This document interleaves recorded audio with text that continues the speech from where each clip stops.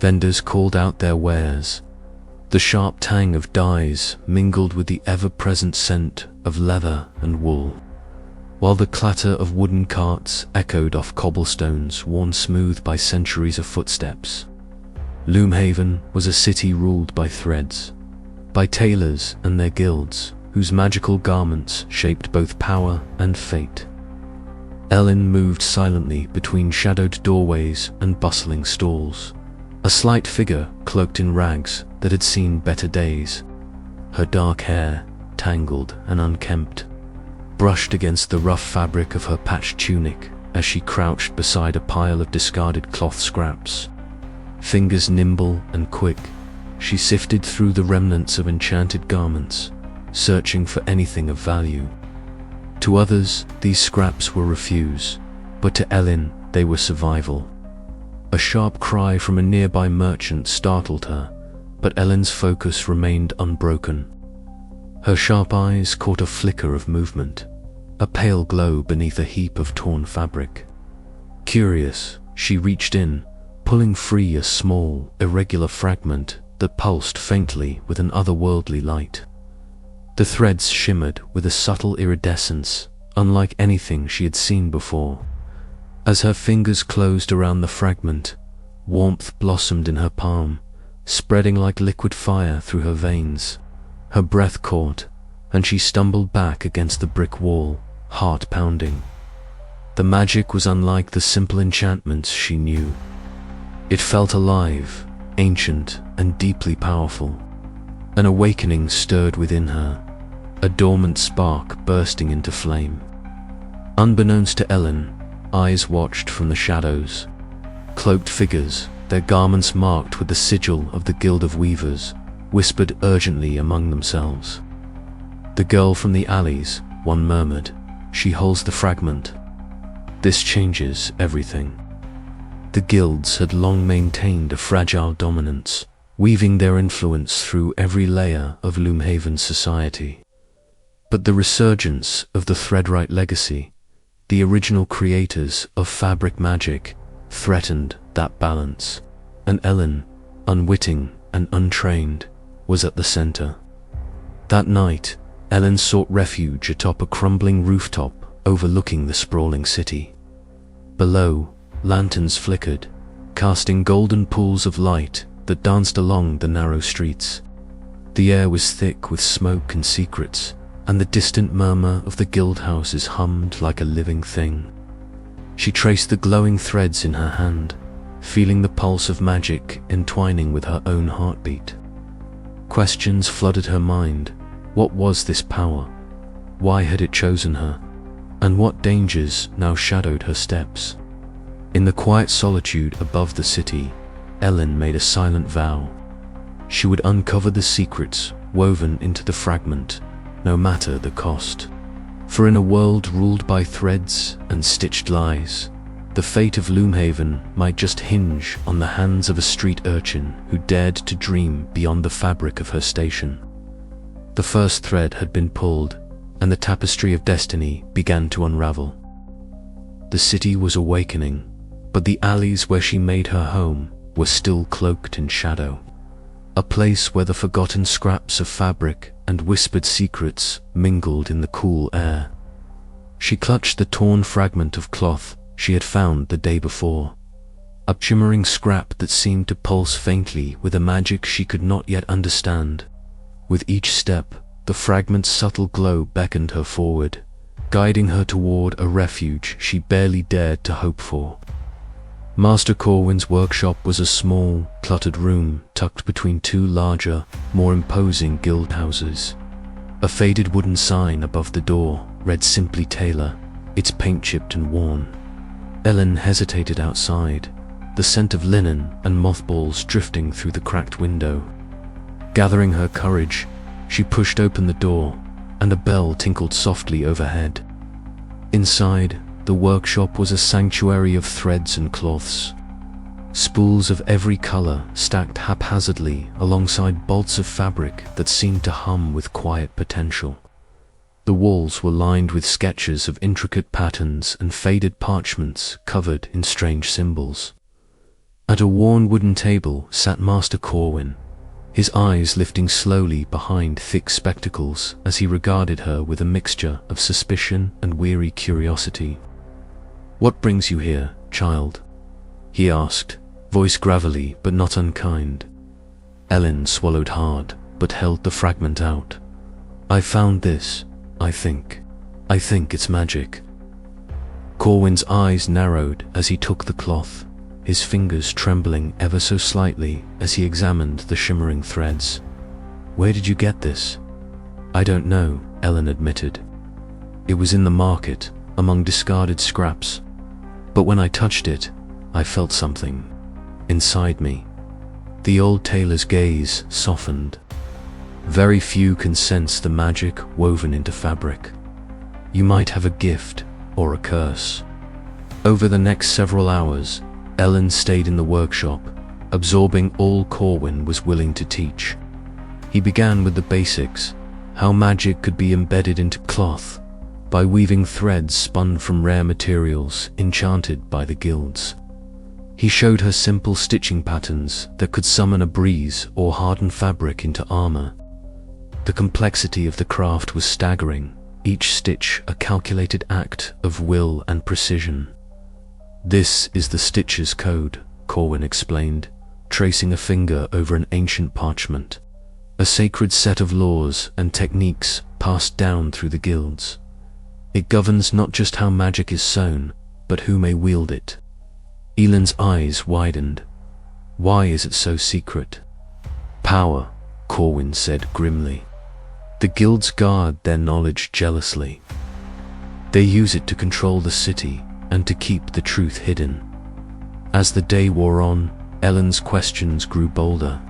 She asked about the origins of fabric magic, about the bloodlines that carried it, and about the legends erased from history. Corwin hesitated, then revealed a faded family crest, embroidered faintly on a hidden corner of the fragment she carried, a symbol long thought lost, belonging to the Threadwrights. "They were the original creators of fabric magic," he whispered, "wiped from memory by the guilds. If you truly are one of them, you carry a dangerous legacy." The weight of his words settled over Elin like a heavy cloak. She felt the fragment pulse again, stronger this time, as if affirming the truth. Night fell, and the workshop grew quiet, except for the soft scratching of Corwin's needle and the steady breath of a girl who had just begun to unravel a fate far greater than she had ever imagined. Outside, unseen eyes lingered in the shadows, and the wheels of guild politics began to turn with new urgency. Elin's journey was only just beginning, and the Stitcher's Code had opened a door into a world woven with promises and peril. But what lay beyond that door was a tapestry still waiting to be woven, one she would have to stitch with her own hands, thread by thread. As she prepared for the challenges ahead, Elin knew one thing with certainty: the magic within her was no accident. It was a call to reclaim a legacy, to unweave the lies, and to stitch a new future from the frayed edges of the past.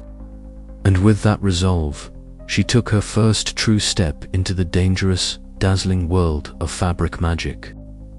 Elin moved cautiously, her breath shallow as she clutched the fragment of fabric tight against her chest. The torn cloth was unlike anything she had ever encountered.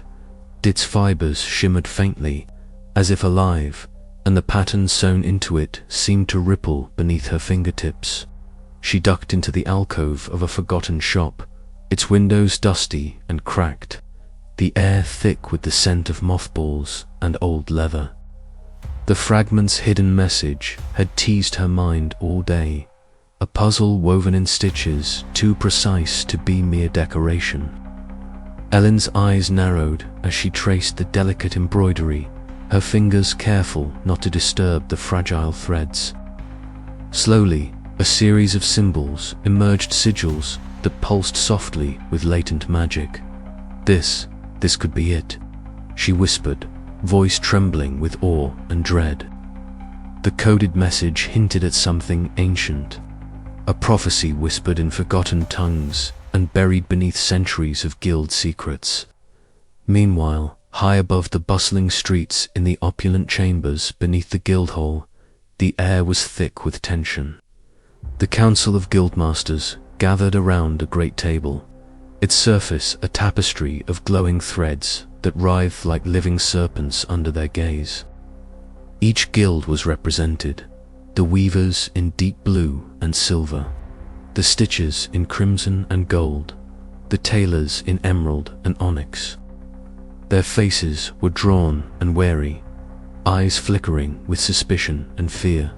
Master Varin, leader of the Guild of Weavers, leaned forward, his fingers steepled beneath a sharp chin. "These disturbances cannot be ignored," he said, his voice low and commanding. "The fabric of our control frays with every passing day." A murmur rippled through the council.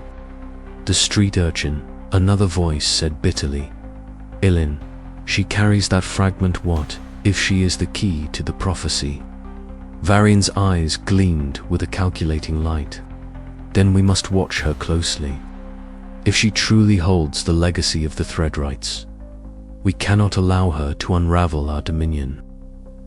Back in the alley, Elin's thoughts raced. She'd barely escaped the guild enforcers last night, whispers of her name already spreading like wildfire. Her only ally, Sela, appeared suddenly at the alley's entrance, her expression grave. "They're watching, Elin. The weavers have eyes everywhere. We need to move now." Together, they slipped through the city's veins, weaving through crowded markets and narrow lanes. The clatter of wooden carts, the calls of vendors hawking enchanted threads, and the hum of everyday magic masked their hurried steps. Yet beneath the cacophony lay a deeper tension, a sense of being hunted. In the safety of a small workshop hidden beneath a pile of discarded cloth, Sela spread the fragment on a worn table.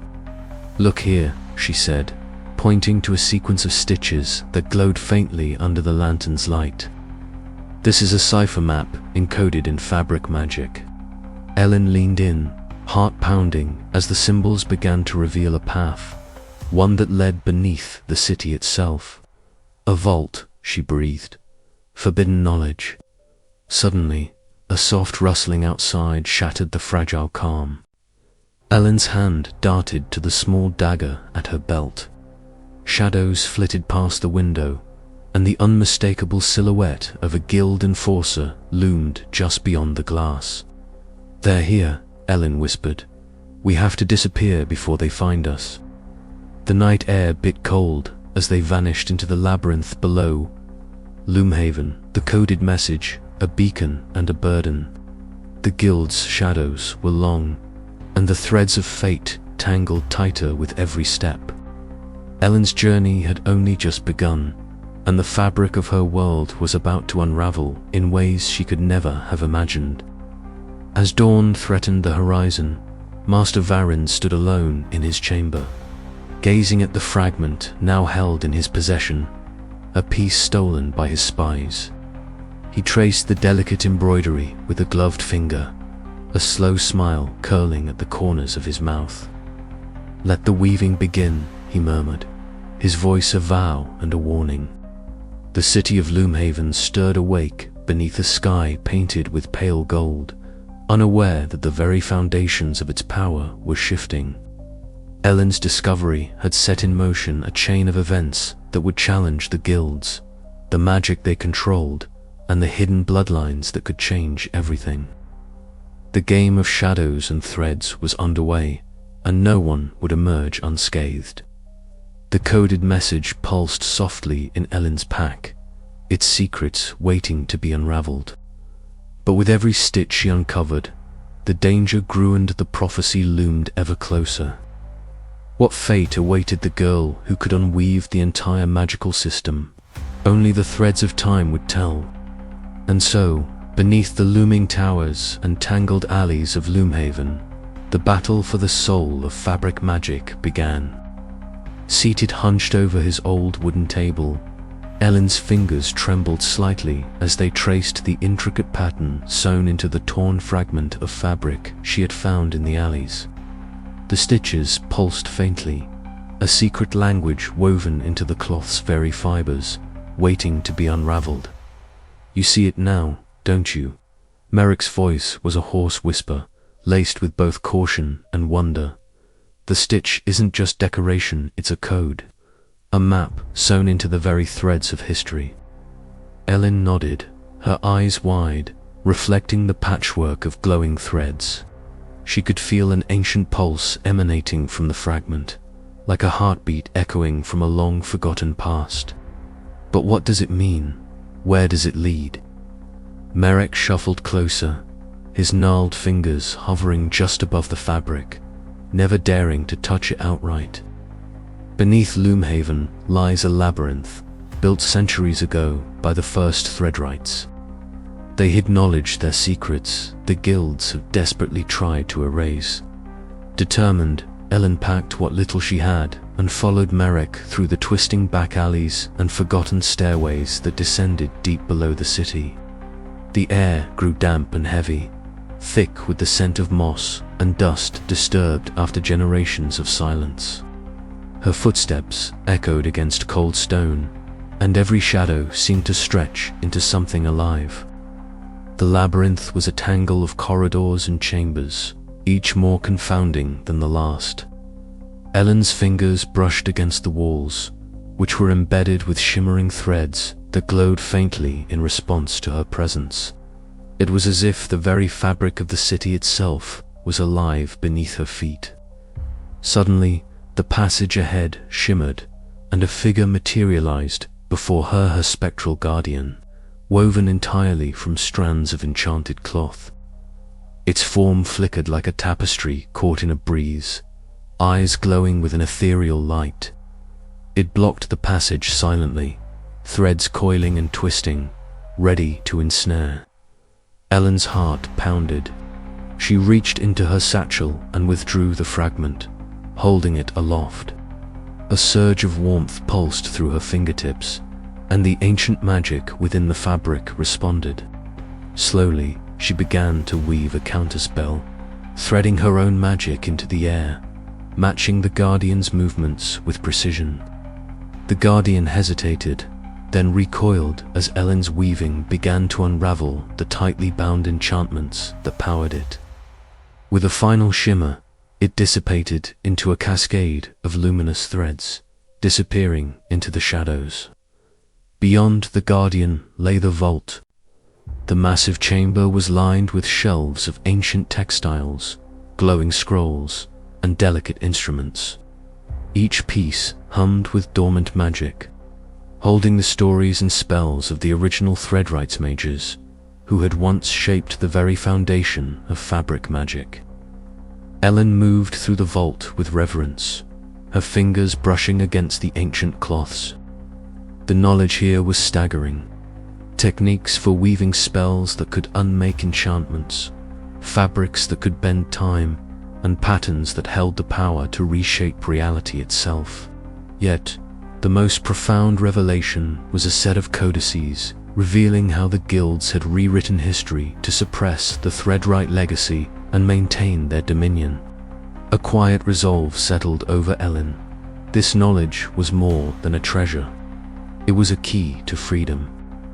If wielded wisely, it could unravel the oppressive system that bound the kingdom. But the shadows of the guild were long and watchful. As Elin prepared to leave the vault, a faint whisper of silk against stone warned her she was not alone in her quest. Eyes unseen lurked in the darkness, and the threads of fate were beginning to fray. With the fragment clutched tightly and the vault's secrets burning in her mind, Elin ascended from the depths, stepping back into the labyrinth of Loomhaven with a new, dangerous purpose. The city above thrummed unaware, but the balance of power was shifting, thread by fragile thread, and Elin was ready to weave a new destiny. Elin's breath caught as her fingers brushed against the delicate threads of the tapestry before her. the fabric shimmering faintly under the flickering light of a lone lantern. The weaving pulsed with a quiet life, a silent story told in stitches and patterns lost to time. Master Aldrich stood behind her, his eyes reflecting a mixture of reverence and apprehension. "These threads," he whispered, "are the legacy of the Threadwrights, the original creators of fabric magic. They wove the very essence of this power into the cloth, binding it to the world itself. But their name was erased, their history folded away like a discarded hem." Elin's heart pounded as she absorbed the weight of the revelation. She was not merely a street urchin scraping by in Loomhaven's Alice. She was the last scion of an ancient bloodline, a living thread connecting the past to the present. "Why hide this from us?" Elin asked, her voice trembling with a mix of anger and disbelief. Aldrich sighed, his gaze distant. "Because the guilds feared the Threadwright's power.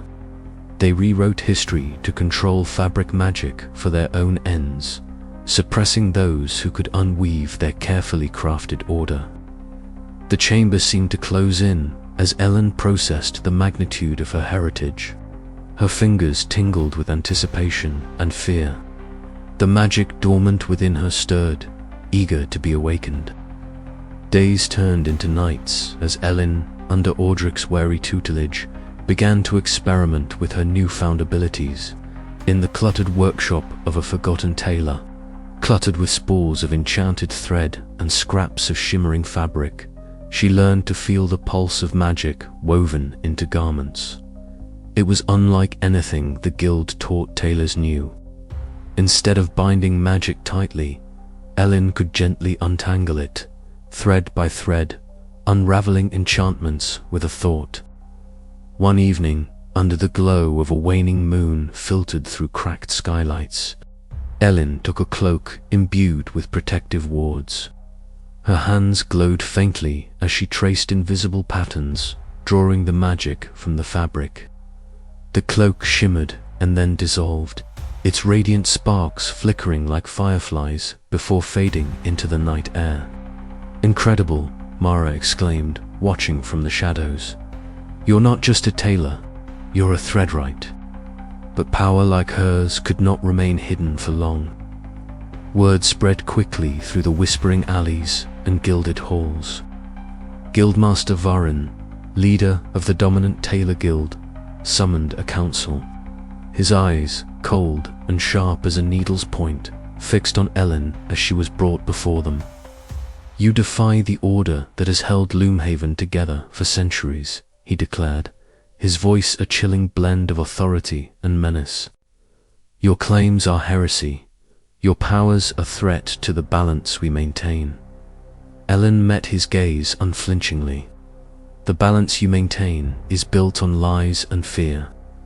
The Threadwright's legacy is not a Threadwitter's truth, and it will not be erased again." The room fell into a charged silence, the tension as taut as a drawn bowstring. Outside, the city's pulse quickened. Allies gathered quietly in shadowed corners, their hopes woven with Elin's defiance. Enemies sharpened their daggers, waiting for the moment to strike. Elin's journey had shifted irrevocably. She was no longer merely a survivor, she was a catalyst, a living, unraveling stitch in the vast tapestry of Loomhaven. The power to unweave magic was hers, but the consequences would ripple far beyond her own fate. As the city held its breath, Elin felt a surge of resolve. The threads of her bloodline pulled tight, guiding her toward a future woven with both peril and promise. The guilds had ruled for too long. Now, the true fabric of magic would be revealed, one stitch at a time. And with that, the game of threads had truly begun. The cold stone beneath her fingertips was rough, yet imbued with a strange warmth as Elin traced the ancient sigils carved into the chamber walls. Each mark told part of a story of creation, betrayal, and forgotten power. Her breath came steady now, confidence growing with every step deeper into her heritage. Master Aldrich's voice echoed softly. To unweave is to undo the lies spun by those who fear change. But it is also to risk losing the very fabric that holds our world together. Elin nodded, understanding the delicate balance she must maintain. The power to unravel magic was a double-edged needle, capable of freeing or destroying. In the days that followed, she gathered a small band of trusted allies, Mara, whose fierce loyalty and skilled hands complemented Elin's rare gift, and others, outcasts and apprentices, who believed in the promise of a new dawn. Together, they began to map the hidden patterns of the guild's power, preparing to challenge the tyranny woven into every stitch of Loomhaven's enchanted garments. But as Elin's influence grew, so did the dangers. Guild enforcers prowled the streets, their eyes searching for the girl who dared to unravel centuries of control. Secret meetings turned to whispered warnings, and every shadow seemed a threat.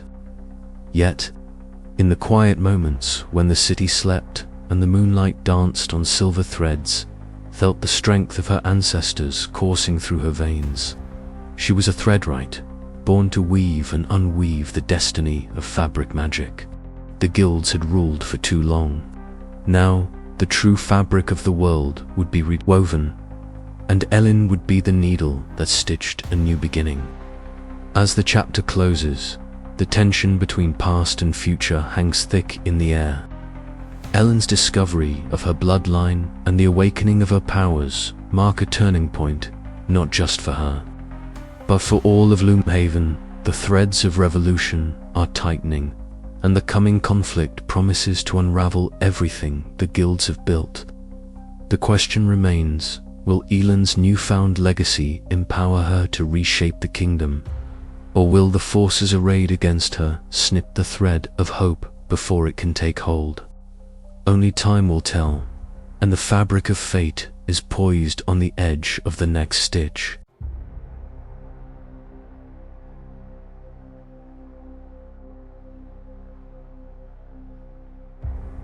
Elin pushed open the creaking door, the faint scent of damp cloth and aged leather greeting her like an old friend.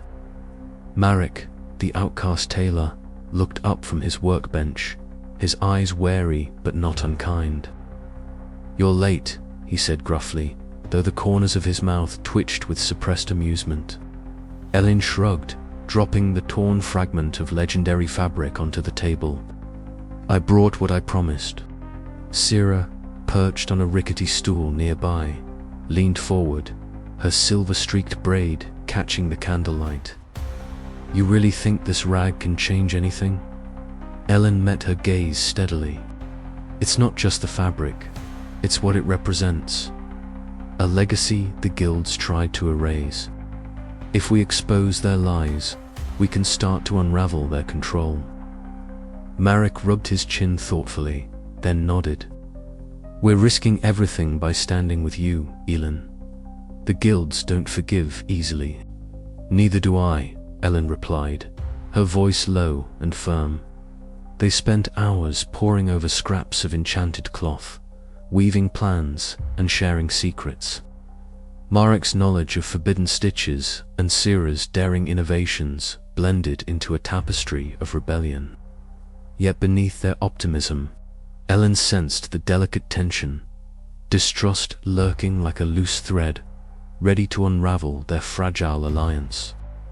Days later, in a cramped attic lit only by the glow of enchanted candles, Joran folded a bundle of intercepted guild correspondence onto the table. "The Guild of Weavers is planning to tighten their grip," he whispered, eyes scanning the room. "Blood rituals, forced apprenticeships. They're desperate." Elin's fingers brushed the threadbare edges of the letters. "Then we don't have time to waste." But even as they plotted, shadows gathered. At a covert meeting meant to unite their cause, a sudden ambush shattered the fragile peace. Elin barely escaped, the sharp snap of enchanted thread slicing through the night as her allies were scattered. Clambering onto a rooftop, she gazed over Loomhaven's glittering spires, the city alive with magic and menace. Doubt gnawed at her resolve, but the fire in her chest burned brighter. Trust was a fragile weave, but it was the only fabric strong enough to hold their cause together. "We will rewrite this story," she vowed silently, "or we will unravel trying." The night air was thick with possibility and peril. Somewhere in the labyrinthine alleys, the guilds watched, waiting to see if the thread of rebellion would bind or break. As the first light of dawn crept over the horizon, Elin tightened the worn fragment of legendary cloth around her wrist, a symbol of hope and defiance. The battle for Loomhaven's soul was just beginning, and every stitch mattered. With allies fragile and foes numerous, Elin faced the daunting truth. To change the fabric of their world, she must first master the art of weaving trust from strands of uncertainty. And in this game of threads, one misstep could unravel everything. Her heart beat steady beneath the rising sun, the promise of revolution whispered in the rustling of enchanted cloth. Loomhaven's future hung in the balance, woven by hands both old and new. Bound by courage and the unyielding desire for freedom, the kingdom's tapestry was about to be rewritten, one stitch at a time. She moved cautiously, her footsteps muffled by the thick woven tapestries that hung like ghosts from the ceiling. Beside her, Mira's breath came in sharp whispers, eyes wide as they scanned the dimly lit chamber ahead. Suspended in glass tubes, delicate threads shimmered with a faint, unnatural light. Some pulsed softly, like a heartbeat. Elin reached out, a finger trembling as it hovered near one of the tubes. The thread inside twisted and writhed, as if alive, and a low humming filled the room, a sound that seemed to resonate deep in her bones. "Blood magic," Mira murmured, her voice barely audible. "They've been experimenting beyond the bounds of the Stitcher's code." Elin's heart pounded. The fragment of fabric she had found was not just a relic, but a key to a darker truth. Weeks earlier, rumors had swirled through the back alleys of Loomhaven, whispers of forbidden experiments, of tailors who had delved too deep into the secrets of their craft.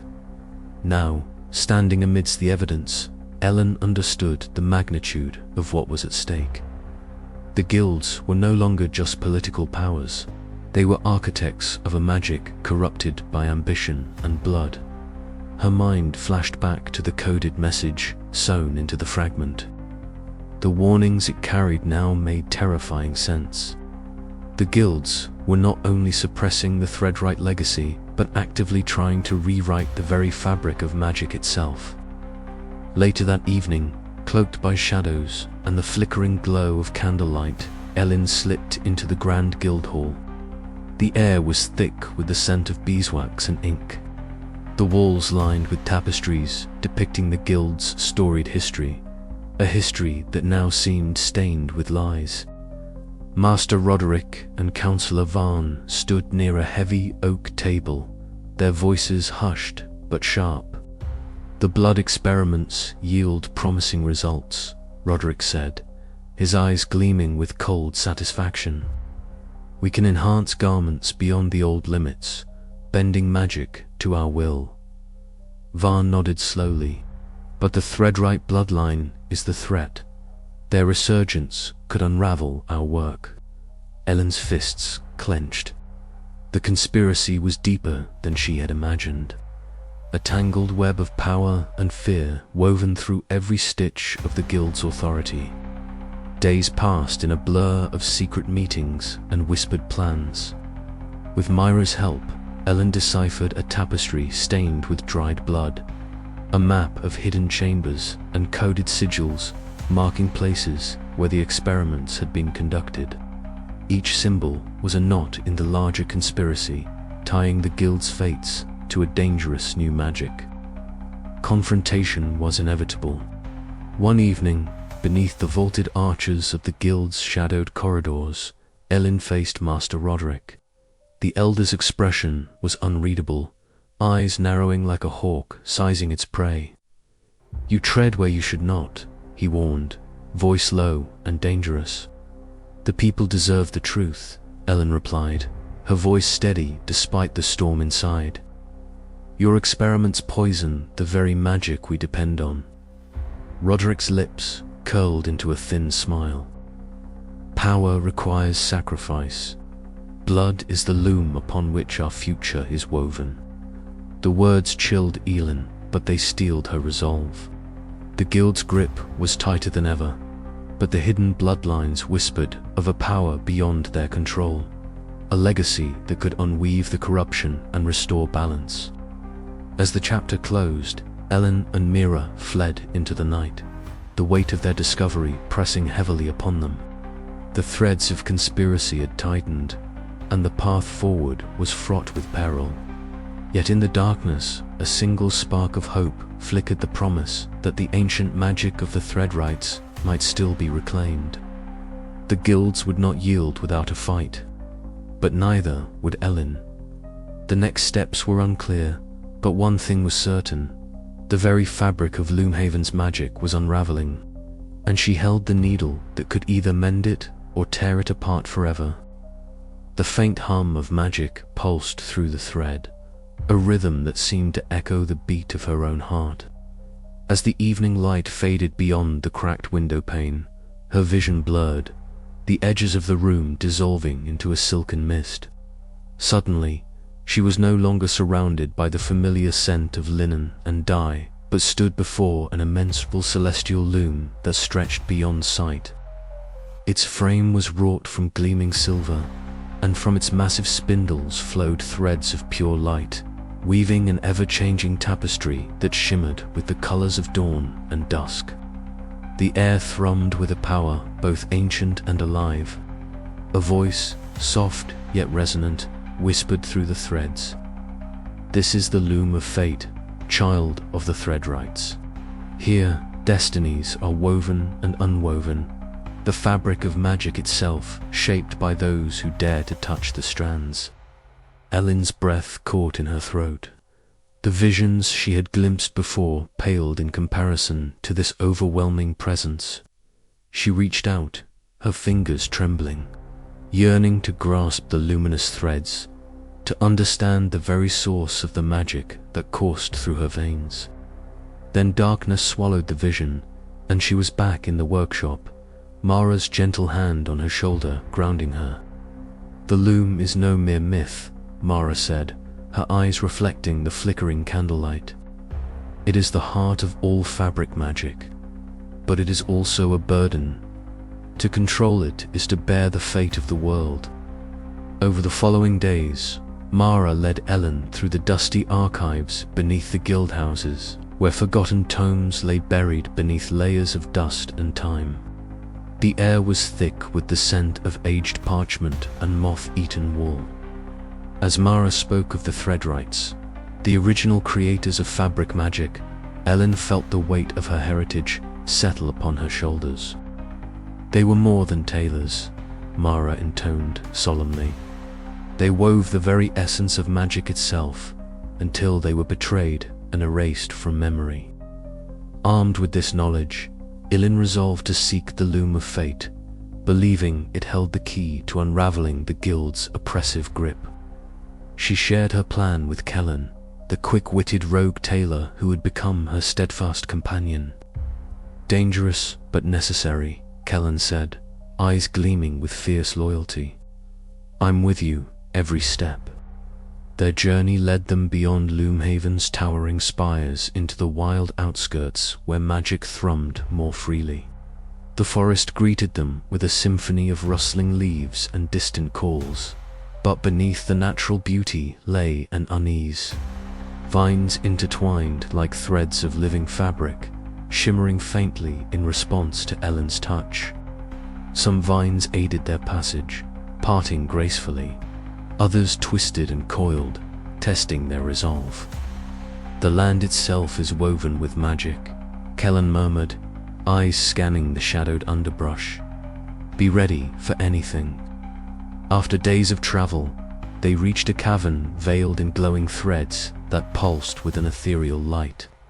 Within, the air shimmered with latent power, and at the center stood the spectral guardian, a radiant figure woven entirely from shifting threads of light and shadow. Its form was both beautiful and terrifying, a living tapestry of magic itself. To claim the Loom's power, you must prove your worth, the guardian intoned, voice like the rustle of silk. Not through strength alone, but through heart and skill. The trial that followed tested every fiber of Elin's being. She manipulated threads of magic with precision and intuition, unraveling tangled enchantments and weaving new patterns under the guardian's watchful gaze. Memories of her family, the sacrifices etched into her bloodline, surged through her, fueling her determination. Exhausted but unbroken, Elin emerged victorious. The guardian bowed, a silent blessing. You carry the legacy of the Threadwrights. The path ahead is fraught with peril, but your resolve will shape the fate of all fabric magic. As Elin and Kellen prepared to leave the cavern, the weight of responsibility settled upon her like a heavy cloak. The Loom of Fate was no distant legend, was a living force entwined with her destiny. The choices she made now would echo through every stitch and seam of the kingdom's future. The quest was only beginning, and the threads of revolution and redemption wove tighter with each step she took. The fabric of the world awaited her touch, and Elin was ready to weave a new destiny or unravel the old one forever. The Loom's light flickered in her mind's eye as they stepped into the twilight. Somewhere beyond the horizon, the guild's power quivered, sensing the shift. Elin's heart surged with a fierce hope as the first stars appeared, weaving their own ancient patterns above. What would become of the kingdom now, with the Loom of Fate in her grasp? Only time and the threads she wove would tell. And so, with the dawn cresting the edge of night, Elin's journey pressed onward. The weight of legacy and the promise of change shimmering before her like a tapestry yet unfinished. Looming banners, heavy with embroidered sigils and threads of gold, hung from the vaulted ceiling, casting intricate shadows on the polished stone floor. The air was thick with a mixture of incense and the subtle hum of latent magic. Within this imposing chamber, the city's most powerful guild elders had convened, their eyes set on a single figure standing defiantly in the center. Elin's heart pounded beneath her patched tunic, her breath steady despite the weight of dozens of scrutinizing gazes. The tribunal was no ordinary trial. It was a spectacle of power, a moment when the ancient guilds would either crush her or be forced to reckon with the truth she carried. Her hands trembled slightly as she adjusted the torn fragment of legendary fabric she had concealed beneath. Her cloak, a symbol of the legacy she embodied. Guildmaster Varian stood at the forefront, his crimson and gold robes radiating authority. His voice cut sharply through the hall. "Elin of the streets," he intoned, "you stand accused of heresy, treason, and the dangerous manipulation of fabric magic beyond the bounds of the Stitcher's code. How do you plead?" Elin's gaze did not waver. "I plead that the truth must be heard," she said firmly. "The guilds have twisted the very magic we all depend on to serve their own greed and power. I am here to unravel that deception." A murmur rippled through the gathered elders. Eldra Maeve, the austere elder of the Guild of Weavers, exchanged a wary glance with another member. Her voice, calm but edged with a hint of skepticism, rose above the noise. "Such claims are dangerous, yet the fractures within our order cannot be denied. Perhaps this trial reveals more than mere guilt or innocence." The tribunal chamber grew tense as Elin stepped forward, producing the fragment of woven cloth. The fabric pulsed softly, threads writhing like serpents. With measured motions, she traced her fingers along its surface, calling forth the latent magic hidden within. The air shimmered as the threads began to glow, then slowly frayed and unwound, unraveling the intricate weave. Gasps echoed among the observers. Such unweaving was forbidden, a power thought lost or suppressed. "Behold," Elin declared, her voice ringing clear. "The true nature of fabric magic, not a tool of control, but a living force that can be unwoven and remade. The guilds fear this power because it threatens their dominion. But it is a power for all, not just the privileged few." Guildmaster Varian's face darkened, fury and fear mingling in his glare. "You defy centuries of tradition and law. Such arrogance will be your undoing." Yet amidst the tension, a flicker of doubt and hope stirred among the crowd. Some guild members exchanged uncertain looks. Eldra Maeve's lips pressed into a thin line, her eyes reflecting a growing internal conflict. The trial was no longer just about Elin. It was about the future of fabric magic itself. Joran, standing at the edge of the hall, clenched his fists. His gaze locked with Elin's for a brief moment, silent encouragement and solidarity. Yet he was acutely aware of the danger that now shadowed their every step. Assassins lurked in the guild's dark corners, waiting for the moment to strike. As the tribunal adjourned, the hall erupted into whispers and heated debates. Elin's demonstration had ignited a spark. The old order was cracking, and the threads of rebellion were beginning to weave a new pattern. But the path ahead was perilous. With every ally gained, enemies multiplied. Elin knew her defiance had marked her for death, yet she stood undeterred.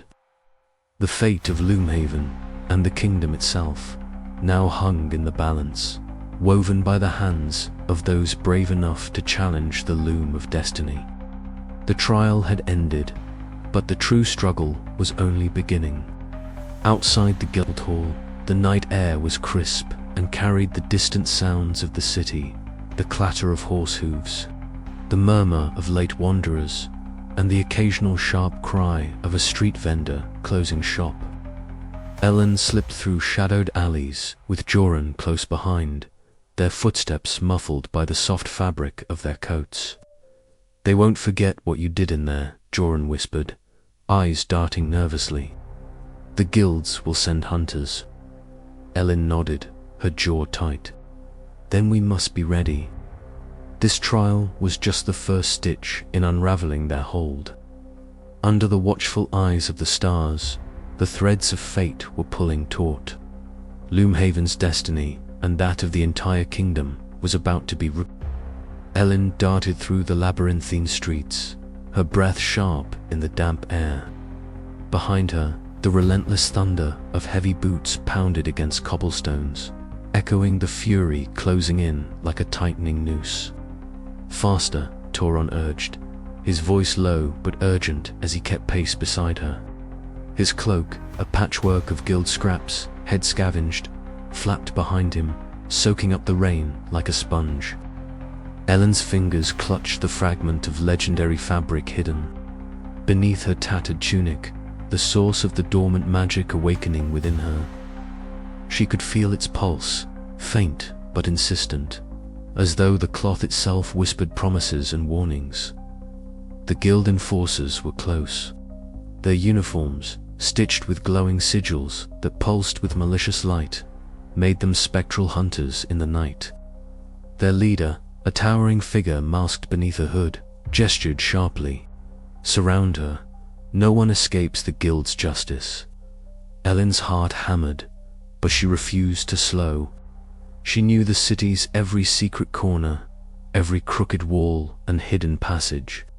Myra, their fiery-haired companion, flitted beside her, weaving protective sigils with whispered chants, her fingers trailing sparks of shimmering thread in the air. The magic was raw, unstable, but it was enough to keep the closest pursuers at bay. They slipped through a narrow gate, plunging into the dark underbelly of Loomhaven, where the guild's influence waned. Here, the air was thick with the scent of damp fabric and molten dyes, a stark contrast to the sterile power corridors above. The rogue tailor's sanctuary lay ahead, a scattered network of settlements hidden beneath the twisted branches of an ancient forest. As they approached, lanterns crafted from enchanted fabric swayed gently in the breeze, casting warm, flickering light that danced across faces etched with hardship and hope. This was a world apart from Loomhaven's gilded halls, a patchwork of rebels, outcasts, and dreamers who dared to defy the guild's oppressive reign. In the heart of the settlement, under a patchwork tent stitched from salvaged cloth, the council of rogue tailors gathered. Leaders from fractured factions eyed Elin warily, their faces shadowed by flickering lantern light. The air was thick with tension and the sharp tense of heated dye vats. "We cannot let the guilds dictate the future," Elin declared, her voice steady despite the weight pressing upon her. "Their grip is fraying, but only if we stand united can we unravel the lies that bind us." Skepticism met her words. Old wounds and rival ambitions surfaced like stubborn stains on precious fabric. Torin stepped forward, his scarred face resolute. "Elin's right, the guilds are weakening. We must weave a new path, together." Mira's eyes blazed with determination. They hunt her because they fear what she represents, a legacy they tried to erase. "We owe her our trust." The council murmured among themselves, threads of alliance forming and fraying in equal measure. The fragile coalition was as delicate as the finest silk, but as vital as the loom that wove their destinies. As dawn crept over the horizon, Elin found herself atop a crumbling stone wall overlooking the distant silhouette of Loomhaven. The city, once her prison and battleground, now looked small and distant, a tapestry unraveling at the edges. The storm of change stirred in her chastain, unyielding resolve to face whatever threads of fate awaited. "This is only the beginning," she whispered to the waking world. "The fabric of our future depends on the choices we weave now." Her allies gathered behind her, ready to stand at her side. The final confrontation loomed, a battle not just for control of magic, but for the soul of a kingdom stitched together by hope, betrayal, and the enduring strength of those who dared to dream. The edges of the old order were fraying, and from those loose threads, a new tapestry would emerge, one spun by hands brave enough to cut the cords of oppression and sow a legacy of freedom. But the guilds would not relinquish their hold without a fight. And Elin knew that the path ahead, though illuminated by the dawn, was fraught with shadows. Her journey was far from over. In fact, it was only just beginning.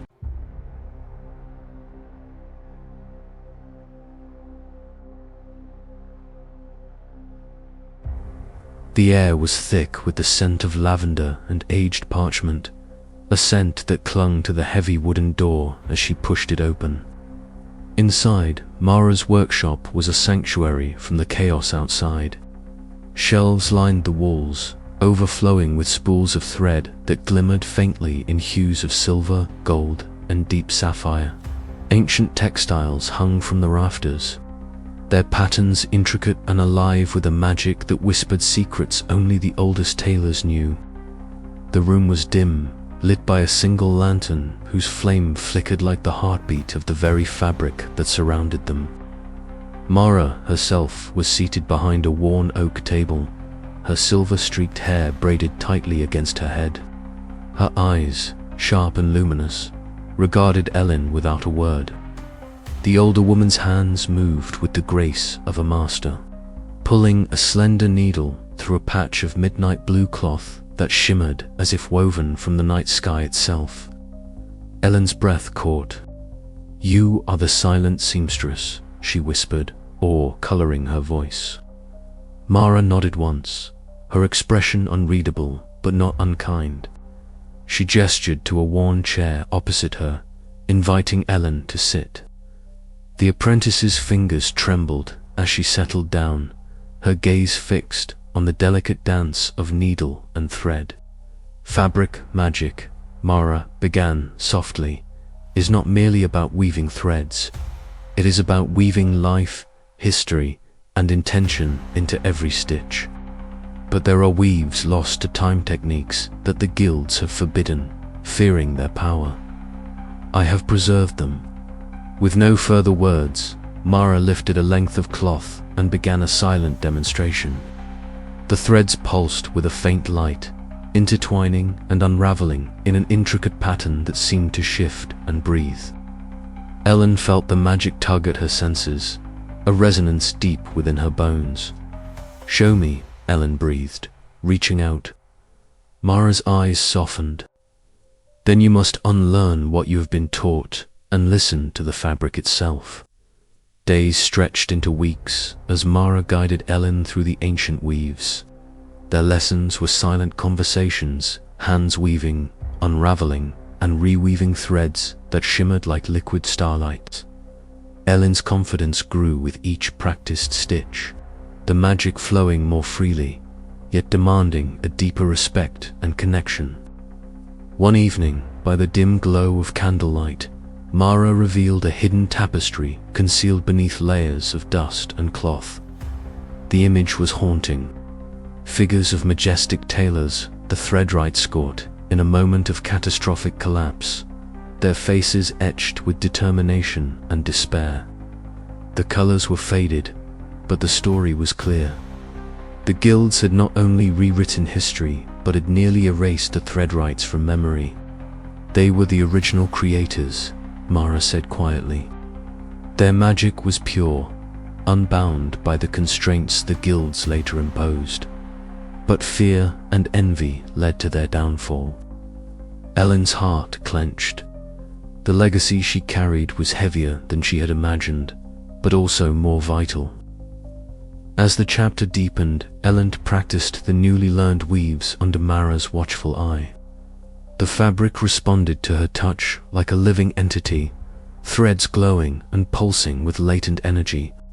She could feel the power to unmake and remake magic itself stirring within her fingertips. Yet, with every stitch, a question lingered: how much could she change without unraveling the very world she sought to save? The silent seamstress's lessons were more than technique. They were a call to remember, to reclaim, and to fight.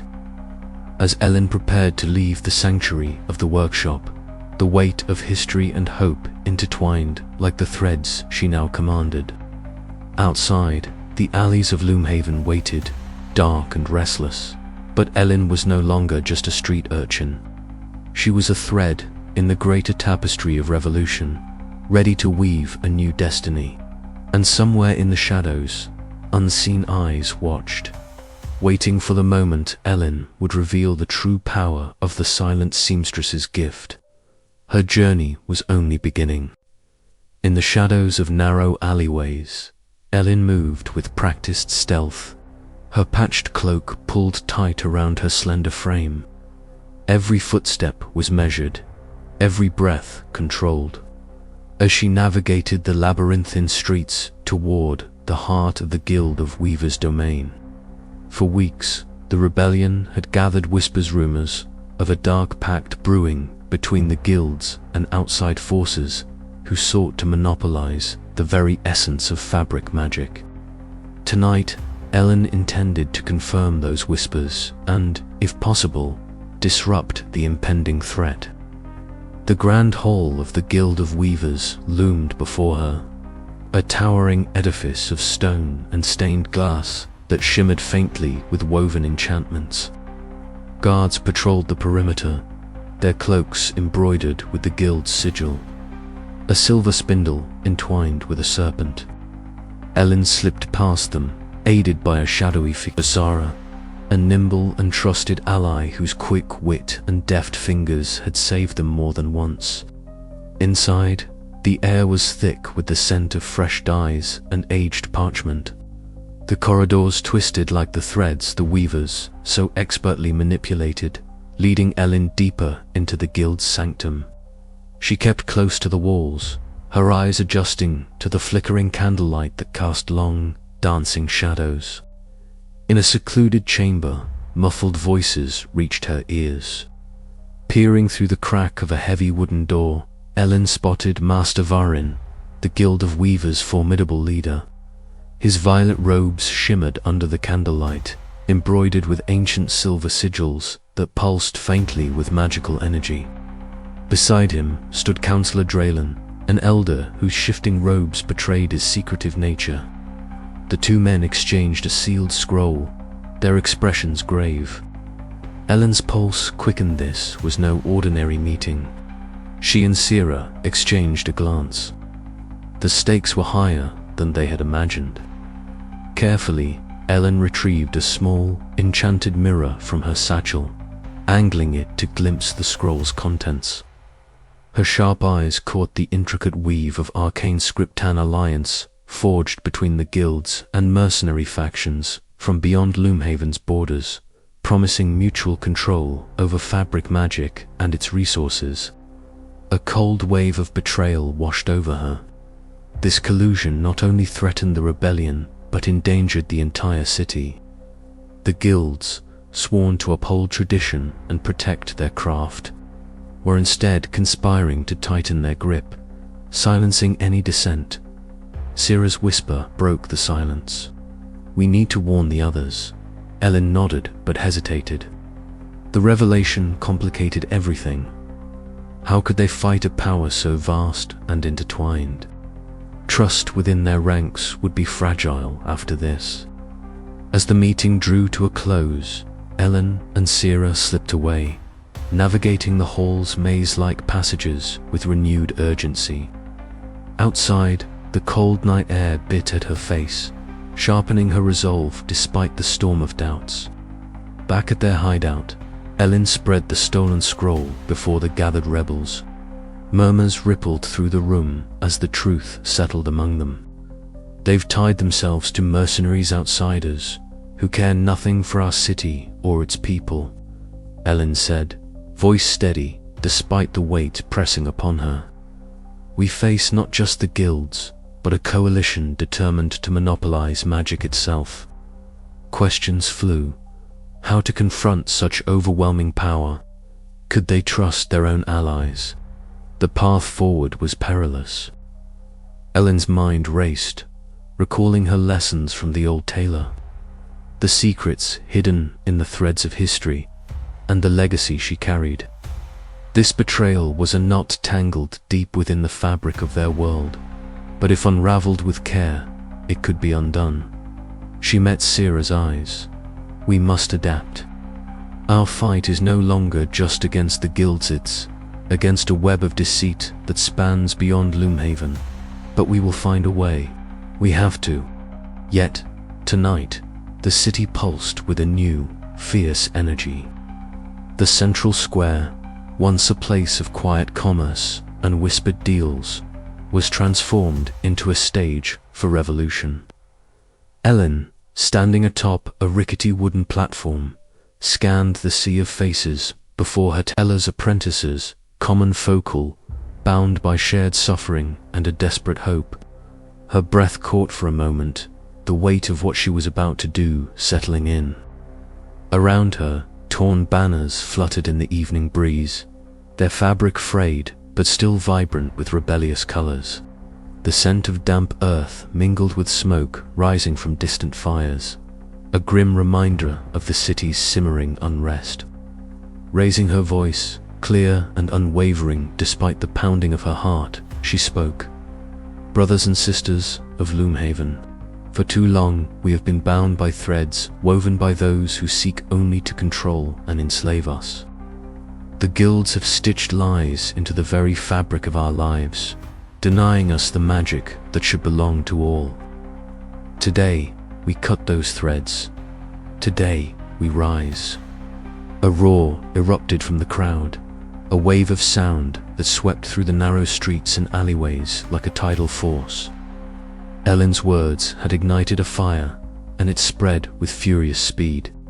From the shadows, figures emerged, apprentices with clenched fists, outcast tailors brandishing enchanted needles and scissors, and ordinary citizens armed with whatever they could find.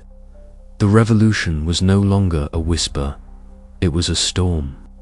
The clang of metal and the crackle of magic soon filled the air. In a narrow alley, Elin moved with practiced grace, her patched cloak shimmering faintly as she wove her magic. Cloaks twisted and rippled, becoming blades of living fabric that sliced through the air, cutting down guild enforcers who had once seemed invincible. Beside her, Raffin darted through the chaos, his quick smile never faltering even as he parried a blow from a glowing thread whip. "Keep moving. Focus your magic on their sigils," Elin shouted, her voice a beacon of command and hope. Myra, fierce and unyielding, fought like a tempest, her leather vest rippling with defensive enchantments that absorbed blows meant to fell her. She moved with a warrior's precision, weaving protective wards into the fabric of the battle itself. Amidst the tumult, Elin's mind raced. The guilds were powerful, their magic deeply entrenched and their resources vast. But the revolution drew strength from something the guilds lacked, unity born from shared pain and the burning desire for change. Yet, she knew this fragile unity could easily unravel under the pressures of war and betrayal. In the dim light of a hidden cellar, Raffin and Myra tended to wounded comrades. The scent of herbs and candle wax mixed with the metallic temps of blood. Their whispered plans sketched the next moves in the revolution's grand design, each word weighted with urgency and hope. "We can't let the guilds regroup," Myra said, her voice low but firm. "If they reinforce their sigil magic, it could crush us." "We'll disrupt their patterns," Raffin replied, eyes gleaming with determination. "Elin's plan is our best chance." Back at the heart of the uprising, the final confrontation loomed. Elin ascended the steps of the Weavers' Hall, the seat of the dominant guild of weavers, where Guildmaster Varel awaited, draped in indigo robes woven with silver threads that shimmered with power. Varel's cold gaze met Elin's fiery resolve. "You dare defy us?" he demanded, voice like silk laced with steel.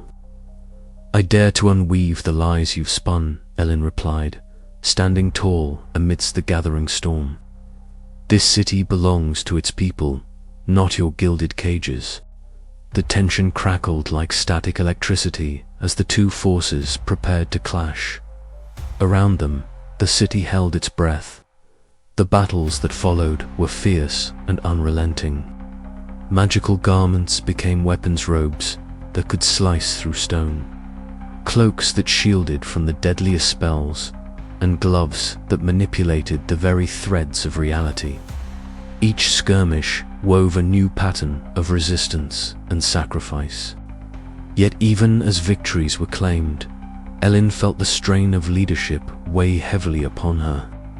The revolution was not a tapestry easily mended.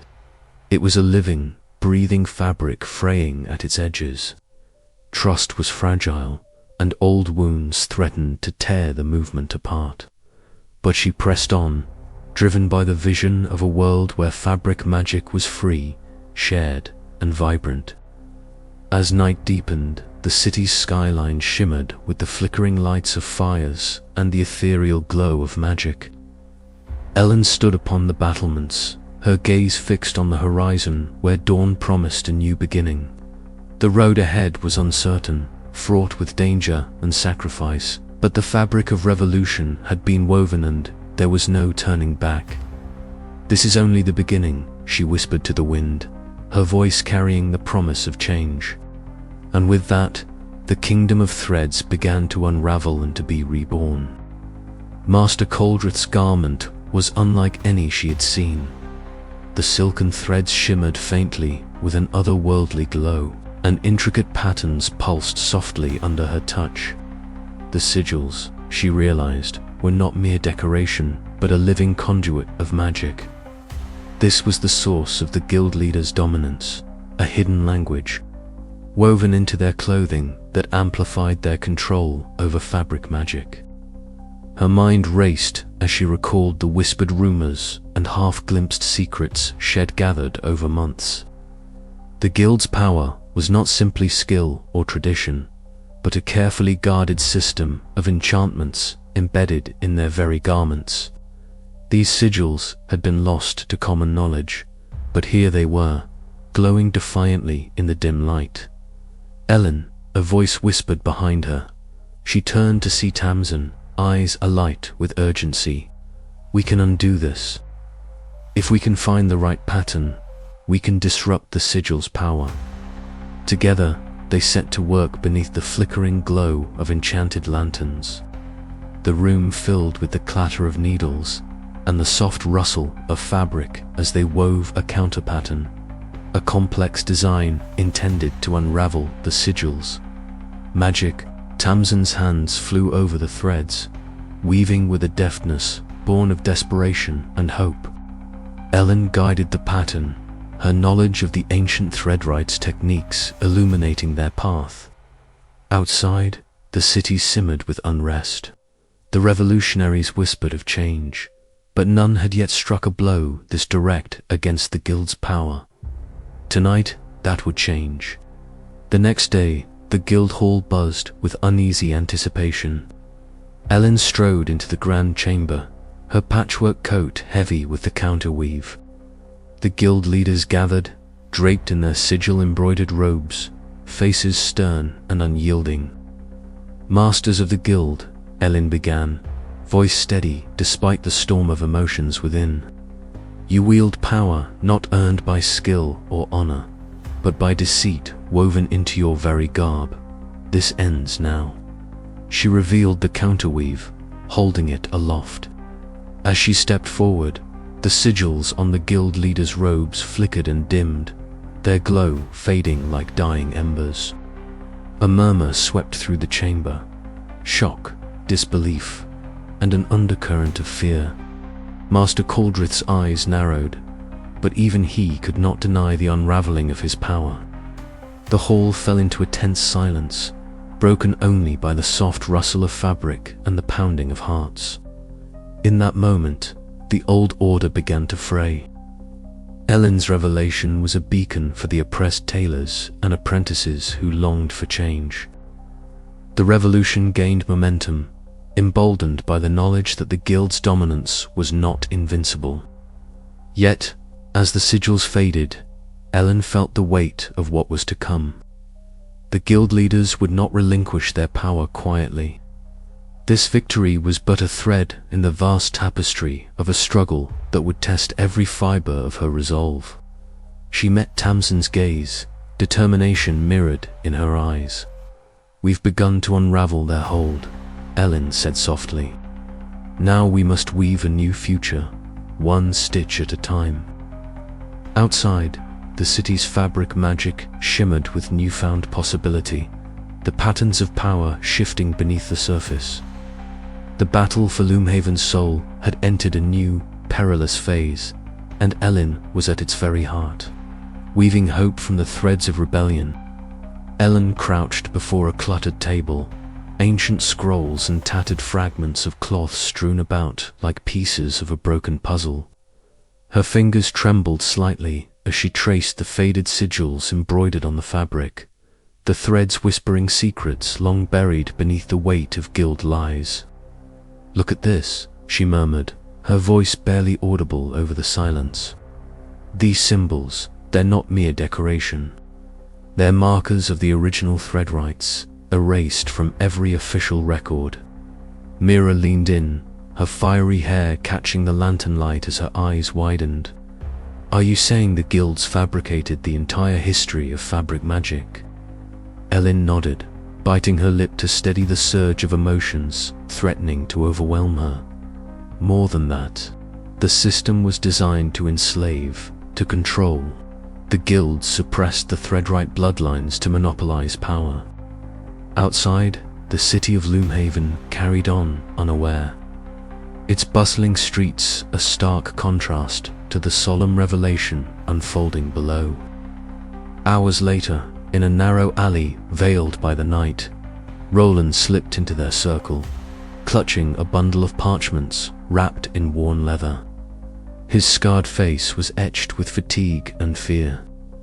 "You need to see this," he urged, spreading the documents on a makeshift table. Guildmaster Vares has been orchestrating experiments to bind fabric magic to bloodlines, ensuring no one outside their control can rise. Myra's eyes flashed with indignation. "This changes everything. We have proof." Elin's gaze hardened. "Then we must act. The people deserve the truth." The following day, beneath the vaulted ceilings of a forgotten hall, Elin addressed a growing crowd of revolutionaries. Her voice carried clearly, unwavering, despite the weight of her words. "For centuries, the guilds have woven lies into the very fabric of our lives," she declared, holding up the ancient cloth fragment. "They erased our history, stole our heritage, and shackled our magic to their greed. But no longer. The Threadwright legacy lives in each of us who dares to dream of freedom." The crowd stirred, whispers swelling into chants of defiance. Faces once marked by fear now glowed with hope and determination. Yet shadows lengthened beyond the walls. Under the cover of darkness, guild enforcers moved swiftly, their enchanted garments gleaming with lethal intent. The rebel base became a maelstrom of clashing fabrics and desperate cries as Elin and her allies fought to hold their ground. Amidst the chaos, Elin's mind raced. The truth had been revealed, but the path ahead was fraught with peril. The revolution had ignited a fire that could either forge a new dawn or consume them all. Her fingers brushed the torn fragment at her side, its faint glow a reminder of the legacy she carried and the choice she must make. "This is only the beginning," she whispered, steeling herself for the trials yet to come. Elin's footsteps were soft against the cobblestones, her breath a steady rhythm as she and Daron slipped through the shadows. They moved with practiced ease, whispers of their plans weaving between them like threads in a tapestry, fragile but vital. "Are you sure the others are ready?" Darren's voice was low, his pale blue eyes flickering with a hint of doubt beneath the hood of his worn cloak. Elin glanced at him, the dim light catching the tangled strands of her dark hair. "They have to be. The guild's grip tightens every day. If we don't act now, there won't be a tomorrow worth fighting for." He nodded, but something in his gaze was distant, almost unreadable. The night seemed to grow heavier, the silence stretching between their words. Suddenly, a harsh clang shattered the quieter metallic echo that ricocheted off the walls. Before Elin could react, glowing threads sprung to life, coiling through the air like serpents. The guild enforcers emerged from the shadows, their dark armor shimmering with enchanted sigils, faces hidden behind masks that seemed stitched from nightmare. Daron Elin's voice was a whisper of disbelief as she realized the trap. Daron's calm facade fractured for a split second, guilt flashing across his features before he raised his hands in surrender, stepping back as the enforcers closed in. Elin's heart pounded fiercely, the betrayal slicing through her like a jagged seam. She dove to the side as a net woven from shimmering threads snapped taut, the magical fibers tightening with crushing force. Her fingers dug into the cold stone as she scrambled away, breath ragged. The shouts of the enforcers chasing her through the labyrinthine alleys. Adrenaline surged, sharpening her senses. She She wove her own magic, unraveling strands of the enchanted net with precise, desperate movements. Each thread she cut felt like a small victory, but the weight of Darren's treachery pressed on her mind, threatening to unravel her resolve. Hours later, in the dim solitude of a hidden room, Elin confronted Darren. Candlelight flickered against ancient tapestries as she faced the man who had once been her closest ally. "Why?" Her voice trembled, a mixture of hurt and anger. "All this time, you betrayed me. For what? Power? Safety?" Darren's eyes, so often a source of comfort, now held only cold resignation. "I did what I had to. The guilds offered me a way out, a chance to survive. You and your rebellion were doomed from the start." Elin's fists clenched, the scent of aged fabric and smoke filling the room. "You don't know what we're fighting for. You never did." He turned away, the shadows swallowing his figure. "Maybe, but the city doesn't care about legacies or magic. It cares about control. And I chose survival." As dawn crept through the cracked window, Elin stood alone on a rooftop overlooking Loomhaven, the city sprawling beneath a bruised sky. The weight of betrayal settled deep within her bones, a bitter thread woven through her heart. Yet beneath the pain, a fierce determination burned bright. If trust could be so easily broken, then she would have to weave a new fabric, stronger, more resilient. The rebellion needed more than allies. It needed unbreakable bonds, and Elin would find a way to bind them or die trying. The city below was restless, the threads of fate tightening. Somewhere in the shadows, the guilds were preparing their next move. But Elin was no longer the girl who scraped by on scraps of enchanted cloth. She was a force determined to unravel the lies, stitch by painstaking stitch, and the war for Loomhaven's soul was only beginning. The betrayal had cut Elin deeper than any blade. Trust, once a comforting thread in her patchwork of alliances, now lay frayed and tangled. As she gathered her closest confidants in the safety of a secret hideout, the atmosphere was heavy with unspoken fears. "We can't afford another betrayal," she said quietly, her gaze sweeping the gathered faces. "We need to be smarter, to watch each other's backs." A young apprentice nodded, her eyes wide and earnest. "What about Darren? Should we try to find him?" Elin shook her head, the memory of his cold eyes still fresh. "No, he's lost to us, but we'll learn from this. Our strength comes from the truth we share, not lies we hide." The rebellion was a fragile weave of hope and desperation, but Elin knew that even the strongest fabric could be mended with patient hands. The path ahead was perilous, but she was ready to face it, trusting only what she could see, feel, and create with her own hands. Beneath the rising sun, the city of Loomhaven seemed to hold its breath. The threads of betrayal had been pulled, and the tapestry of revolution began to unravel, revealing both danger and the possibility of new patterns to come. Elin took a deep breath, the cool morning air filling her lungs. The cost of trust was high, but the price of surrender was far greater. With every fiber of her being, she vowed to weave a future where betrayal could no longer find purchase. The fight was far from over.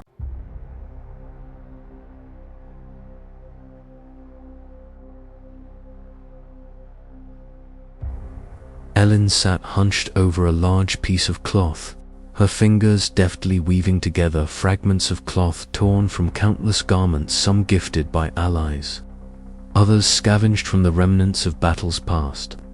Each patch carried a story, a memory, a fragment of hope. This was the tattered banner, the emblem of their revolution. Mira hovered nearby, her keen eyes watching the movement of Elin's hands. "It's more than just a banner," she said softly. "It's a tapestry of our struggles, our resilience." Elin nodded, her lips pressed in a line of fierce concentration. It has to be. Something that can hold us together when the guilds try to tear us apart. The banner was no ordinary cloth. Embedded within its patchwork were subtle enchantments, glowing threads that pulsed gently, stitched with symbols of protection and unity. As Elin worked, she whispered incantations taught by the silent seamstress, weaving magic that would allow the banner to resonate with the wearer's spirits, amplifying their courage and hope. Outside, the city of Loomhaven was restless. News of the revolution's resurgence spread like wildfire, carried on the heated breaths of tailors and apprentices who once cowered beneath the guild's oppressive rule. The streets, still scarred from recent skirmishes, hummed with whispered plans and guarded optimism. Yorick arrived breathless, his vest glowing faintly as he approached the workshop's door. Elin, the others, are gathering in the square. They want to see the banner. Elin rose, folding the nearly completed banner with reverence. Then it's time. Let's show them what we're fighting for.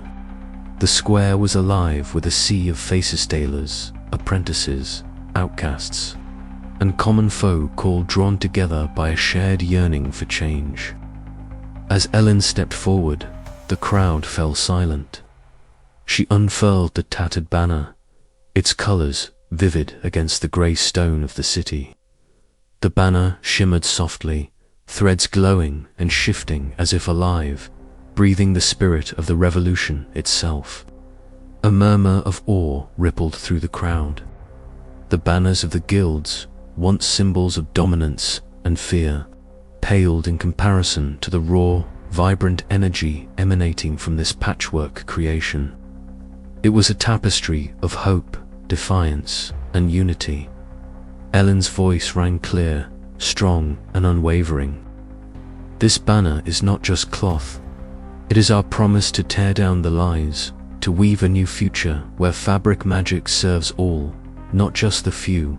Together, we are stronger than any thread the guilds can spin. Cheers erupted, the crowd's energy swelling like a rising tide. But from the shadowed alleys, Guild Enforcer Kale watched with a tightening jaw. The magic in the city flickered erratically, the seams of power beginning to fray as the guild's grip weakened. He knew the guilds could not let this defiance stand. As the assembly dispersed, Elin felt the weight of what she had ignited. The revolution was no longer a scattered whisper, was a roaring storm. The tattered banner would be their rallying point, their symbol of unyielding hope. Yet, with every thread woven, the guilds spun darker plots. The battle for Loomhaven's soul was far from over. As night deepened, Elin returned to her workshop, the banner folded carefully beside her. She stared out over the city rooftops, the wind tugging gently at the fabric, as if urging her onward. The threads of fate were tangled and frayed, but in her hands, they held the promise of a new dawn. Tomorrow, she whispered, we weave the future. But even as hope soared, unseen eyes traced her every move, and the shadows of Loomhaven grew longer and more threatening. Elin stepped inside, her footsteps muffled by layers of lush rugs woven with spells to dampen sound. Around her, the walls were swathed in tapestries whose threads shimmered and shifted subtly, as if alive. The air was thick with the scent of lavender, mingled with the faint musk of aged parchment and dye. This was the heart of Loomhaven's oldest and most secretive guild, a place where every thread told a story, and every story was a weapon. At the far end of the room stood Melis Vera, the guildmaster of the Weavers.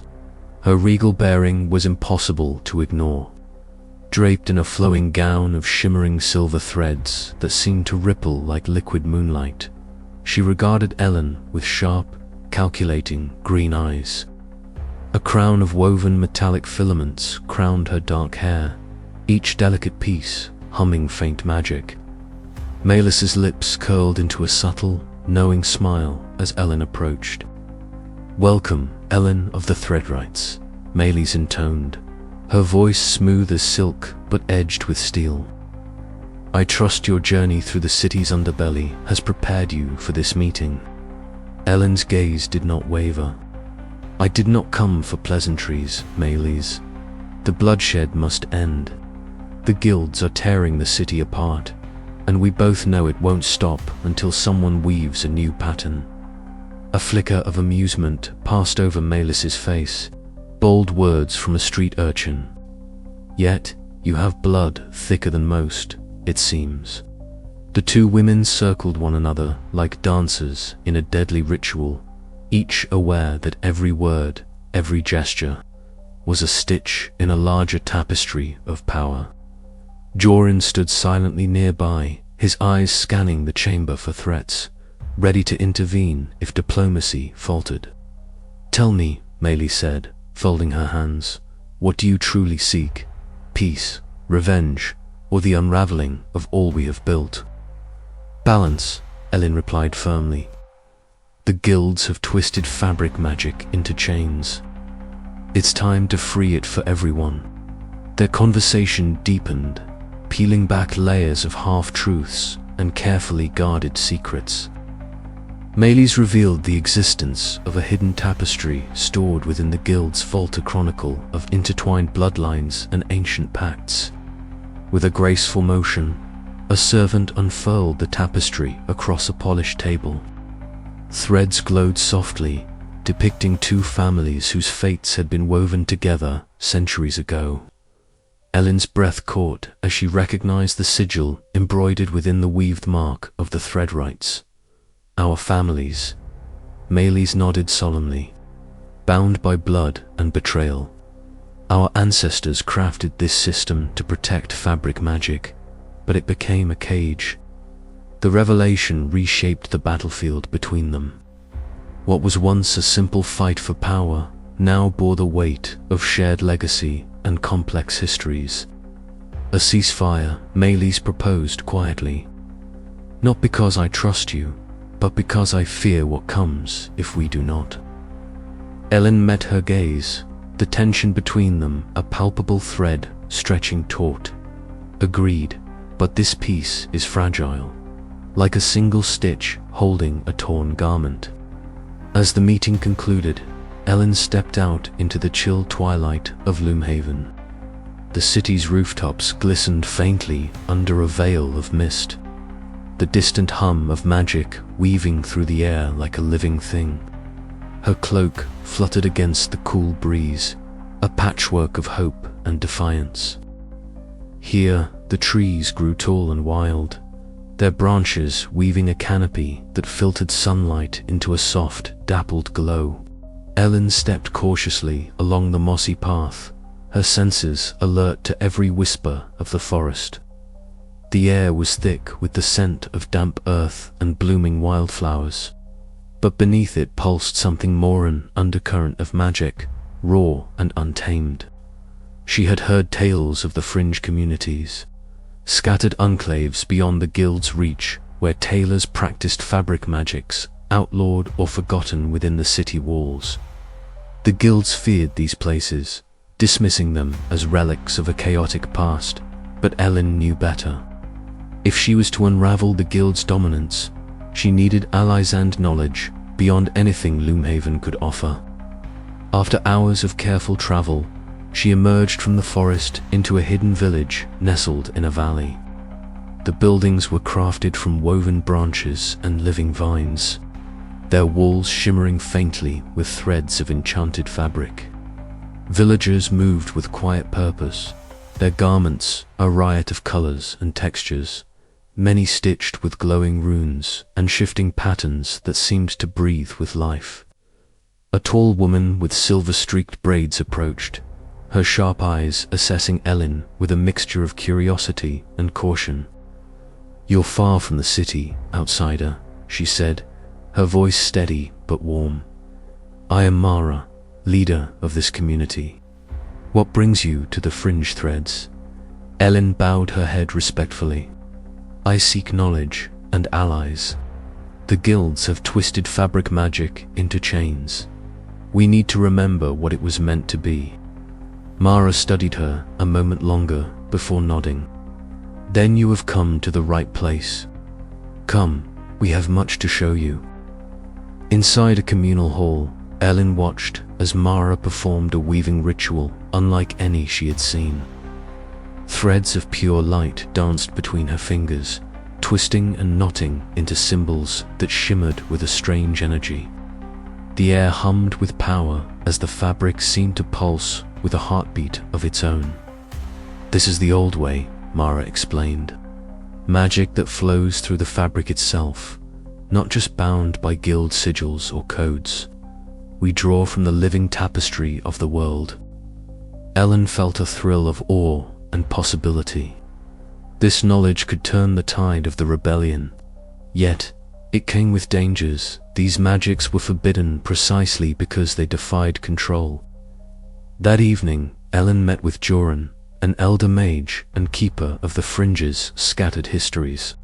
In his dimly lit workshop, walls lined with ancient scrolls and faded textiles, he shared stories of the Threadwrights' early days at Tazans, who wove magic as naturally as breathing, before the guilds seized power and rewrote history. "The guilds erased us," Joran said quietly, tracing a delicate pattern embroidered in silver thread. "But our legacy survives in pockets like this. It is up to you, Elin, to reclaim it." As the fire crackled outside, Elin gathered with a group of fringe tailors around a flickering pit. Ren, a spirited apprentice, spoke passionately about joining the revolution, eager to challenge the guilds despite the risks. "We cannot hide forever," Ren urged, eyes shining. "Our magic is a weapon and a beacon. If we do not fight, who will?" Others hesitated, voices thick with fear and memories of past reprisals. Elin listened, knowing that uniting these disparate souls would be as delicate as weaving a new garment, each thread vital to the whole. As dawn broke over the valley, Elin felt the weight of her journey settle upon her. The fringe communities offered hope and strength, but also reminded her of the fragile, tangled nature of rebellion. To unweave the guild's control, she would need to weave together the old and the new, the forbidden and the accepted, into a tapestry strong enough to endure. Her eyes lifted to the horizon, where the first light touched the distant city. The threads of destiny were pulling taut, and Elin knew the next steps would be the most dangerous yet.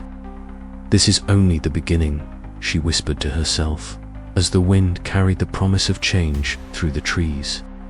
Her footsteps were muffled against the cobblestones, her cloak drawn tight to shield her from prying eyes.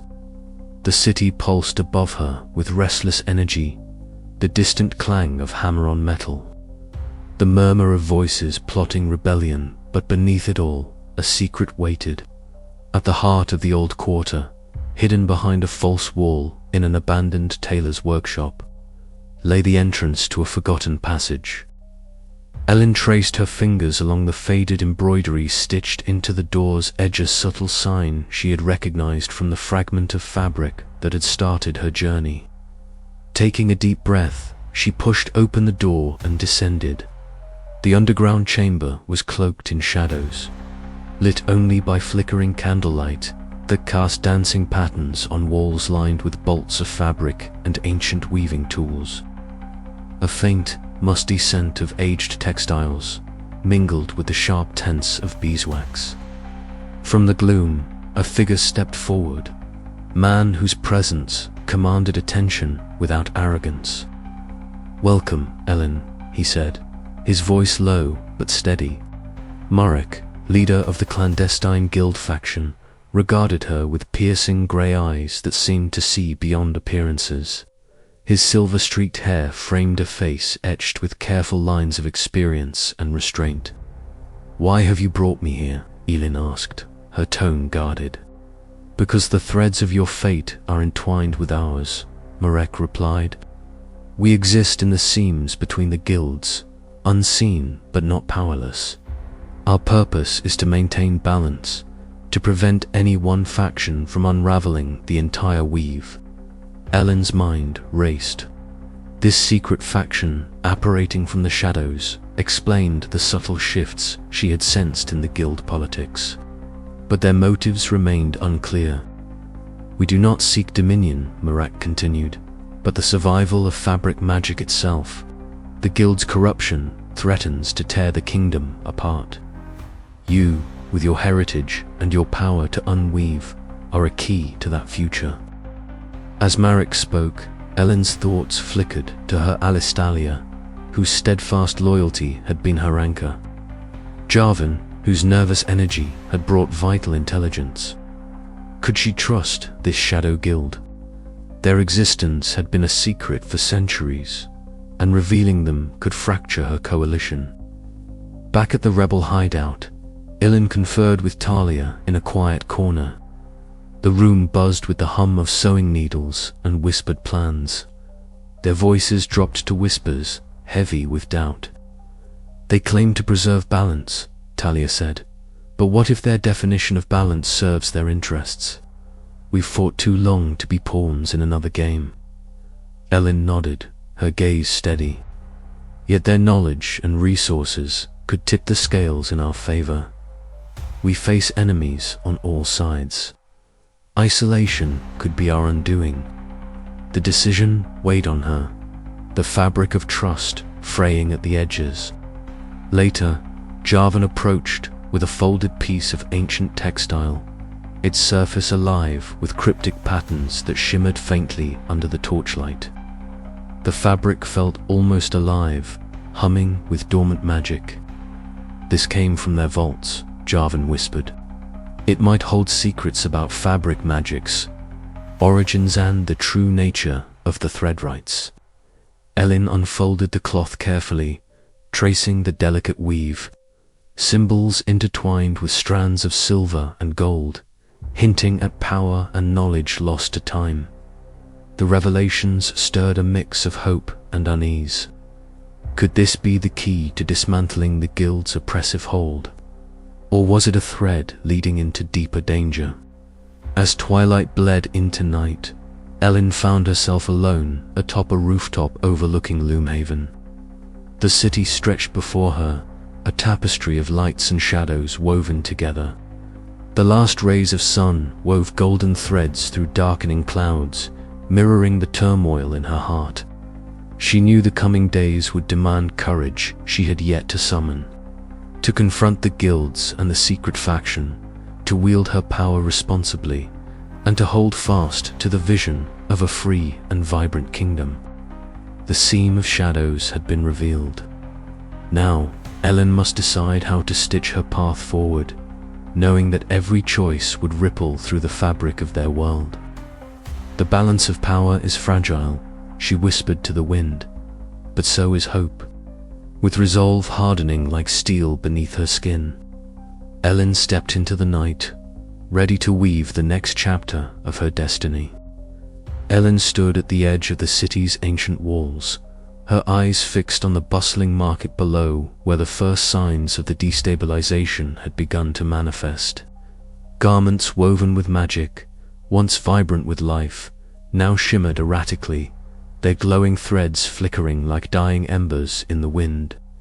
A merchant's cloak frayed mid-air, delicate fibers unraveling and dissipating into motes of light before collapsing into dull, lifeless fabric. A low murmur spread through the crowd, a mix of fear and confusion, as enchanted clothes lost their usual brilliance and protective qualities. Elin's heart tightened. This was no ordinary malfunction. The very magic that sustained the guild's power was fraying at its foundation. Her footsteps echoed as she descended into the twisting alleys toward the Scholar's Quarter, seeking counsel from Mordus, the elder fabric mage who had long been a guardian of the old knowledge. She found him hunched over a cluttered table in a dim chamber, scrolls and spools of rare threads strewn about like the remnants of a forgotten tapestry. Elin Mordus greeted her, eyes shadowed with exhaustion. "The signs are worse than I feared." The magic is unraveling, not just in Loomhaven, but across the kingdom. It's as if the threads binding reality themselves are loosening. He unfurled a brittle parchment, revealing intricate diagrams of fabric sigils and ley lines interwoven with arcane symbols. This instability accelerates timelines.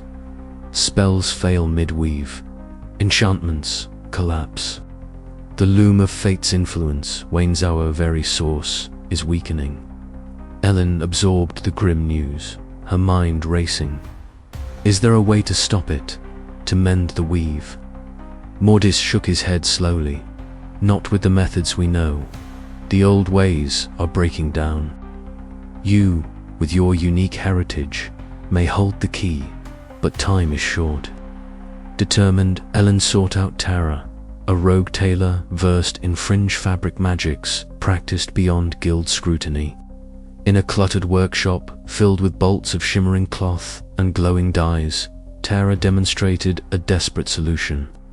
She wove her fingers through the air, sparking threads of raw, unstable magic that crackled with energy. This is not true weaving, she explained, but a patchwork of unstable threads. It can hold the unraveling at bay, but only briefly.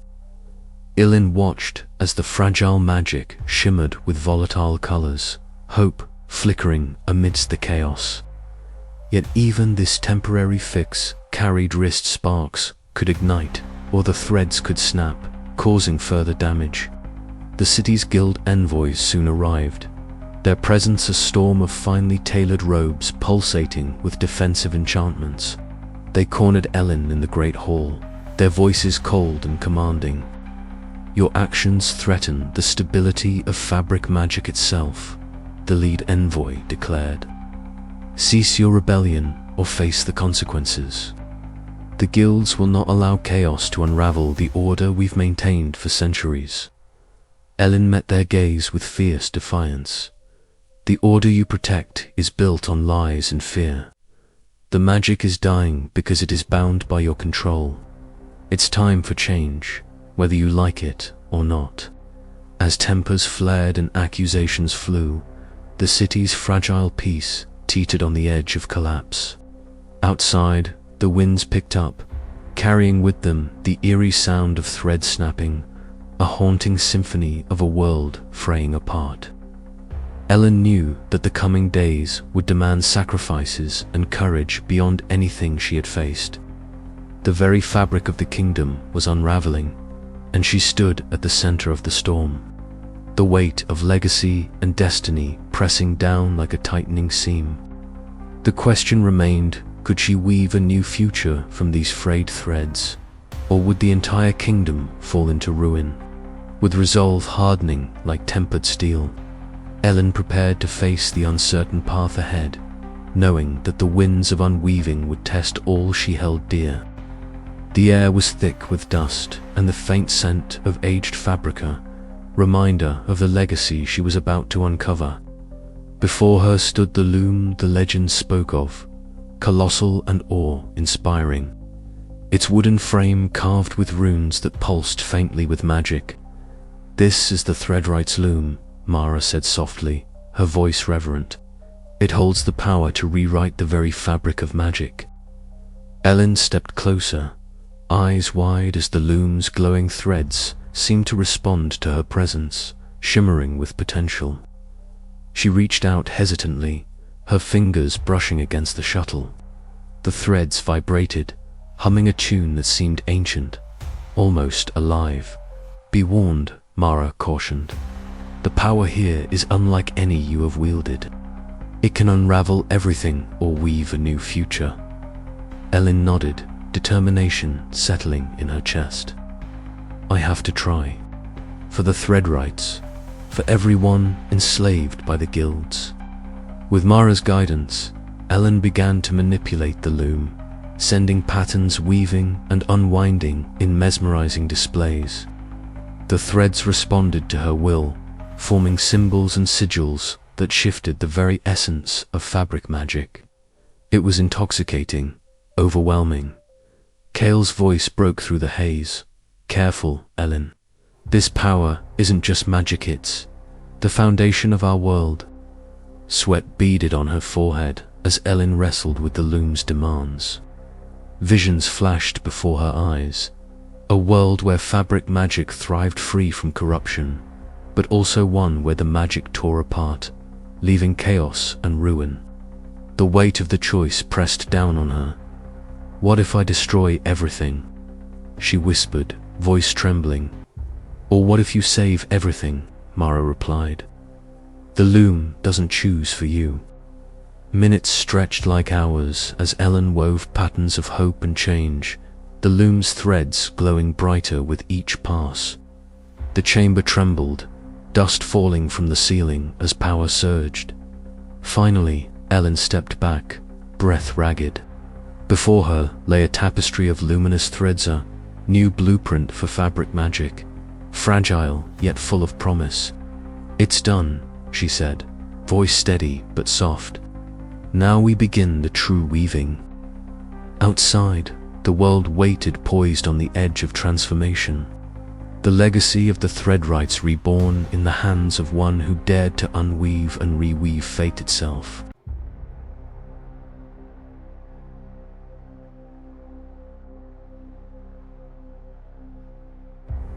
The scent of aged fabric, dust, and rusted metal filled her lungs, mingling with the faint tang of magic that hung thick in the air. Around her, the gathered crowd of tailors, apprentices, and rebels stood silent, faces etched with tension and cautious hope. This was a moment wrought with peril and promised the binding knot ritual, the last hope to stabilize the unraveling magic threatening to tear their world apart. Mara, the silent seamstress, moved with deliberate grace to the ancient loom at the chamber's center. Its massive wooden frame was carved with intricate patterns, some worn away by time, others still glowing faintly with residual power. Threads of light drifted from the loom spools, shimmering like stars caught in a web. "This loom," Mara whispered, "is the heart of the Threadwrights' legacy. It can rewrite the very fabric of our magic, but only if the binding is strong enough." Elin's hands trembled slightly as she approached, her gaze locked on the glowing threads that awaited her touch. The responsibility pressed down like a heavy cloak. The fate of the rebellion, the future of fabric magic itself, rested on this fragile knot she was about to weave. Yet beneath the weight, a spark of determination flared bright. She was the descendant of the Threadwrights. She had the blood and the will to reshape their world. Beside her, Mara placed a steadying hand on Elin's shoulder. "Remember, child, you are not alone. The strength of many threads makes the fabric unbreakable." Around the chamber, the disparate factions, outcast tailors, rebellious apprentices, and fringe weavers stood as a testament to the fragile alliance Elin had fought so hard to forge. Their eyes flicked between one another, some wary, others resolute. It was a binding not just of magic, but of trust, fragile yet vital. As Elin took her place at the loom, the chamber's torches flickered, casting long shadows that seemed to dance in time with the loom's quiet hum. She reached out, her fingers brushing the threads, glowing with ancient sigils. The warmth of the magic seeped into her skin, pulsing in rhythm with her heartbeat. With Mara's guiding voice murmuring forgotten incantations, Elin began to weave thread by thread, stitch by stitch, the pattern that would bind the magic once more. The glowing threads responded, intertwining with her own enchanted garment fragment, a symbol of her bloodline and legacy. Each movement was precise, the rhythm hypnotic, the air thick with the scent of ozone and aged fabric. The loom seemed to breathe with life, the patterns shifting and settling into a glowing tapestry that radiated warmth and power. Outside the chamber, Jorin and Silas stood vigilant. The distant echo of footsteps reverberated through the tunnels. a grim reminder that Guildmaster Varys's forces were closing in. Jorin's grip tightened on the hilt of his blade, while Silas's eyes flickered beneath his hood, ever watchful. The noose was tightening, and every second counted. Within the chamber, the ritual reached its crescendo. Elin's hands moved faster now, weaving a final knot that sealed the binding. With a deep breath, she tore a small fragment from her own enchanted garment, her legacy woven into the fabric fate itself. The threads flared brightly, then steadied into a steady golden glow that bathed the chamber in light. A collective breath was released. The gathered crowd shared a moment of quiet triumph and relief. The magic was stabilizing. The unraveling had been halted, if only for now, but the victory was bittersweet. The binding knot was a beacon, a challenge to those who wished to maintain control. Varys's shadow loomed larger than ever. Elin met Mara's gaze. Both of them, understanding the road ahead, was fraught with danger. Yet in that moment, bound by magic and resolve, a new hope was woven into the kingdom's fabric. The binding knot was more than a ritual, it was a promise. As the chamber's glow faded into the cool shadows of the tunnels, Elin whispered to herself, "We have bound the threads, but the war for the fabric's soul is just beginning." Outside, the footsteps grew louder, heralding the coming storm. The fragile alliance, the newly woven magic, and Elin's own courage would soon be tested like never before. Flickering lanterns cast long shadows against the cracked stone walls, painting the faces of those gathered in hues of amber and grey. Elin stood at the center, her gaze steady but weary as she listened to the rising storm of words. Jorin's ideas will lead us into a trap. Mara's voice cut sharply through the tension, her hands clenched at her sides as she paced the room. We cannot afford caution when the guilds tighten their grip. We need bold moves, not endless deliberations. Jorin, seated near the worn wooden table, met her glare with a calm that bordered on exhaustion. And reckless actions will only bring ruin faster. I've seen the guild's traps before, Mara. We must be methodical if we want to survive this. The room erupted into murmurs and whispers, alliances fracturing under the weight of fear and ambition. Elin raised a hand, her voice cutting through the cacophony like a silken thread pulling taut. Enough. The room settled, eyes turning to her as the silence thickened. We face a common enemy, she began, her words deliberate, not each other. The guilds have ruled Loomhaven for centuries by weaving fear and control into every stitch of this city. If we unravel ourselves now, the fabric of our rebellion will fray beyond repair. Mara's expression softened, but defiance still flickered in her eyes. We can't wait forever, Elin. Every day we delay, the guilds tighten their noose. Elin nodded, acknowledging the truth in the words, I know.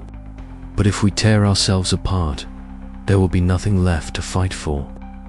We must find balance between boldness and caution, between hope and realism. Jorin rose slowly, the lines of age creasing his face in the dim light. She's right, he said quietly.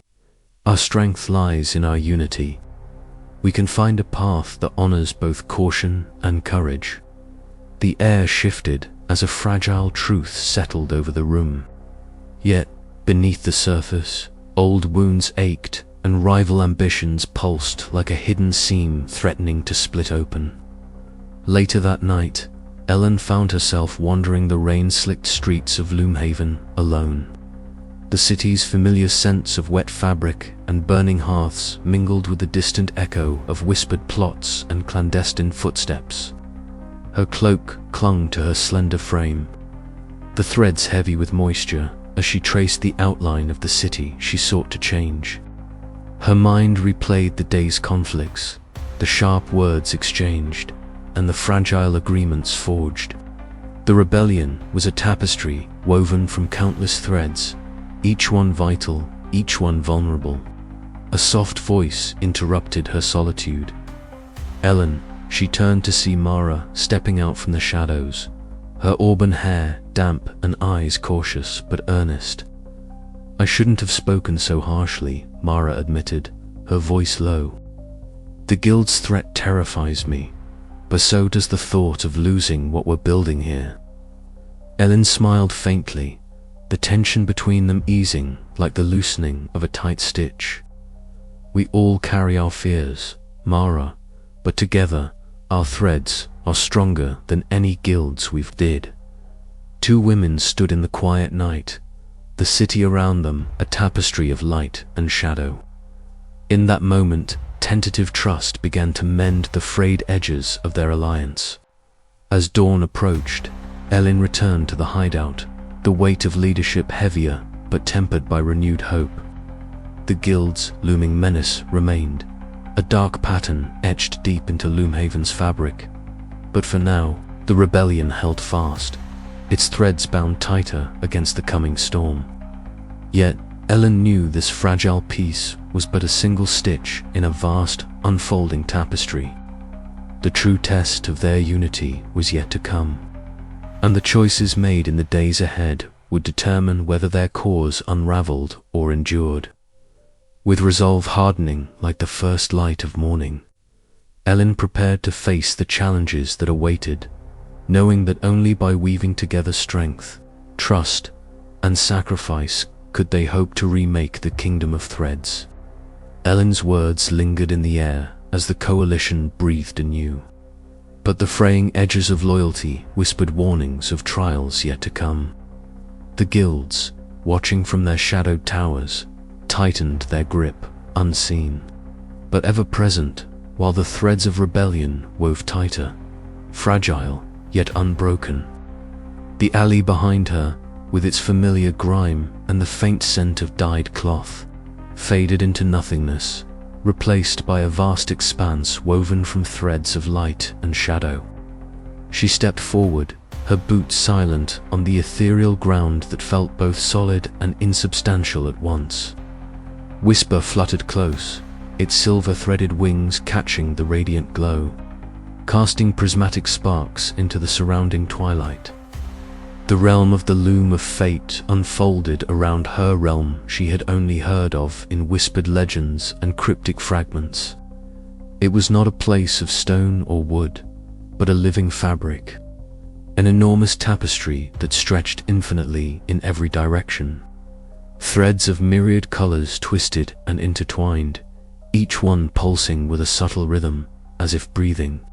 The very air vibrated with a melody she felt in her bones, a song sung by the universe itself. Elin's heart pounded as she ventured deeper.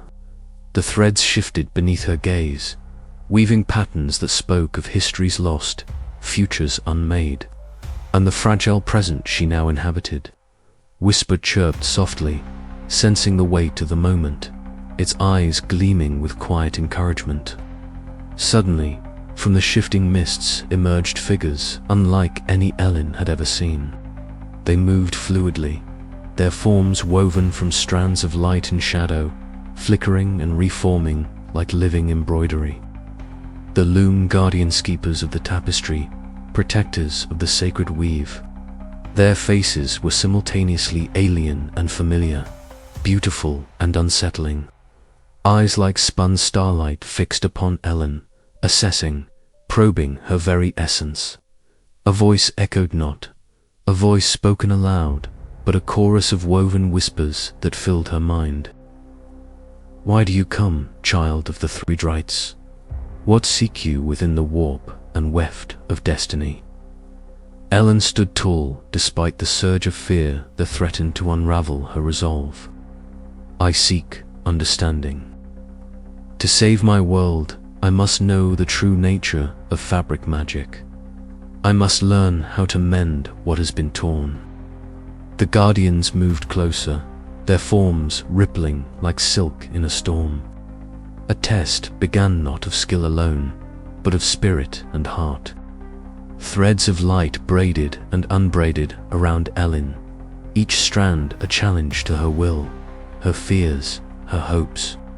She faced visions of the ancient Threadwrights, their greatness and their downfall. She felt the weight of countless lives bound into the fabric she sought to protect. At one moment, she was lost in a labyrinth of tangled threads, suffocating in doubt and despair. Yet, with whispered encouragement from Whisper and her own fierce determination, she pulled herself free, unraveling the knots of uncertainty. As the trial waned, the tapestry around her brightened, revealing glimpses of what fabric magic truly was. Not merely spells embroidered into cloth, but a living, breathing force connecting all things. Every thread linked beings, moments, choices, an intricate web where even the smallest tug could ripple across worlds.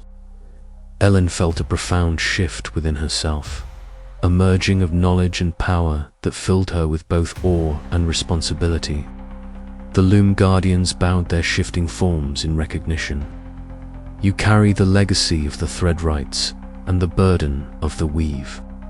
Guard it well, for the fate of many threads now rests in your hands. The realm began to dissolve, the threads retracting like the closing of a vast eye. Elin found herself back in the alley.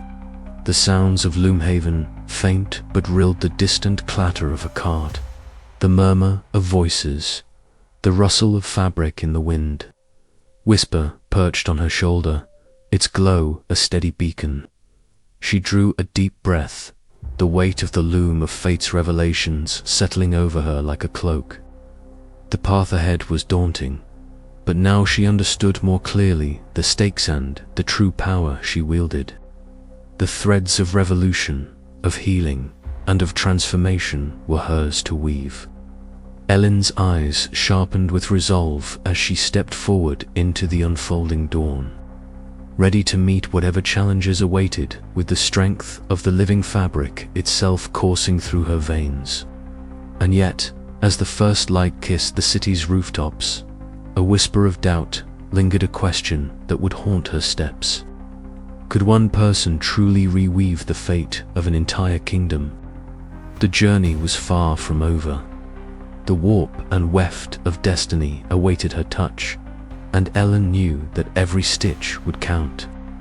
Threads of silver and indigo shimmered beneath their careful fingers, weaving into patterns that had not been spoken of in ages. Merrin's voice was low and steady, guiding Elin through the intricate dance of the new weave. "This is no ordinary fabric," he murmured. "This weave will sever the sigils that bind the guild's magic. It will cut their control at the source." Elin's heart pounded with a mixture of awe and trepidation. The weight of the legacy she carried pressed upon her as she threaded the last strand with deliberate precision. "If this works," she whispered, "it could unravel everything they've built. But what if it tears the magic apart for good?" Merrin's eyes met hers, steady and firm. "That risk is ours to bear. The old ways have suffocated us. It's time for a new pattern." Hours slipped by unnoticed as the two worked, the loom's rhythmic clatter echoing like a heartbeat in the quiet room. Outside, the city slept under a shroud of uneasy calm, unaware of the revolution quietly taking shape within these walls. Meanwhile, in the labyrinthine corridors of the guilds, Yarick moved like a shadow, his footsteps muffled by the thick carpets enchanted to detect intruders. Every breath was measured, every glance calculated. He had one chance to plant the delicate threads of Elin's new weave into the heart of the guild's magical core place, where the ancient sigils that governed their power pulsed like veins beneath marble floors. The tension was palpable as he approached the central chamber. Threads of magic shimmered in the air, forming a dense web of enchantment. Yarick's fingers trembled slightly as he reached into his satchel, retrieving the carefully prepared bundle. With a silent prayer, he began to braid the new weave into the existing magic, feeling the resistance and then, slowly, the shift. Back in the workshop, Elin awaited news with clenched fists and a restless spirit. When Yarick's coded signal finally flickered through the enchanted mirror, relief washed over her, but it was fleeting. They had only just begun. The following day, a summons arrived from the Grand Hall. Elin found herself face to face with Guildmaster Varric, whose crimson robes seemed to drink the light from the room. His gaze was cold, his voice dripping with veiled menace. "You toy with forces you do not understand, girl. The guilds are the weavers of this world's fate. You would unravel the tapestry and leave us all in tatters." Elin squared her shoulders, the new weave subtly pulsing beneath her patched cloak. "The tapestry is already torn, Gil. It's time to sew a new pattern, one of freedom, not control." Varric's eyes narrowed, but before he could reply, the room trembled. The air vibrated as the new weave spread invisibly, unraveling the sigils that had long shackled the kingdom's magic. Tapestries flickered, their enchantments faltering. The guild's power waned as threads of light cascaded through the city's magical network. Chaos erupted. The guild elders scrambled to contain the unraveling magic, but the weave held fast. Elin's heart surged with hope, yet she knew this was but the first cut in a long battle. Night fell again, and the city's fabric magic pulsed with new possibility. Elin stood on a rooftop overlooking Loomhaven, the glowing threads of the new weave weaving through the streets like lifeblood restored. "This is only the beginning," she whispered to the wind, readying herself for the trials yet to come. The cut and the sew marked a turning point, not just in the rebellion, but in the very nature of fabric magic itself.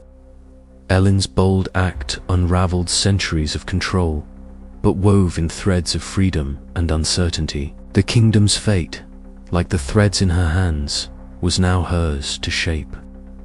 As dawn painted the sky with hues of rose and gold, Elin's resolve hardened.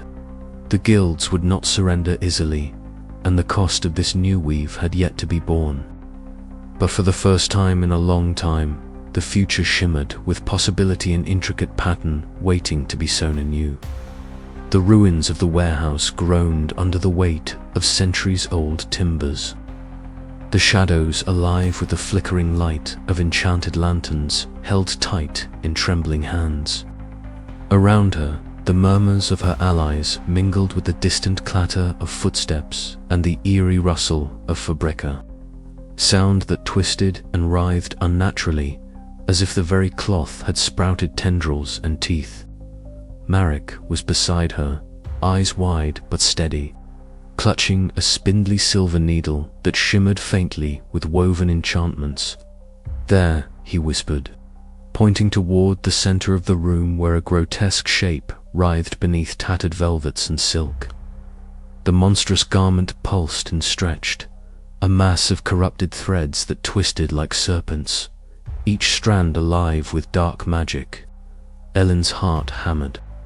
This was no ordinary enemy, was a nightmare woven from the forbidden spells the guilds had long hidden, now unleashed in desperation. She could see the faint glimmers of sigils etched into the fabric's surface, glowing with a sickly green light that made her skin crawl. "Hold steady," she urged, her voice low but firm. "We don't fight with brute force. This thing feeds on fear and chaos. We unravel it, thread by thread." Marek nodded, stepping forward with the needle poised. As the creature lunged, Elin reached into her cloak and drew a spool of silver thread, humming softly with a counter-magic taught by Seela. The outcast tailor's lessons echoed in her mind.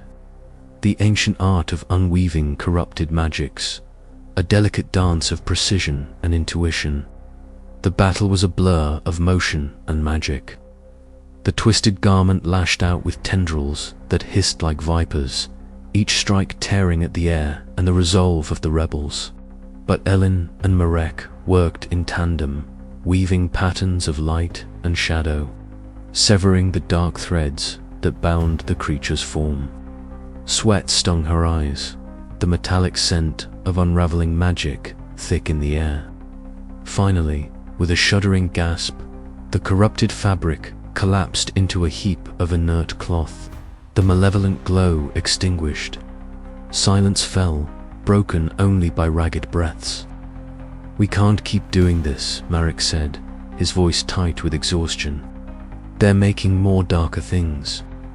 Elin's gaze hardened. "Then we learn faster. We fight smarter." Their respite was short-lived. Word came swiftly from the city's tallest spire, where Guildmaster Lysera stood like a dark queen, cloaked in obsidian robes that seemed to writhe with a life of their own. From her vantage, she unleashed a devastating wave of fabric magic, a tempest of black silk and shadow that tore through the rebel encampment. Elin watched from the safety of the ruined warehouse, heart pounding as the sky darkened with the Guildmaster's wrath. The ground shook beneath the onslaught, and cries of alarm echoed as enchanted garments turned against their wearers, corrupted beyond recognition. Yet, amidst the chaos, Elin found a spark of hope. Sela appeared at her side, the outcast's eyes fierce and steady. "There is a way," she said urgently. "An ancient technique to cleanse the weave, to mend the torn threads before they consume us all. But it will require everything you have vanned more." Under Sila's stern guidance, Elin began the painstaking process of mastering the cleansing weave. The air crackled with raw energy as they worked, strands of pure magic intertwining with the frayed edges of corrupted fabric. The scent of herbs and old parchment filled the room, mingling with the electric temps of power. Each success brought relief, but also the weight of the growing threat.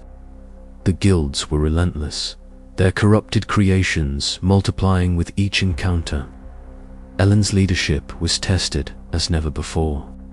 She balanced hope and fear, strategy and sacrifice, forging a path through the tangled threads of war. In quieter moments, she tended to the wounded friends and strangers alike under the soft glow of enchanted lanterns.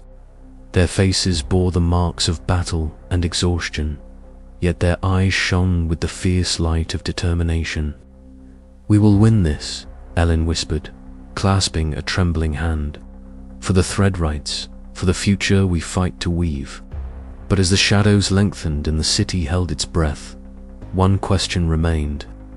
How long before the tangled threads of magic and betrayal pulled them all into the abyss? The battle was far from over. The guilds had shown their darkest hand, and Elin knew that to survive, she must unravel the secrets hidden deep within the fabric of their power and herself. With allies at her side and courage in her heart, she stepped forward into the unknown, ready to weave the fate of a kingdom. And somewhere in the depths of Loomhaven, the threads began to twist anew.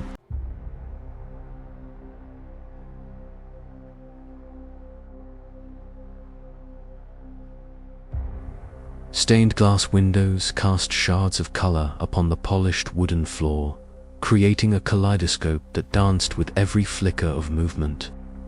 At the center of this vast chamber, Elin stood poised, her figure small but resolute beneath the gaze of dozens of guild elders and spectators. Across from her, Guildmaster Valendraswin regarded her with a cold, calculating expression, his silver-streaked hair catching the light as he adjusted the heavy robe embroidered with ancient sigils that marked his authority.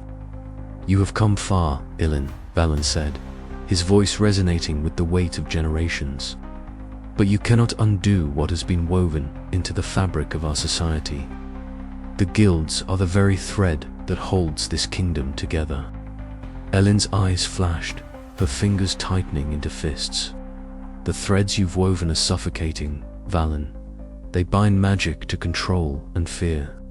That fabric must be rewoven, loosened, so it can breathe again. A hush fell over the crowd as the challenge was tacitly accepted. The air thickened, buzzing with anticipation. Suddenly, Valen's hand moved in a fluid gesture, and brilliant strands of glowing fabric emerged, twisting and coiling like serpents. They shimmered with power, forming a radiant barrier that hummed with ancient enchantments. Elin responded swiftly, her own hands beginning to weave patterns in the air. Her coat, a patchwork of enchanted cloth, fluttered as threads of light spiraled from her fingertips. The duel had begun. The two figures danced, not with swords or fists, but with the very essence of fabric magic. Valen's sigils morphed and shifted, wrapping around Elin's weaves, attempting to ensnare and unravel her spells. Elin's counterweaves shimmered with a strange new energy, one that did not merely bind or strengthen, but unraveled and reformed. Spectators gasped as Elin's magic began to fray the edges of Valen's robes, the intricate sigils dissolving into threads of pure light. Yet, rather than tearing them apart, Elin's hands wove these threads anew, creating patterns that pulsed with life and possibility. "Impossible," Valen muttered, his expression darkening. "No one has ever unwoven the core sigils of the guild's power without destroying them." Elin's breath was steady, her mind clear despite the storm of magic raging around her. She felt the legacy of the Threadwright surge within her veins, the ancient knowledge of creation and decay, of weaving and unweaving. This was her birthright. The duel escalated, the hall alive with the shimmering dance of magical fabrics, each movement a strike, each weave a defense. The very air seemed to ripple as Elin pushed her powers to their limits, dissolving Valen's magical constructs and reshaping them into new forms. Finally, after what felt like an eternity, Elin stood before Valen, her hands raised, the last of his enchanted robes unraveling into a cascade of glowing threads. The room fell silent, the tension palpable. "I could destroy this," Elin said quietly, her voice carrying through the stillness. "End the guild's grip on fabric magic forever. But destruction breeds chaos. Instead, I choose to weave a new pattern, one that unites, that frees." Valen's eyes narrowed, a flicker of respect mingling with defeat. "And if the guilds reject this new order?" Elin met his gaze steadily. "Then we remind them that the threads of fate are not theirs alone to command." As the crowd erupted into murmurs and whispers, Elin's allies stepped forward, ready to support the dawn of a new era. The duel had not only tested her skill, but also her vision for the future of fabric magic, a future she was determined to weave with her own hands. Yet in the shadows, eyes watched and waited, the implications of this pivotal moment rippling far beyond the grand hall. The needle's edge had been crossed, and the kingdom's destiny hung in the balance. The choice was made. Now, the true challenge would begin. The duel, a fierce clash of unweaving and weaving magic, had not just been a battle of skill, but a pivotal moment that shattered the illusion of guild invincibility. In the wake of her hard-won victory, Elin felt the weight of responsibility settle on her shoulders, heavier than any enchanted cloak she had ever worn. The city, once tightly bound by the suffocating grip of the guilds, began to breathe anew. Word spread quickly. The guild's monopoly on fabric magic could be challenged, even undone. Small villages and scattered settlements, long fearful of practicing magic openly, now gathered courage. They emerged from the shadows, their fingers weaving threads of freedom alongside threads of cloth. In a sun-dappled village square, Elin stood before a crowd of eager faces, their expressions a mixture of awe, hope, and cautious disbelief. The air shimmered gently as she demonstrated the newly freed magic garments that rippled with protective enchantments, cloaks that gleamed with vitality, and scarves that danced with the wind's playful whispers. Each piece she wove carried not just magic, but a message. The fabric of their lives could be rewoven, stronger and more beautiful than before. Mira, ever at her side, worked swiftly. Together, they stitched a banner that would become the emblem of the revolution. The cloth was a patchwork of colors and textures, symbolizing the diversity and resilience of those who had suffered under guild rule. As their needles moved in harmonious rhythm, the banner seemed to hum softly, alive with the spirit of the movement. The quiet camaraderie between them was a balm to Elin's soul, a reminder that even in the midst of upheaval, bonds of friendship and shared purpose could be stitched tight. Yet the path forward was far from clear. In the shadowed chambers of the old guild halls, the enforcers, those loyal to the old order, gathered in whispered council. Their faces were grim, the flickering candlelight throwing their features into sharp relief. They spoke of lost power, of fractured authority, and of the threat Elin now posed to their carefully woven plans. Resistance was brewing, a knot of defiance that would not unravel easily. Elin knew that these remnants of the guild could not be ignored. Their influence still twisted through the city's undercurrents, threatening to pull the fragile new order back into chaos. With Joran's counsel and Myra's unwavering support, she began to devise strategies not just to fight, but to heal, to mend the torn fabric of their society so that it might hold true. Her walks along the city's outskirts at dusk became moments of reflection. The fading light cast long shadows over the bustling streets, but in the laughter of children playing beneath magically glowing garments, Elin saw the promise of a new dawn. The scent of fresh fabric mingled with the evening air, carrying with it the hope that the future could be woven anew. The journey to rebuild was daunting. Each new day brought challenges, old rivalries flared, pockets of resistance struck out with desperation, and the scars of years under guild tyranny ran deep. But with every stitch, every spell, and every act of courage, Elin and her allies wove a new pattern into the kingdom's tapestry, one of freedom, unity, and enduring hope. As the chapter of conflict gave way to one of rebuilding, Elin's resolve hardened. The guild's grip may have loosened, but the true test lay ahead, ensuring that the threads of freedom held firm against the wear of time and the pull of those who sought to reclaim the past. The seams of hope had been sown, but the fabric of the future was still being woven, thread by precious thread.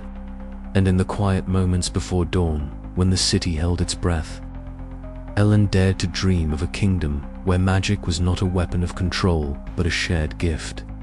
Vibrant and free, where every stitch told a story of resilience and every garment carried the promise of a better tomorrow. The battle was won, but the revolution was only beginning. The sun had barely breached the horizon, yet the streets hummed with a palpable anticipation. Elin stood at the threshold of the newly established guild house, a sprawling, open structure of glass and wood. Its walls adorned with vibrant tapestries that told stories of both the ancient Threadwrights and the recent revolution. Her eyes swept over the assembly of tailors, apprentices, and fabric mages gathered in the great hall. They were a mosaic of backgrounds and beliefs, their garments a riot of colors and sigils, symbolizing the many threads that now wove together into this new dawn. Today, Elin began, her voice steady but infused with passion. We stand at the cusp of a new era. No longer shall fabric magic be the guarded secret of an elite few. Instead, it will be a shared gift, a collective craft where knowledge flows freely, and innovation blooms from every hand. A murmur rippled through the crowd. Some faces shone with hope, others shadowed with doubt. Elin felt the weight of their gazes, but refused to falter. The guilds of old thrived on secrecy and hierarchy, she continued. But we have seen the cost of such walls. They frayed the very fabric of our society, stifled creativity, and bred corruption. This guildhouse is a symbol, a living tapestry of transparency and collaboration. From the far side of the hall, Master Yavin watched with a furrowed brow. His years as a master, tailor, and keeper of tradition made him a formidable figure in the room. When the assembly dispersed, he sought Elin out, his footsteps echoing in the hall's high ceilings. "Elin," he said quietly, his voice carrying the weight of experience, "your vision is bold, but the threads of tradition are strong. They are not easily unraveled." She met his gaze, unflinching. "Nor should they be discarded recklessly, but they must be woven anew, Master Yavin. We honor the past by learning from it, not by clinging to it out of fear." He nodded slowly, a flicker of respect shining through his guarded demeanor. "Then perhaps there is hope, after all." Meanwhile, within the guildhouse's vibrant workshop, Leora and Finn bent over a large loom, their hands deftly weaving strands of enchanted thread. The air thrummed with energy as old sigils merged with fresh patterns, the fabric glowing softly with a magic that was both ancient and revolutionary. "This is more than a garment," Leora said, her eyes alight. "It's a manifesto, a promise that magic belongs to all who seek it."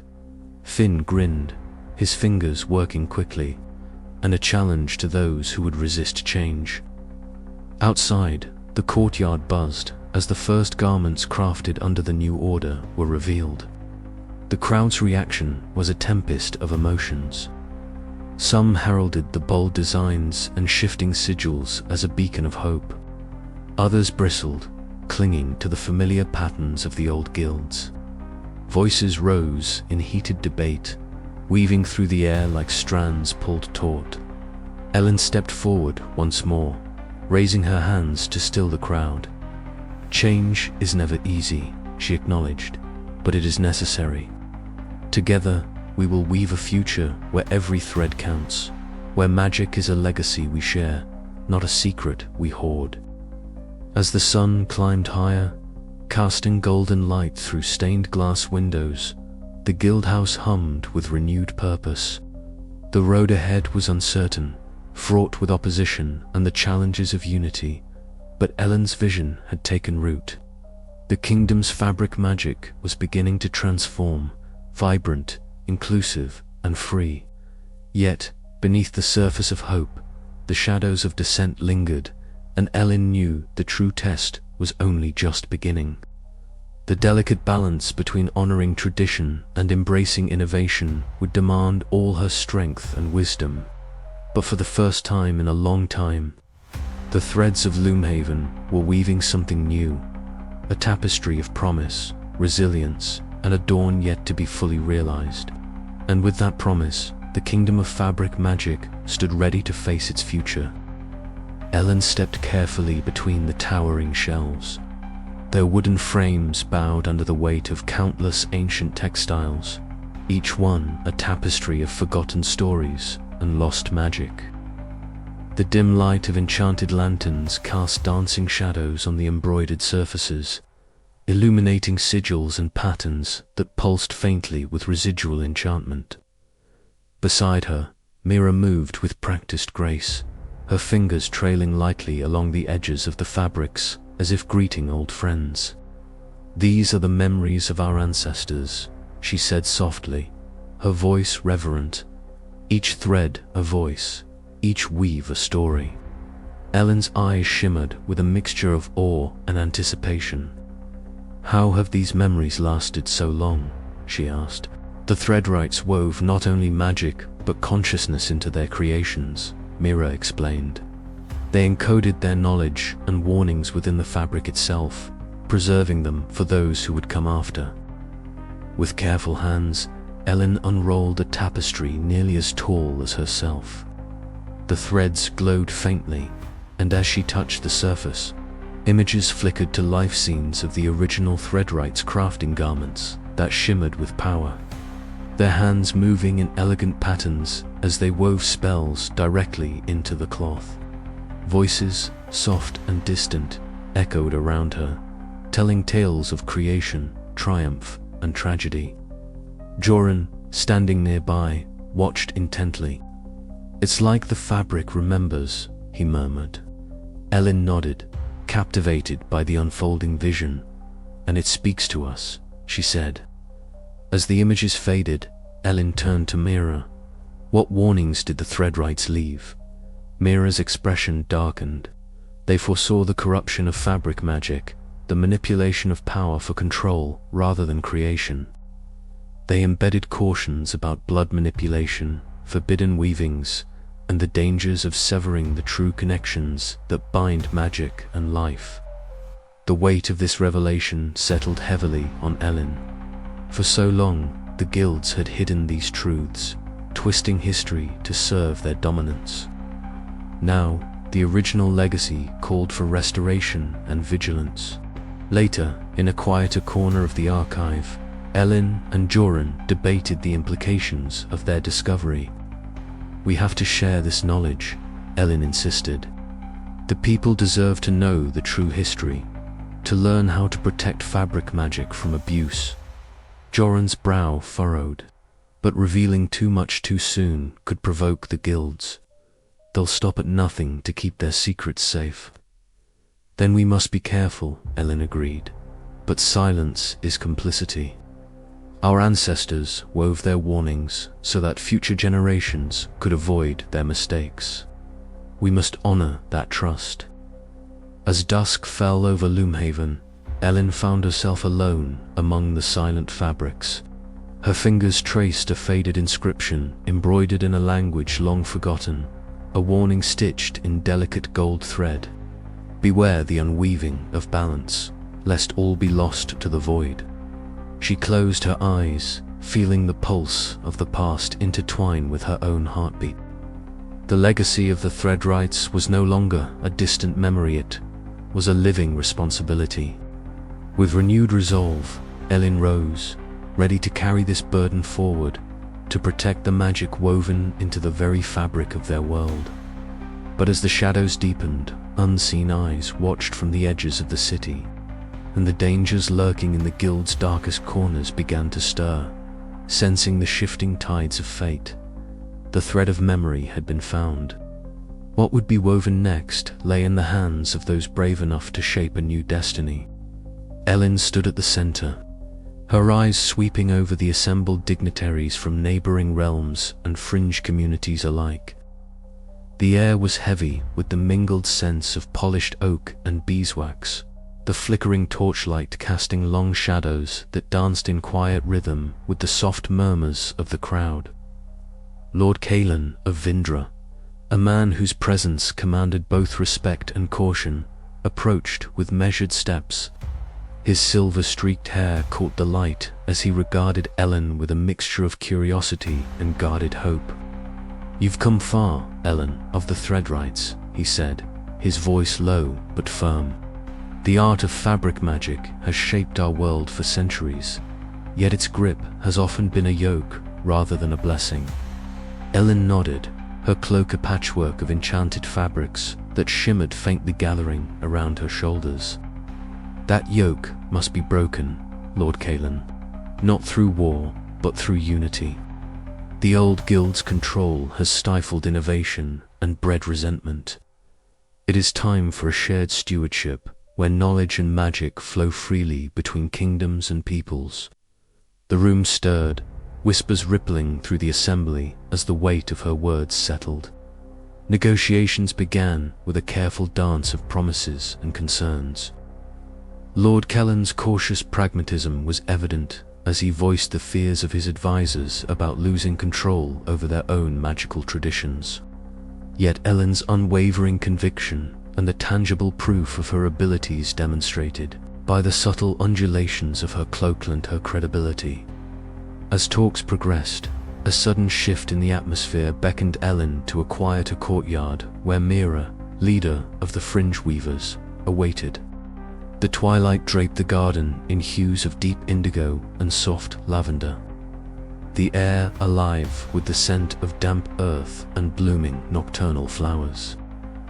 Mira's wild auburn curls framed a face alight with fierce intelligence, her hands deftly weaving strands of glowing fabric that pulsed with a life all their own.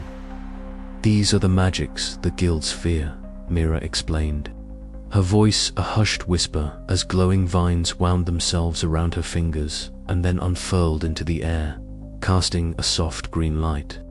"Forbidden, yes, but vital. They connect us to the natural world and to the deeper currents of fabric magic that the guilds have tried to sever." Elin watched, entranced, as the vines responded to Mira's will, twisting and blooming like living art. The demonstration was a revelation, not just of power, but of possibility. It was a beacon for the future Elin envisioned, one where magic was not a tool of domination, but a shared heritage.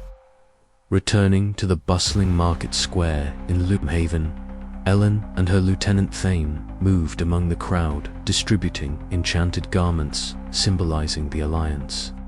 The vibrant colors of the fabrics caught the golden afternoon sun, swirling in patterns that spoke of unity and hope.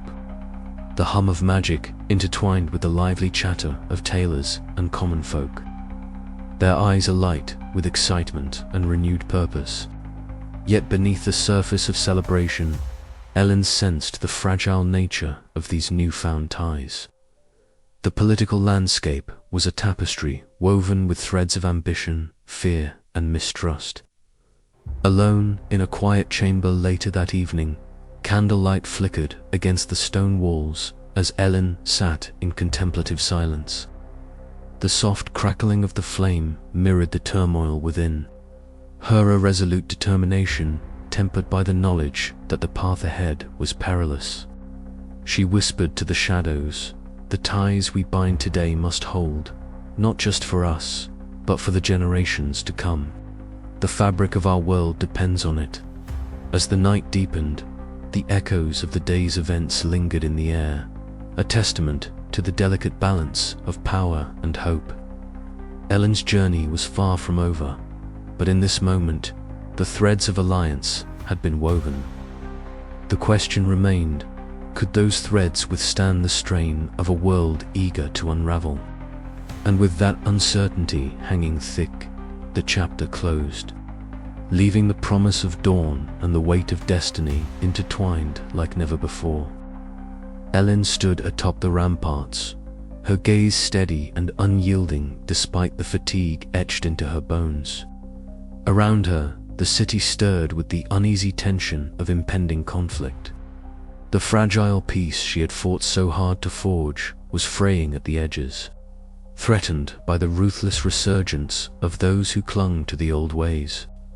News had come swiftly, a splinter faction, hardened by rejection and bitter over the loss of their privileges, had rallied under the dark banner of Verek, a figure as feared for his cunning as for his merciless brutality.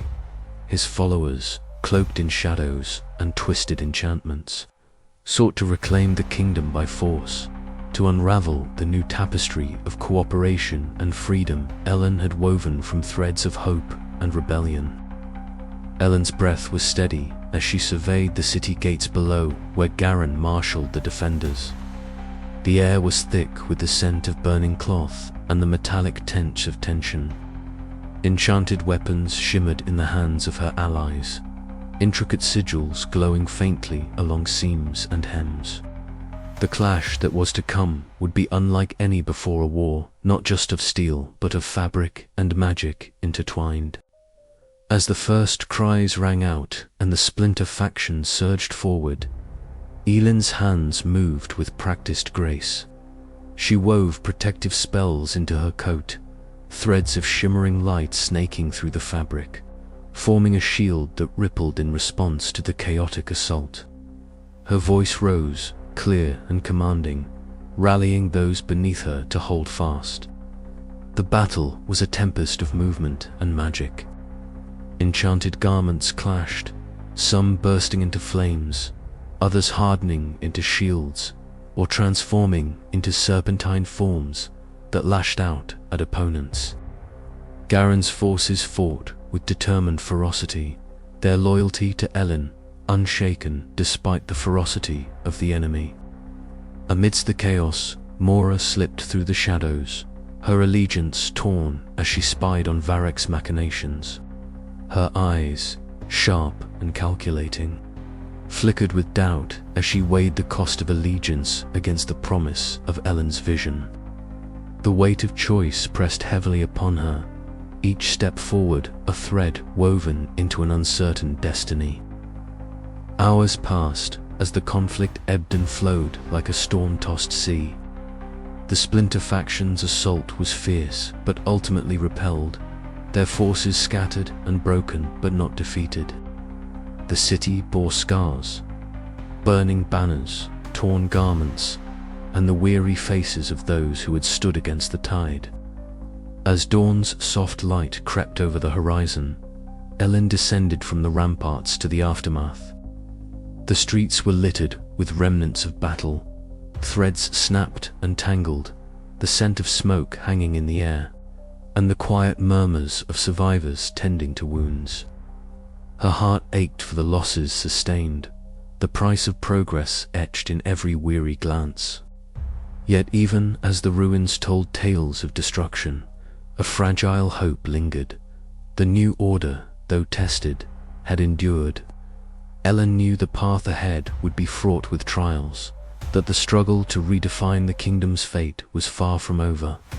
But she was determined, woven into the very fabric of her being was the resolve to defend this fragile dawn against any who would see it undone. Gathering her closest allies, Elin began to plan for the challenges to come. Strategies were laid, alliances reinforced, and new weaves of magic conceived to strengthen their defenses. The war was not yet won, but the threads of unity and courage had been spun strong. In the quiet moments between storms, Elin allowed herself a fleeting glance at the horizon where the first light promised a future still unwritten. The warp of war had tested her, but she was ready to weave the new pattern that would shape the kingdom's destiny. And as the city stirred to life once more, the question echoed through her mind. How long could the fragile peace hold when the old shadows still lurked, waiting to unravel all she had sewn together? The battle was but one stitch in a larger tapestry of conflict and change, and Elin knew that the true war for Loomhaven's soul was just beginning.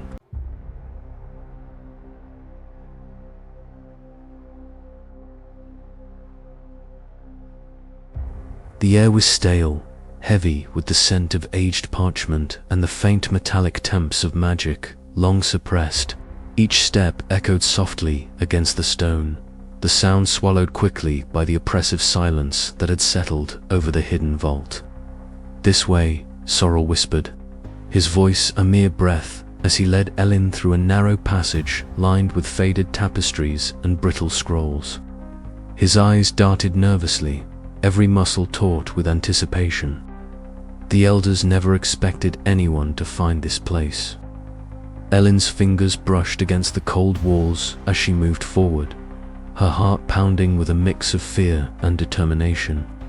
The fragment of legendary fabric she carried pulsed faintly beneath her cloak, responding to the ancient magic woven into the vault itself. Here, in this forgotten sanctum, lay truths that could unravel everything she had fought for. They reached a massive door, its surface etched with sigils that shimmered faintly in the lantern light. Sorrel produced a slender needle threaded with a silver strand, the tool of their craft and subterfuge. With practiced precision, he traced the intricate patterns, whispering the stitcher's code under his breath.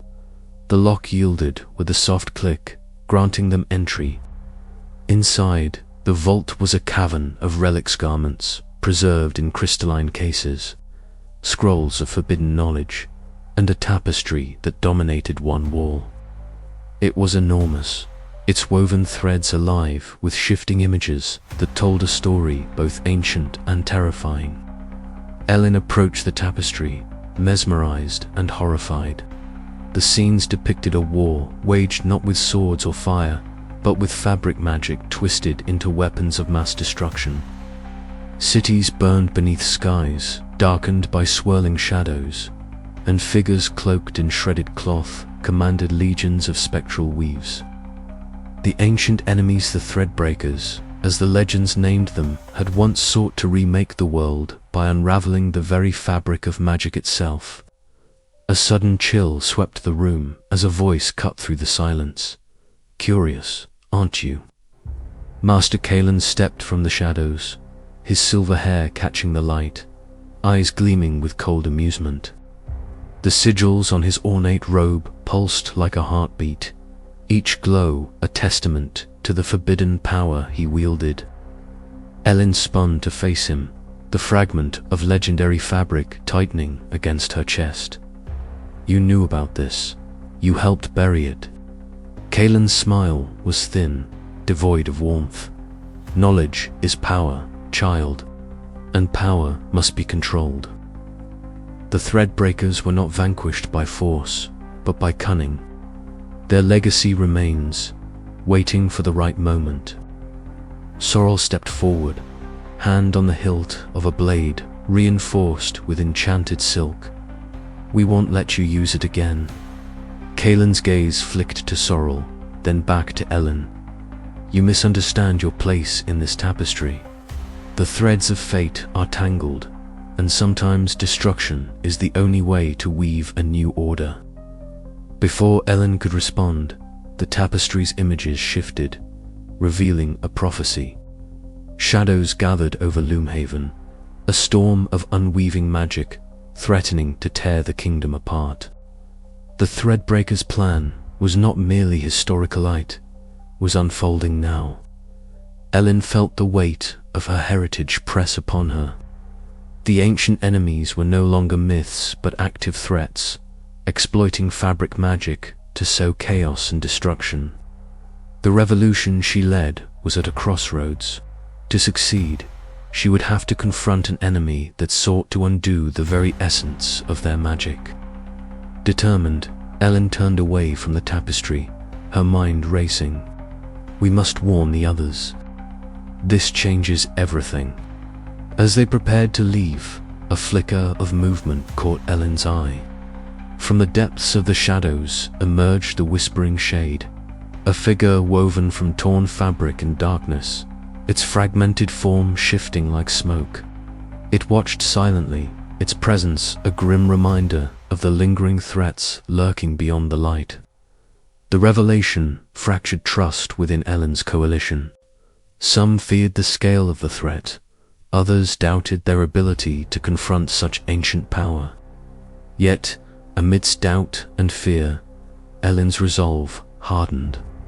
The stakes had never been higher, and failure would mean not just the end of their revolution, but the annihilation of fabric magic itself. The chapter closed with Elin standing before her allies, voice steady despite the turmoil. "We face an enemy older than the guilds, one who seeks to unravel everything we hold dear. We must weave our strength together or be torn apart thread by thread. The future of our world depends on it." Outside, the city of Loomhaven lay unaware, its streets alive with the hum of magic and the promise of change.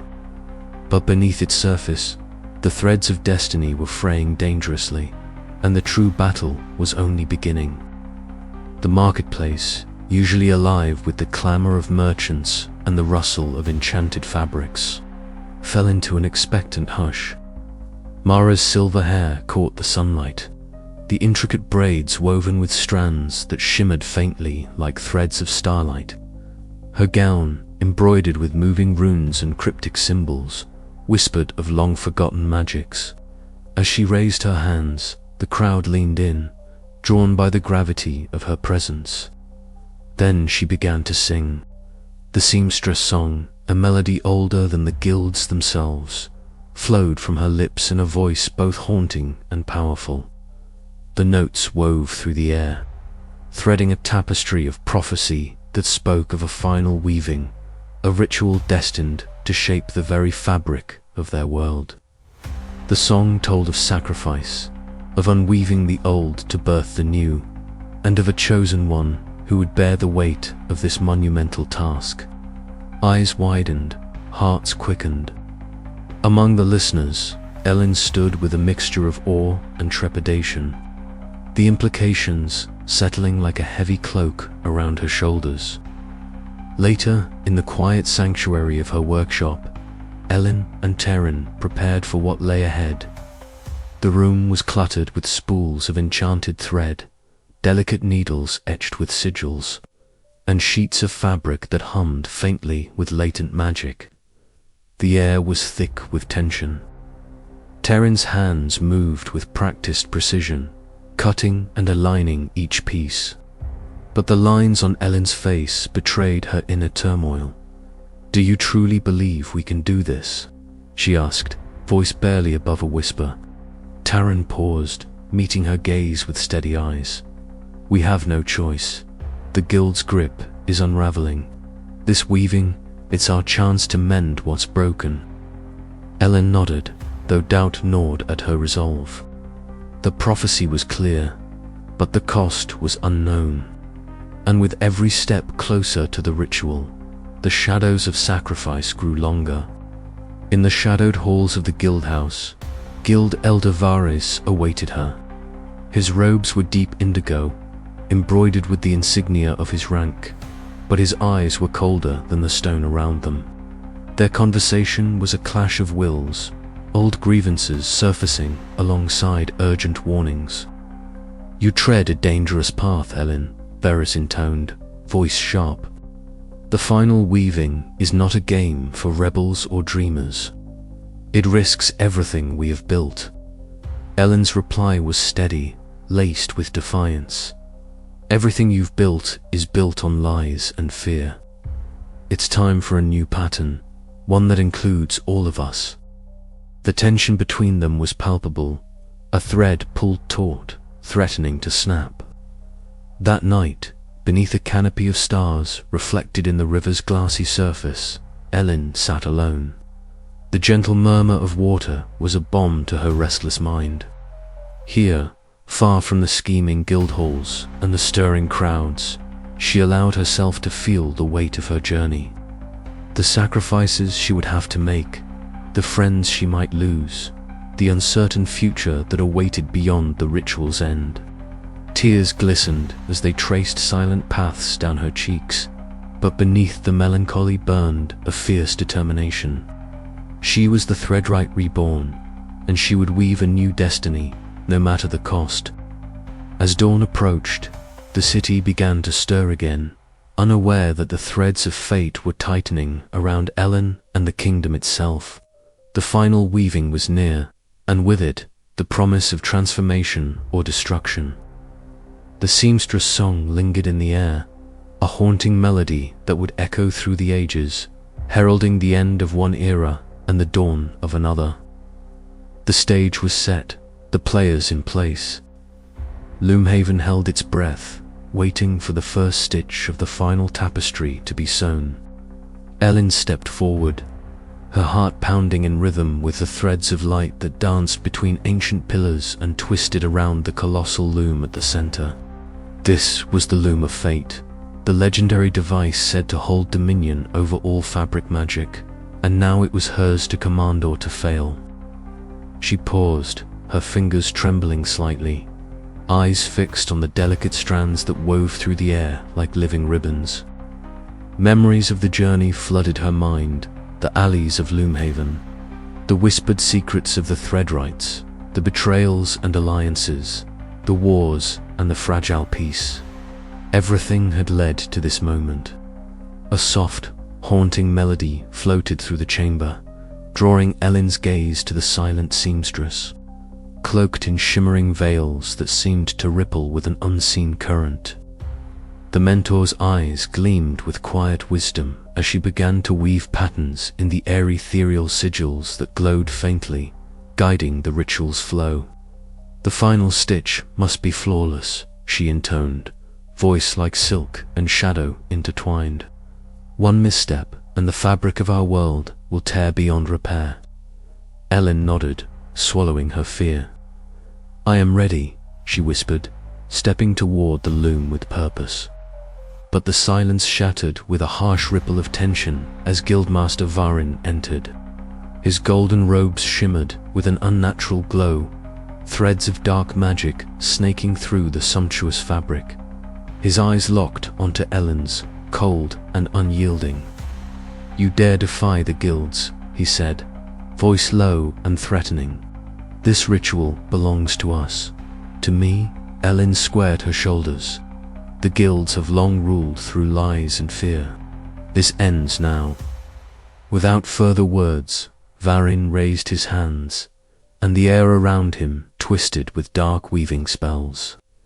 Strands of corrupted fabric surged forward, attempting to ensnare Elin and disrupt the loom's delicate balance. She reacted instinctively, weaving counter patterns with her hands, sending pulses of unweaving magic to sever the tendrils before they could bind her. The chamber filled with the clash of threadslight against shadow, creation against destruction.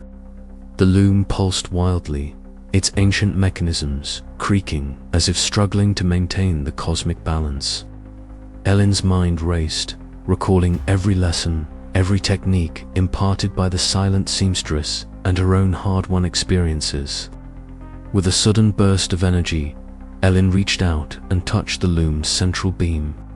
A surge of power coursed through her veins, her very essence becoming entwined with the ancient device. She could feel the fabric of reality straining, threads unraveling and reforming around her.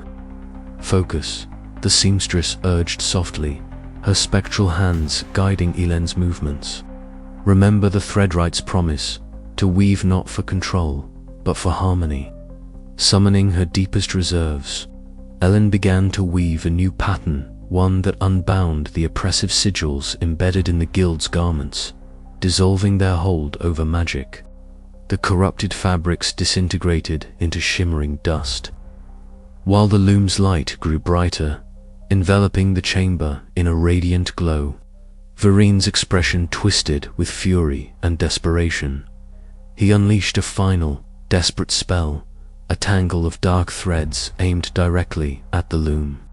But Elin's counterweave was swift and precise, severing the attack and binding the rogue guildmaster in chains of pure, untainted fabric magic. As the ritual reached its crescendo, the very air shimmered, and reality rippled like a disturbed tapestry. Elin felt the Tolda weariness pressing against her limbs, the strain on her soul, but also the hope blossoming within. The ancient loom had accepted her weaving, and the fabric of magic was being reshaped, freed from the bonds of tyranny. When the light finally dimmed, Elin stood alone, breath ragged but triumphant. The guild's dominance had been broken, and a new era dawned, one woven from unity, freedom, and the legacy of the Threadwrights. Yet, as she gazed upon the transformed world, a quiet question lingered in her heart.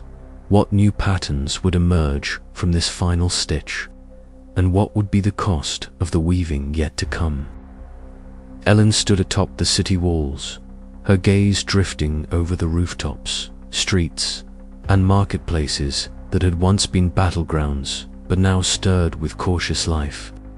The ritual had ended hours ago, its echo still humming faintly beneath the surface of the air, a reminder of the profound change that had taken hold.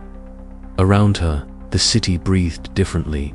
The oppressive weight of the guild's rigid control had lifted, but its absence left a fragile void. The magical fabric that once bound their world with enforced order was now a patchwork of possibility and peril. Elin's heart beat steadily, a mix of hope and the heavy burden of responsibility pressing against her ribs. This was the unwoven path she had chosen, a future stitched together by fragile threads of trust, vision, and untested power. A soft rustle behind her drew Elin's attention. Myra approached, her sharp eyes reflecting the pale dawn light, her expression taut yet unwavering. "The council awaits," she said quietly, her voice steady despite the tension that lingered between them. Together, they descended the winding stair, the ancient stones cool beneath their feet. The council chamber was a stark contrast to the city's newfound vibrantia, room heavy with old traditions and memories of battles fought in silence and blood. As Elin entered, the gaze of Guildmaster Elin fell upon her like a blade. His deep indigo suit shimmered faintly with embroidered gold sigils, symbols of the old order now fraying at the edges. "You have changed the fabric of our world," Elin said, his voice low and simmering with resentment. "But change breeds chaos. Is this the peace you envisioned?" Elin met his eyes unflinchingly. Peace must be woven, not imposed. The old ways strangled creativity and freedom. This new order will embrace both, but only if we face the challenges honestly. A flicker of unstable magic sparked along Kellen's sleeve, the sigils pulsing erratically as if resisting the shift. "You tamper with forces you do not fully understand," he warned. "The threads you unravel will unravel us all." The tension in the room was palpable, each word a stitch pulled tight between hope and fear. Ellen's voice softened, carrying the weight of her conviction. "Then let us weave a new pattern together, one that binds us not in fear, but in shared purpose." The council murmured, some nodding hesitantly, others scowling with distrust. Outside the chamber, the city continued its slow transformation. Later, Elin met with Sarah in one of the fringe villages that had blossomed beyond the guild's fading reach. The village was alive with vibrant colors, fabrics dyed in rich hues of crimson, emerald and sapphire hung from every stall, fluttering like flags of rebellion and renewal. The air was thick with the scent of natural dyes, mingled with the laughter and chatter of tailors and weavers who had reclaimed their craft. Sarah's copper braids caught the sunlight as she gestured expansively. "This is the future, Elin. Not just freedom, but creativity unbound. The old sigils are cracking, and with them, the old fears." Elin smiled, feeling a renewed sense of purpose. "We must nurture this spark, protect it from those who would snuff it out." Yet even as hope took root, shadows lingered. That night, by the flickering candlelight in her quarters, Elin and Myra pored over ancient texts recovered from the vault beneath the city. The pages whispered secrets of the Threadwright's warnings of dark threads woven deep into the magical system, remnants of conspiracies that had long sought to control or corrupt the fabric itself. "These threats didn't vanish with the guilds," Myra murmured, tracing a faded sigil with her finger. "They've only hidden, waiting for a chance to unravel everything." Ellen's jaw tightened. "Then we must be ready. The ritual was only the beginning. Our path forward is fragile, but it is ours to weave." Outside, the city's heartbeat pulsed with new rhythms uncertain, alive and full of promise.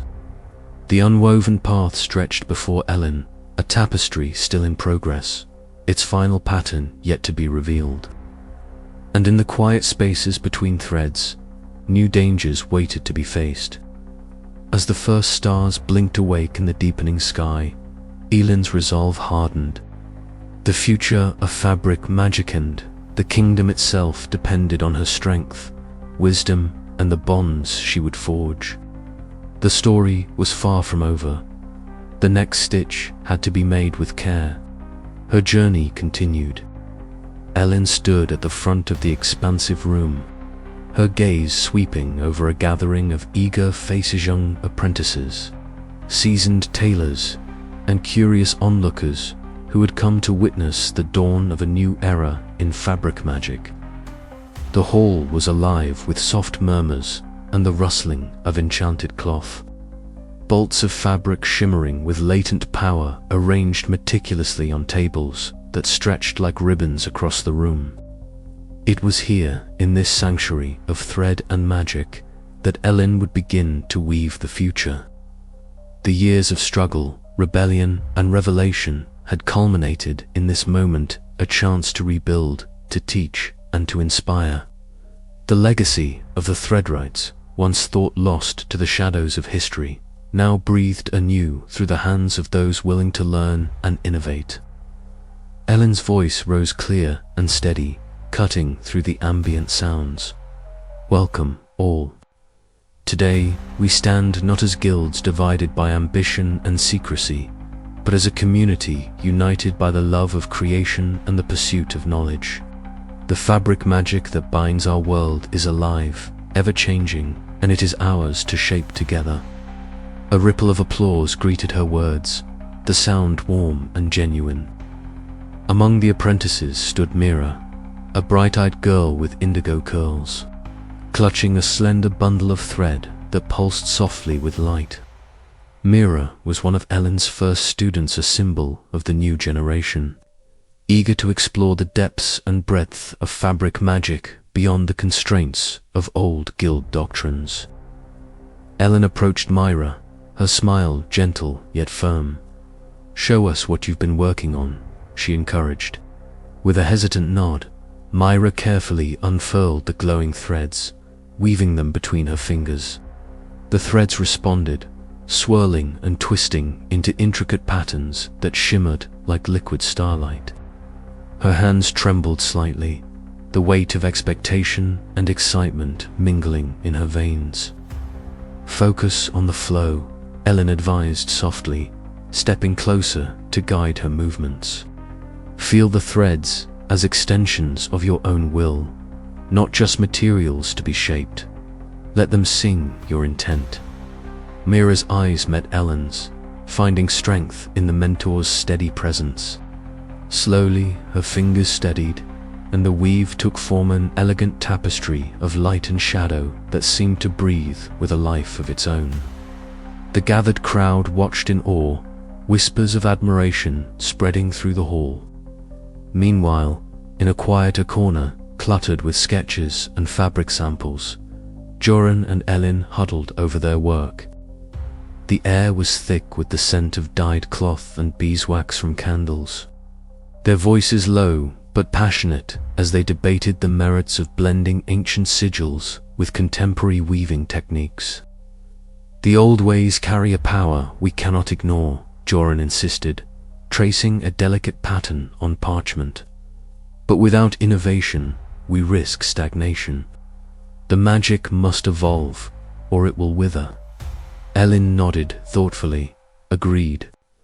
"That is why this school must be a place where tradition and invention coexist. We honor what came before, but we are not bound by it."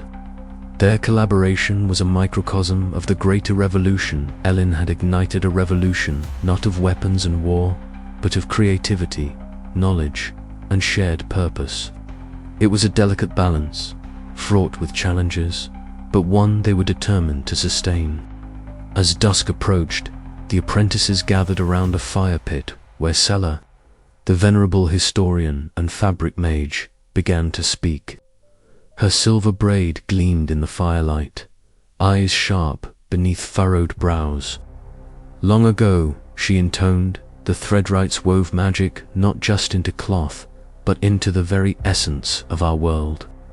Their art was lost to time, buried beneath the weight of fear and control.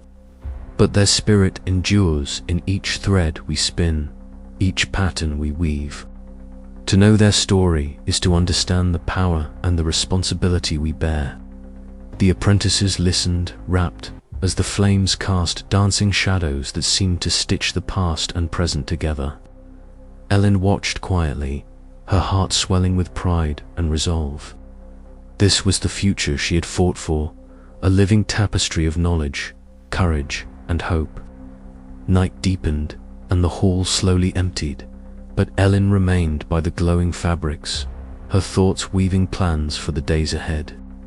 The path was uncertain, the challenges formidable, but the threads of change were strong and vibrant.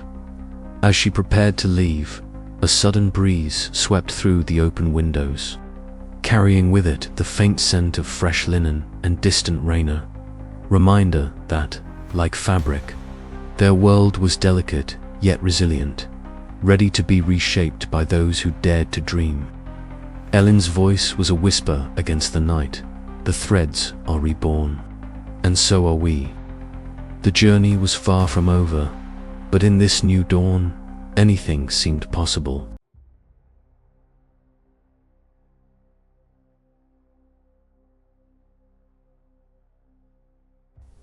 Each step echoed softly, a rhythmic cadence that matched the quickening beat of Elin's heart.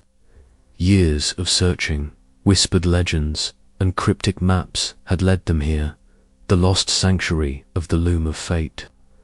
The mystical artifact believed to dictate the very threads of magic that wove through their world.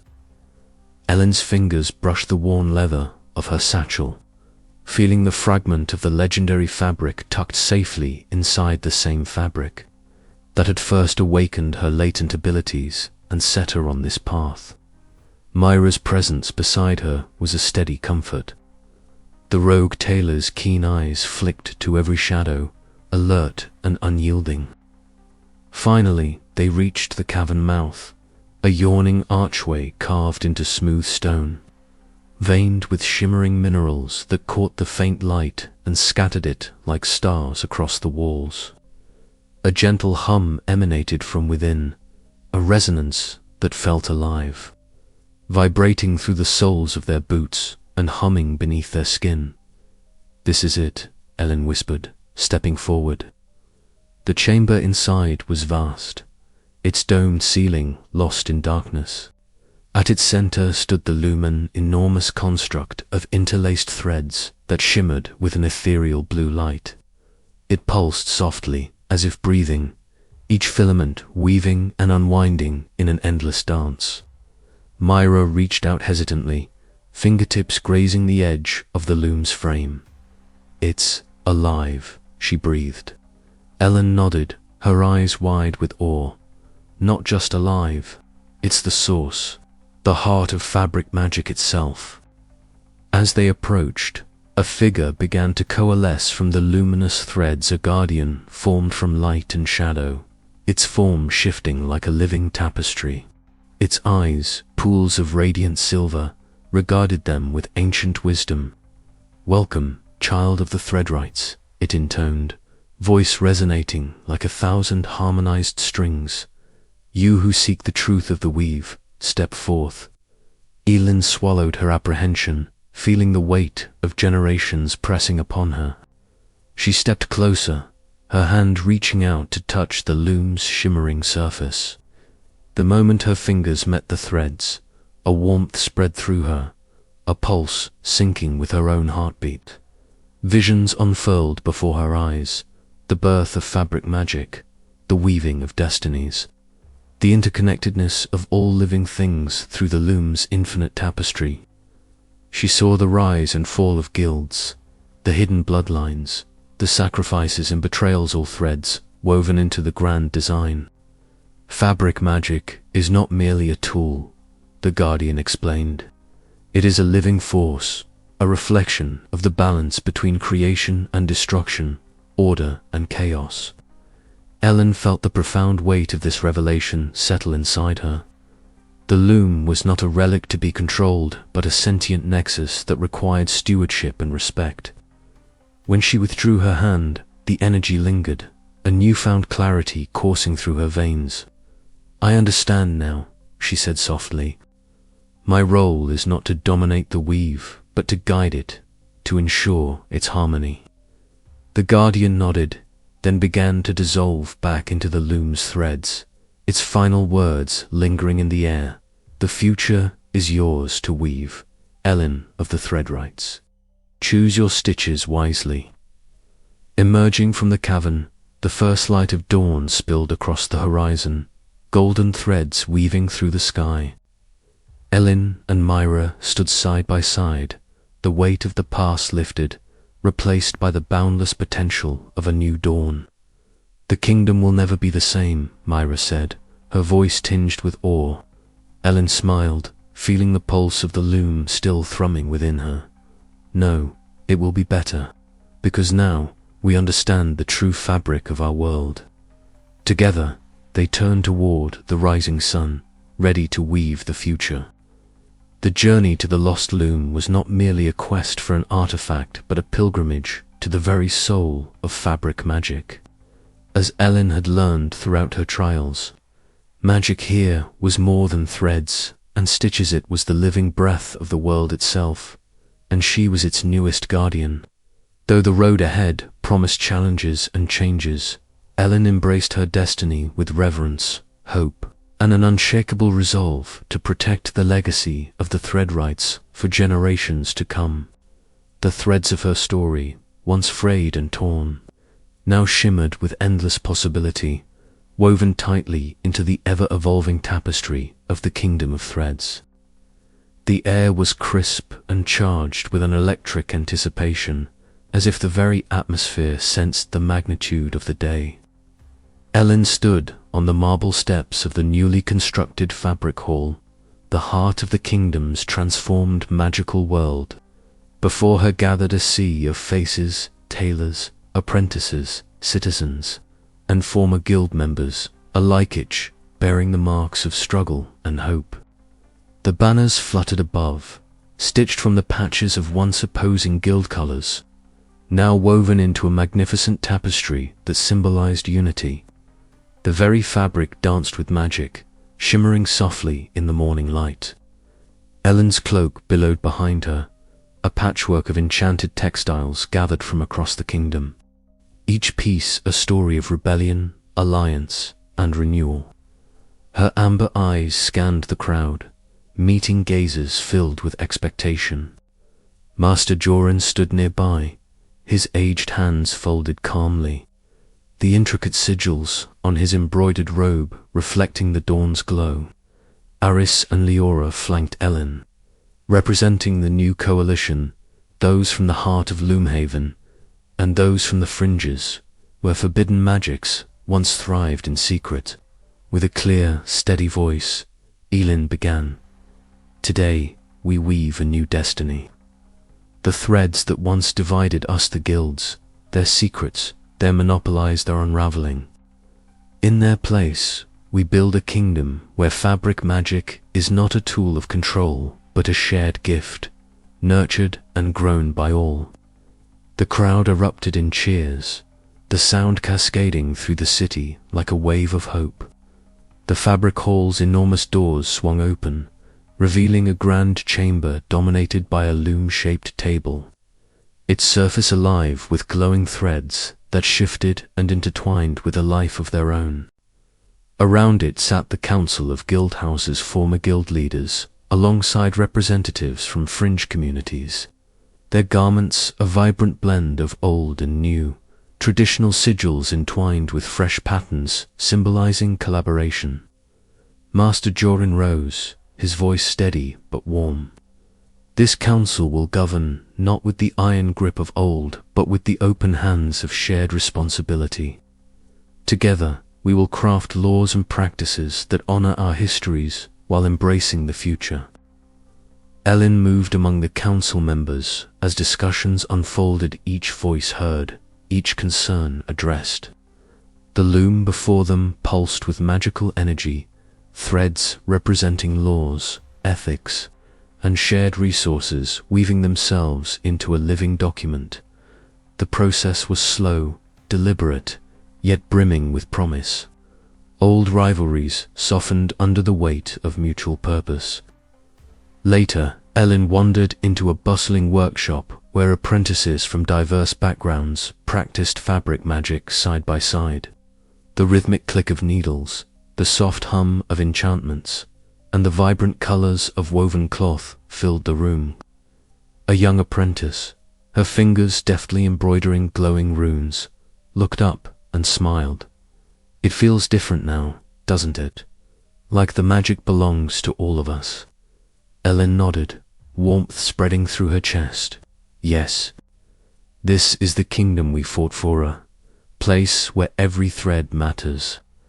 As twilight draped the city in hues of lavender and gold, Elin strolled through the streets, now alive with vibrant life.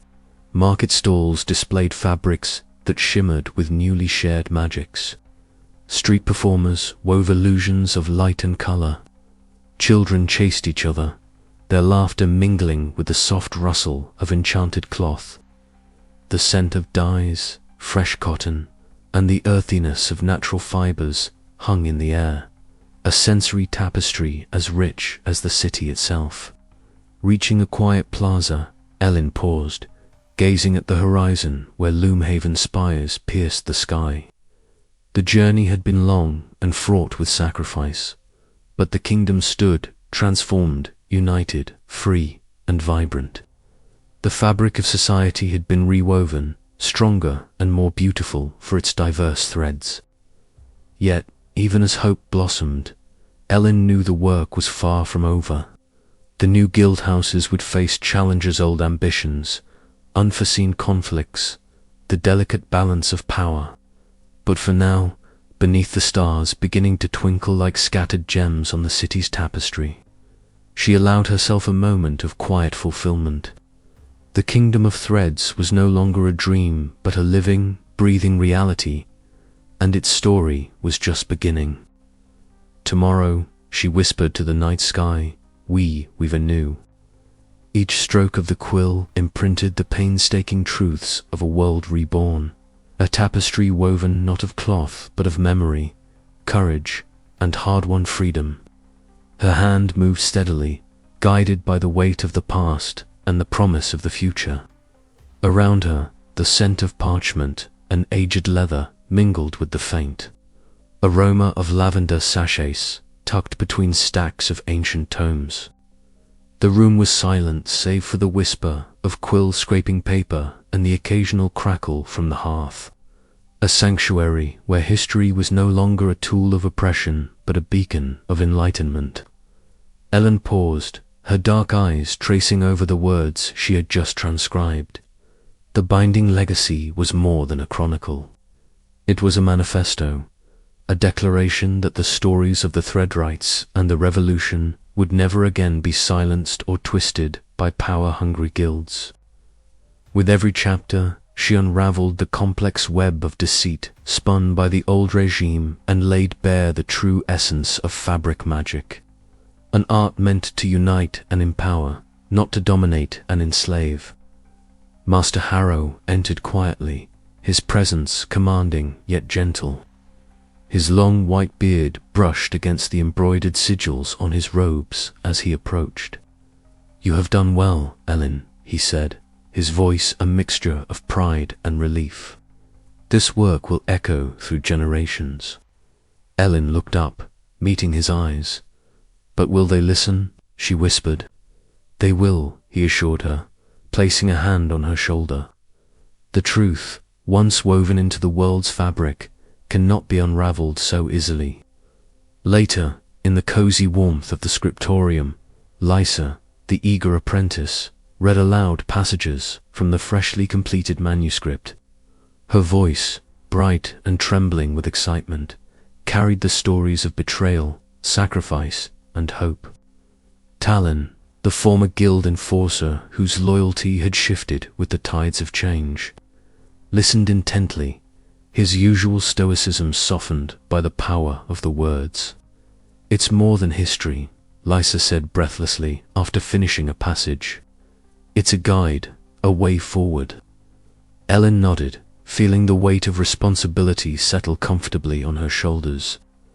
"We must ensure it reaches every corner of the kingdom," she said, "so that no one forgets what was sacrificed and what was gained." The days that followed were a whirlwind of preparation and dissemination. Copies of the binding legacy were carefully scribed, bound, and sent to guild houses, schools, and independent tailors alike. Discussions sparked around the new truths unveiled, and debates blossomed in marketplaces and council chambers. The book became a living document, inspiring not just reflection, but action. Finally, the day came when Elin stood before a gathering of fabric mages from across the land. The air thrummed with anticipation beneath banners, woven in vibrant patterns, symbolizing unity and renewal, threads of gold intertwined with silver, crimson, and deep indigo. Holding the binding legacy aloft, Elin's voice rang clear and strong. "This is our story," she declared, "not of a single guild or ruler, but of all who dare to dream of a world where fabric magic is shared, respected, and nurtured. Let this legacy bind us together, not as masters and subjects, but as weavers of a destiny we create together." Applause erupted like a tide, hands reaching out to touch the manuscript reverently. Faces shone with hope, determination, and the quiet joy of new beginnings. In that moment the kingdom felt whole, its fractured past sewn firmly into the fabric of a brighter future. Yet, even as celebrations blossomed, Elin's heart remained vigilant. The binding legacy was a powerful tool, but it was only the first stitch in an ongoing weave. The true test would be in the years to come, to guard against the shadows of old tyrannies, and to nurture the fragile harmony they had fought so hard to create. As twilight bathed the city in hues of violet and rose, Elin looked out over Loomhaven from the high balcony of the newly established guildhouse of Shared Threads. The city pulsed with life and magic, vibrant and free. She whispered a quiet vow to the night sky, to protect this legacy, to honor those who came before, and to guide those yet to come. The binding legacy was not merely a book, it was a living promise, and Elin would carry it forward, a thread unbroken in the ever-evolving tapestry of the Kingdom of Threads. But as the stars began to shimmer, a distant shadow moved beyond the city's edge, a reminder that even the strongest fabric can fray, and that vigilance must never waver. At the center of the hall, atop the ancient pedestal once belonging to the original Threadwrights, stood Elin, her patchwork cloak fluttering gently in the cool draft that whispered through the chamber. Around her, a gathered assembly of tailors, mages, and allies from across the kingdom watched with rapt attention. Taking a deep breath, Elin lifted her hands, the delicate fabrics of her cloak rustling like the murmur of a distant loom. "By the legacy of the Threadwrights, by the threads that bind us all, I vow to protect the balance of fabric magic," she declared, her voice steady and clear, "to guard the harmony that sustains our world against those who would tear it asunder." A hush fell over the crowd, the weight of her promise settling into the very air. Mira, standing close by, nodded approvingly, her silver-streaked hair catching the light as she stepped forward to place a hand on Elin's shoulder. "Your vow reignites the strength we need," she said softly, "but the path ahead grows ever more perilous." Elin met her gaze, the fire of determination bright in her eyes. "Then we prepare. We must be vigilant, for shadows gather beyond our sight." Later, in the quiet sanctuary of the Guildhouse's study, Elin and Myra sat before a sprawling tapestry draped across the wall, a complex weave of sigils and enchanted threads that depicted the history and structure of fabric magic itself. Their fingers moved in tandem, tracing luminous patterns that pulsed faintly beneath their touch.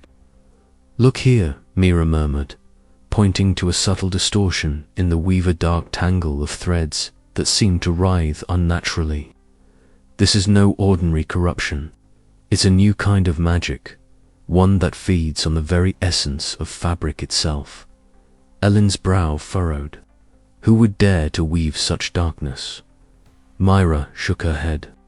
"That remains to be seen, but it grows and it spreads." The gravity of the discovery settled heavily upon them. underscoring the precariousness of the balance Elin had vowed to protect. Outside the protective walls of the guild house, in the shadowed alleys winding beneath Loomhaven's grand spires, a figure cloaked in fabrics that seemed to drink in the scant light moved with silent grace. The Whisperer, a name whispered in fear and suspicion, wove strands of corrupted cloth with deft fingers, the threads pulsing with a sinister life of their own. Each stitch was a calculated act of subversion, a strand sewn to unravel the fragile peace and harmony Elin sought to uphold. Back within the guildhouse, under the glow of enchanted lanterns, Jorin, the envoy from a distant fringe faction, unfurled a small bundle of fabric before Elin. The threads shimmered with an otherworldly iridescence. Delicate and strong, a symbol of the fragile alliance bridging diverse magics and communities. This thread, Jorin explained quietly, is woven from shadow and light, embodying the balance we must strive for. Our people stand ready to support your cause, but trust is still fragile. Elin regarded the thread thoughtfully, the first snowflakes of winter beginning to drift outside the window, blanketing the city in a pristine hush. Then let it be the bond that holds us, she said, tying the thread carefully into her cloak. Together, we will face whatever threats arise. As the evening deepened, Elin found a moment to stand alone by the window, gazing out over Loomhaven. The city lay quiet beneath the snowfall, a tapestry of lights and shadows woven together in delicate balance. Her vow echoed in her heart, a steady refrain amidst the encroaching darkness. The challenges ahead were daunting, the threats unseen yet palpably real, but Elin's resolve was unwavering. The Threadmaker's promise was made, not just to her people, but to the very fabric of their world. And as the first stars pierced the winter sky, the threads of fate began to weave a new pattern, one that would test the limits of magic, trust, and sacrifice in the kingdom of Loomhaven. We stand at the edge of a new weaving, she whispered to the night, and I will not let the threads unravel. Her voice was soft, but it carried the weight of destiny, a beacon for those who would follow her into the uncertain dawn. The promise was made. The future awaited, and the loom of fate was already turning. Elin stood at the forefront, her gaze sweeping over the sea of faces, tailors, apprentices, and fabric mages from every corner of the kingdom and beyond. The air vibrated with possibility, each bolt of enchanted cloth hanging from the rafters, a testament to the boundless creativity now flourishing under her guidance.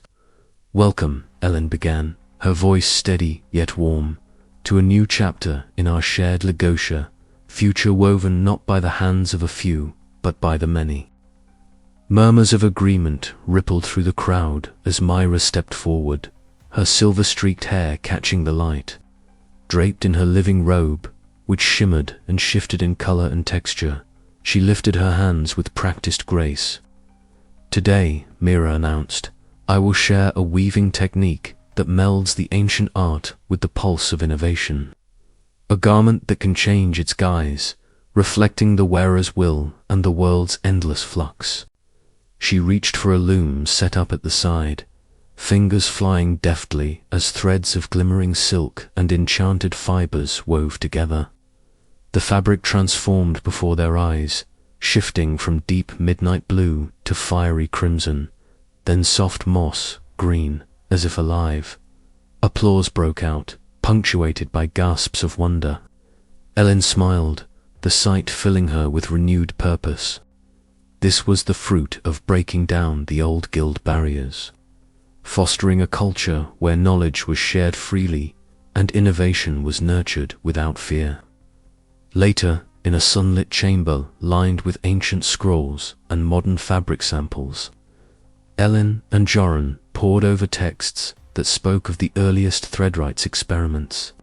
The scholar's fingers traced faded sigils as he compared them to the intricate patterns woven into contemporary cloth. "There's more here than just magic," Joran mused. "It's philosophy, a language of connection and transformation." Elin nodded, her mind racing with possibilities. "If we can harness that understanding, we might weave not just fabric, but harmony among our people." Their discussion was interrupted by the entrance of Talira, the young apprentice whose bright eyes held the spark of the future. Clad in a cloak woven with faintly glowing threads, she approached shyly but with pride. "I've been experimenting," she said, voice trembling with excitement. "This cloak-it responds to the wearer's emotions, amplifying their courage or calming their fears." The council elders exchanged impressed glances as Talira demonstrated, the garments subtly brightening as she took a deep breath, steadying herself. Encouraging smiles blossomed, and Elin felt a swell of hope. Here was the next generation, ready to carry forward the legacy, blending magic with heart and innovation. Yet, amid the triumph, Elin was acutely aware of the dissent simmering beneath the surface. Traditionalists clung to the old ways, wary of the rapid changes that threatened their long-held privileges. The path forward would require vigilance, diplomacy, and unwavering commitment to the ideals of inclusion and progress. As the day waned and the hall emptied, Elin lingered among the vibrant fabrics and echoes of laughter and debate. The kingdom was awakening to a new dawn, woven from threads of creativity, unity, and hope. The future was theirs to craft, stitch by stitch, stitch by stitch. With a final glance at the glowing tapestry before her, Elin whispered, "Let this be the weave that binds us all." The journey was far from over, but the foundations were laid. In the heart of the kingdom, fabric magic blossomed anew, vibrant and free, an ever-evolving tapestry of dreams.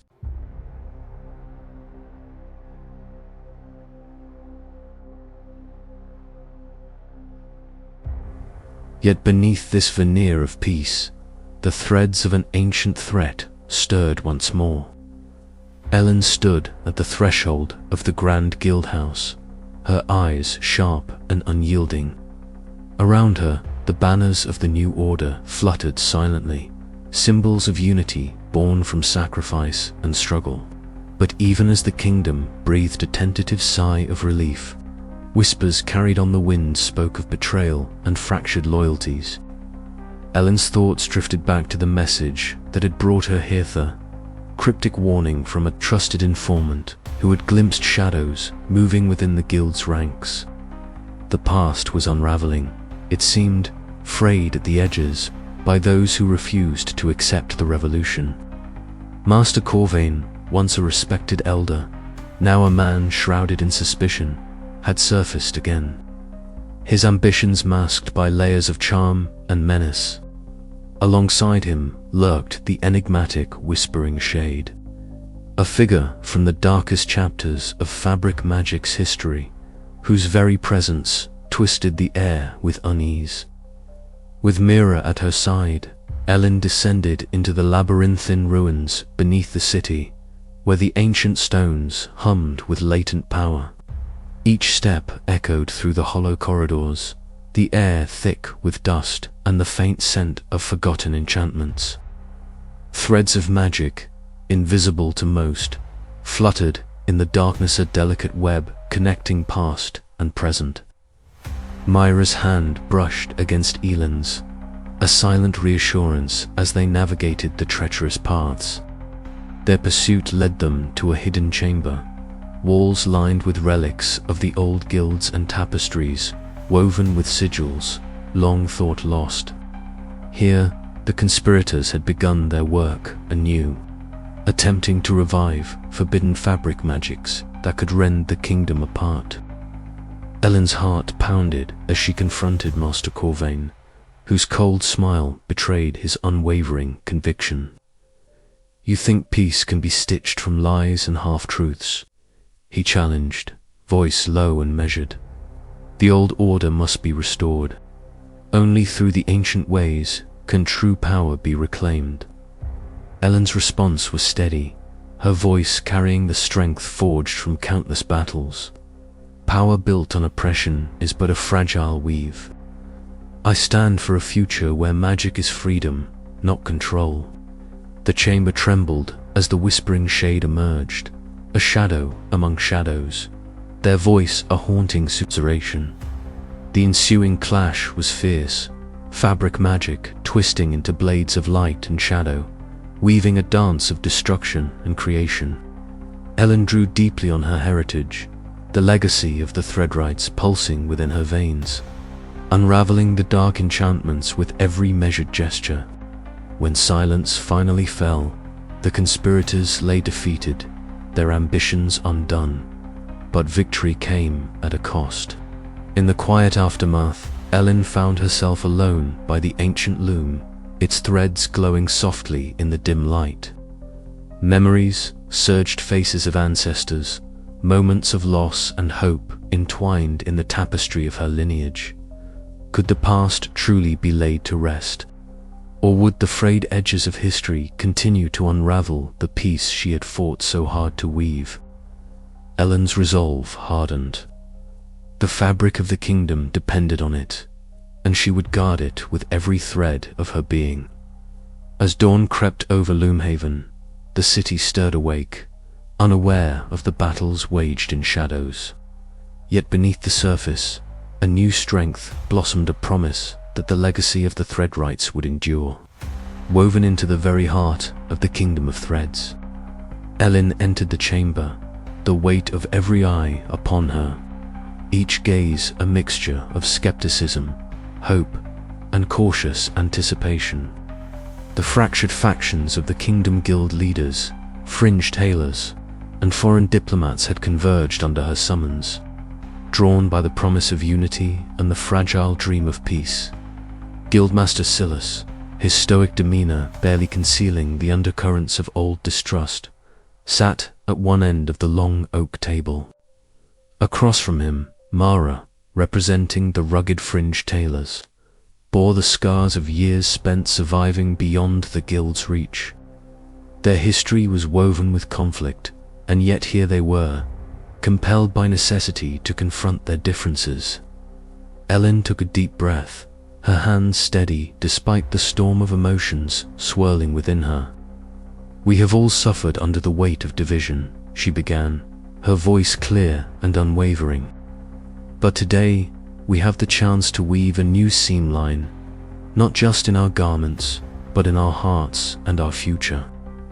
Murmurs rippled through the assembly. Elin's words carried the weight of truth, but actions, not speeches, would be the measure of her resolve. From her satchel, she drew an assortment of threads, each unique, vibrant, and symbolic of the diverse factions present. As she laid them out, the room fell into an expectant hush. Fingers nimbly danced over the threads, weaving them into a single, shimmering fabric.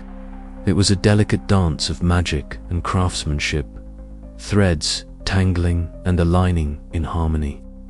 The garment began to glow, a soft luminescence pulsing with the combined essence of every group represented. Gasps of awe arose as the fabric seemed to breathe, alive with possibility. "This," Elin declared, "is our unity. Each thread on its own is fragile, but woven together, we are strong beyond measure." Guildmaster Silas exchanged a glance with Mara, the hard lines of years softening. "This is unprecedented," Silas admitted. "Perhaps there is merit in this vision, after all." Mara nodded slowly. "We've fought for survival. Now, perhaps, we can fight for something greater." But old wounds did not heal so easily. Voices rose, accusations flared, and tensions threatened to unravel the fragile peace.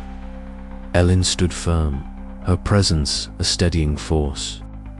She reminded them of the greater threat looming over all the chaos that would reign if they failed to bind their destinies together. One by one, The representatives took pieces of the enchanted fabric, draping them over their shoulders, their hands intertwining with the threads of others. As the light in the room intensified, a palpable wave of hope and resolve swept through the assembly. The kingdom's fractured social fabric was beginning to mend. The council adjourned with a renewed sense of purpose. Yet, as Elin stepped into the fading light, she knew this was but the first stitch in a long and arduous tapestry. Old rivalries lingered like loose threads, and external enemies would test their unity. But for the first time in generations, the kingdom's future was not a single thread pulled taut with tension, but a woven masterpiece of resilience and trust. The seam line had been reforged, and with it, the promise of a new dawn. But as Elin left the hall, a shadow moved beyond the stained glass windows, watching, waiting. The true test of this fragile alliance was yet to come. Elin sat cross-legged on the wooden floor, her fingers moving with deliberate care over the glowing tapestry stretched before her. The threads pulsed faintly beneath her touch, a living pattern of light that shifted and shimmered like a constellation caught in woven silk. Around her, the walls were lined with tapestries older than any guild's memory, their images faded but still vibrant with the echoes of magic. She inhaled deeply, the air thick with the scent of aged cloth and a hint of lavender from the dried herbs hung nearby. The glow from the tapestry illuminated her face, casting soft shadows that danced with the movement of the threads. Elin's eyes narrowed as she traced a particularly intricate motif spiral of interlocking loops that seemed to ripple outward in waves of shimmering silver and blue. It was unlike any pattern she had seen before, and yet it resonated deeply within her, stirring a sense of recognition that went beyond the physical. "This is not merely fabric," she whispered to herself, voice trembling with a mixture of excitement and reverence. "It's a map, a pattern of something far greater." The door creaked open, and Master Callan stepped inside, his long white robes trailing behind him. His eyes, bright and sharp despite his years, settled on the tapestry with a knowing smile. "You've found the pattern emerged," he said softly, approaching her side. "Few have glimpsed it in centuries." Elin looked up, her heart pounding. "What is it? What does it mean?" Callan settled beside her, pulling from within his robes a delicate scroll, its parchment yellowed and fragile. He unfurled it with great care, revealing diagrams of complex weaves threads that looped and intersected in impossible geometries, spiraling into fractals that seemed to twist through space itself. "These are the universal weavings," Callan explained, voice low and reverent. "The Threadwrights once believed fabric magic was bound only to our world, to the guilds and the city. But the truth is far broader. These patterns reveal that fabric magic is a conduit, a living network connecting all things across realms and realities." Elin's eyes widened, absorbing the information. "So the magic we use, the garments we craft, they're part of something cosmic?" "Exactly," Callan nodded. "The threads you manipulate resonate with strands that stretch beyond our understanding. The universe itself is woven from such threads. When you alter fabric magic, you touch the very fabric of existence." A sudden breeze stirred the tapestries, and the soft hum of magic filled the chamber, as if the walls themselves breathed with this newfound knowledge. Elin felt a shiver run down her spine. The power she wielded, once a means to overthrow corrupt guilds and reshape her kingdom, now felt infinitely more profound and infinitely more fragile. Days passed as Elin pored over the ancient scrolls and tapestries, her mind expanding with the possibilities. She reached out to Nera, the fringe tailor whose mastery of forbidden weaving arts was renowned beyond the kingdom's borders. Together, They ventured to a hill overlooking Loomhaven at twilight, where the sky was a canvas of deep indigo, streaked with stars that twinkled like scattered gems. "Look," Niera said softly, pointing to the horizon where faint, luminous threads seemed to stretch outward, weaving through the darkness in delicate filaments. "These are the cosmic weaves, the strands that connect our world to others." Elin gazed in awe, feeling the hum of fabric magic resonating in her bones. "It's like the entire universe is stitched together," she breathed. Niera smiled, eyes reflecting the starlight. "And we are but humble weavers, guardians of the pattern. The challenge is to protect this delicate tapestry from unraveling." That night, as Elin lay beneath a canopy of stars, a sudden vision overcame her. She saw the threads of the world vibrate in unison, a symphony of light and energy weaving through time and space. The patterns pulsed with life, intertwining destinies and fates beyond mortal comprehension. She felt herself entwined within this cosmic fabric, a thread among countless others, fragile yet vital. When she awoke, breathless and humbled, Elin knew that her journey was no longer confined to the politics and struggles of Loomhaven. She was now a guardian of a universal weave, tasked with understanding its mysteries and protecting its harmony. But questions lingered: what dangers lurked beyond the known patterns? Were there forces seeking to unravel the cosmic fabric for their own ends? And how far must she go to safeguard the threads that bind all things together? Determined, Elin rose, the weight of destiny settling on her shoulders like the softest yet strongest cloak. The pattern had emerged, and with it, a new chapter in her quest to journey beyond the kingdom into the uncharted realms of fabric, magic, and the very essence of existence. As dawn broke over Loomhaven, the city stirred, unaware of the vast web of magic now awakening around it. The threads of the universe awaited their weaver, and Elin was ready to follow where they led into mysteries old as time itself and futures yet unwoven. The adventure was far from over. It was only just beginning. It was as if the very fabric of the cosmos had been unraveled and rewoven into a gateway, beckoning her forward. Her heart pounded with a mixture of trepidation and exhilaration. Beyond this veil lay the unknown, the source of the magic that had shaped her world and now threatened to shatter it. With a deep breath, she stepped through. The moment her foot crossed the boundary, a cascade of sensations engulfed her. The air shimmered with hues that danced between light and shadow, sound and silence, blending into an ethereal symphony. The ground beneath her feet was not solid, but a tapestry of luminous threads, each pulsing with a life force that resonated deep within her. The sky above was a swirling mosaic of cosmic weaves, patterns shifting continuously like the breath of the universe itself.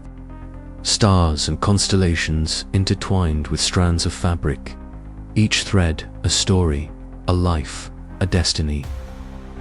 Elin felt herself both infinitesimal and integral to this grand design.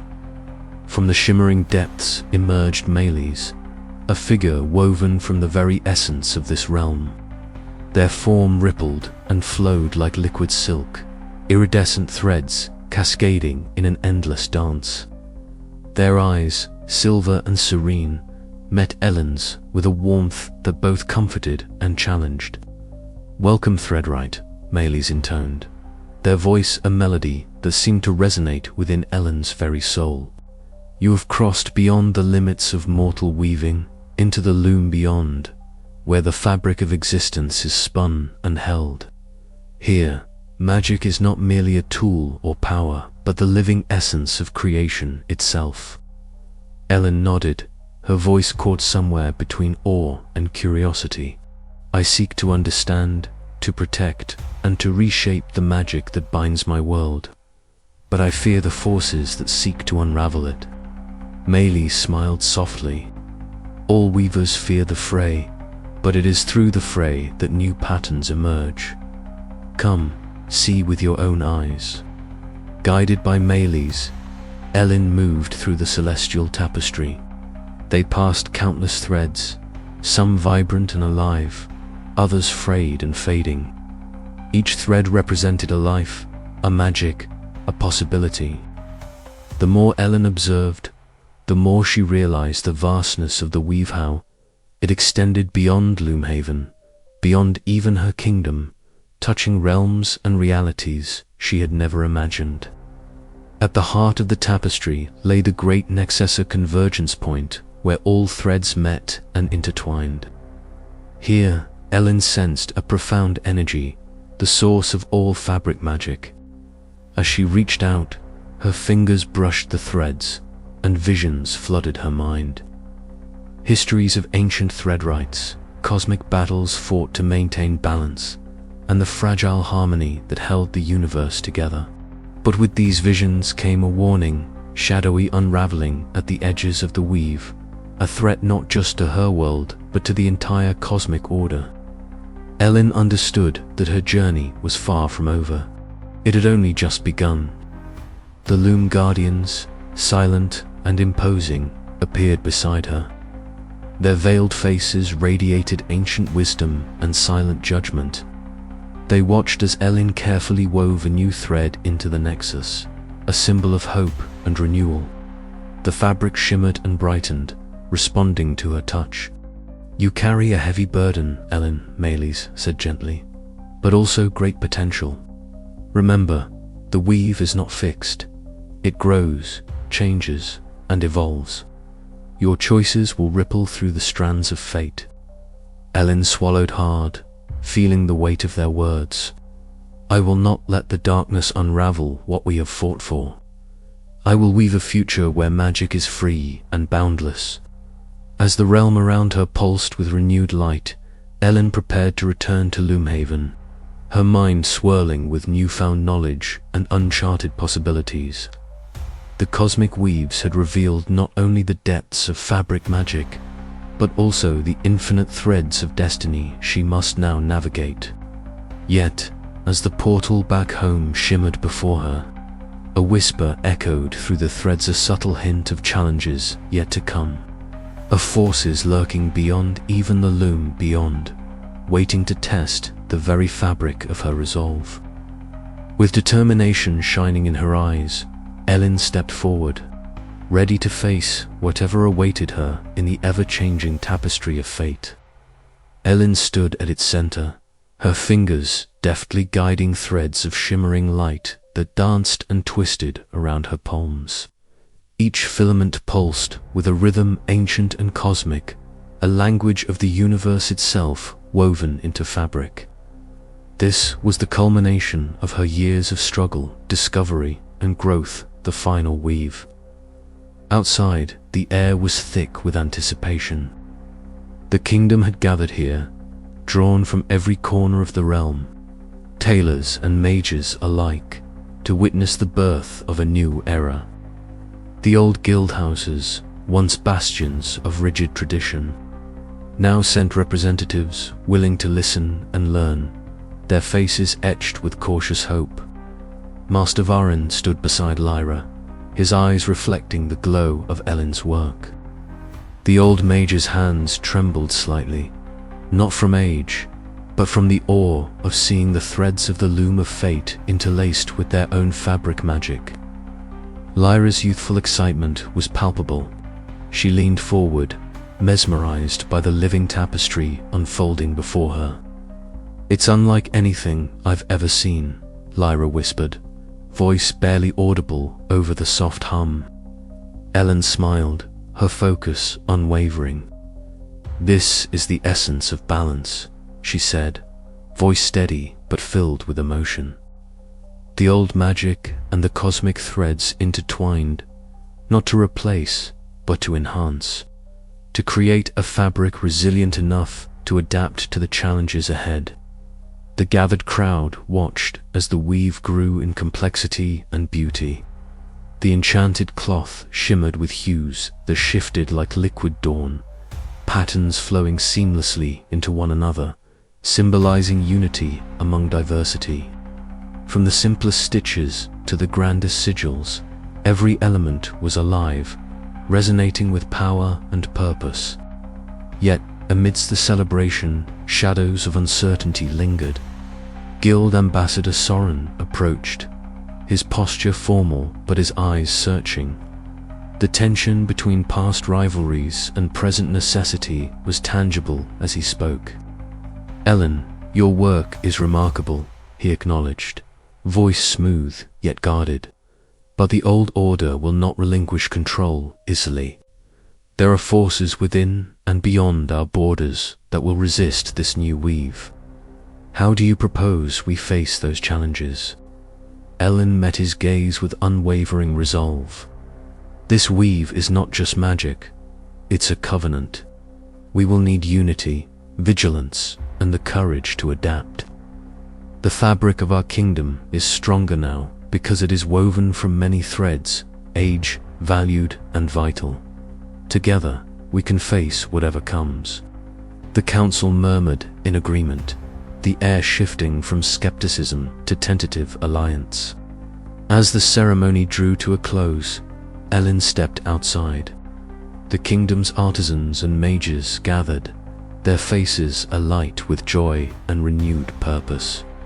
Children wearing cloaks spun from the new weave laughed and danced, their garments shimmering in the sunlight like captured rainbows.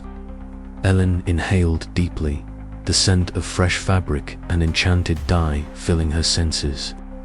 Her journey from the dusty alleys of Loomhaven to the cosmic realms of the Loom of Fate had led to this moment. The threads of her legacy, of the Threadwrights, were no longer lost but vibrant and alive. Yet, as she gazed beyond the city's borders, a flicker of unease stirred within her. The cosmos held mysteries still unfolding, and the final weave was but the beginning of a new chapter. With her hands still tingling from the magic, Elin whispered a vow to the wind: "Whatever comes, the kingdom of threads will endure." And so, under the watchful eyes of stars and the steady beat of the loom, the fabric of a new dawn was woven one thread at a time, bound by hope, courage, and the unbreakable will to weave a better future. The sun dipped low, casting golden light across the loom spire's polished floors.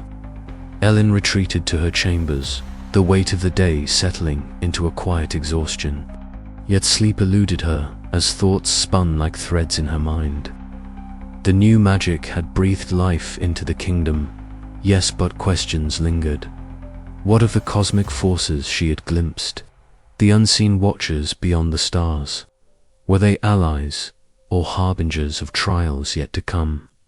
Her fingers absent-mindedly traced the fabric of her cloak, now alive with the cosmic weave. This cloak was more than garment. It was a symbol, a shield, a promise. A soft knock interrupted her reverie. Elin Lyra's voice, hesitant yet eager. The apprentice stepped inside, eyes wide but determined. "I want to learn it, all of it. The cosmic threads, the ancient sigils, everything." Elin smiled warmly. "Then we have much work ahead.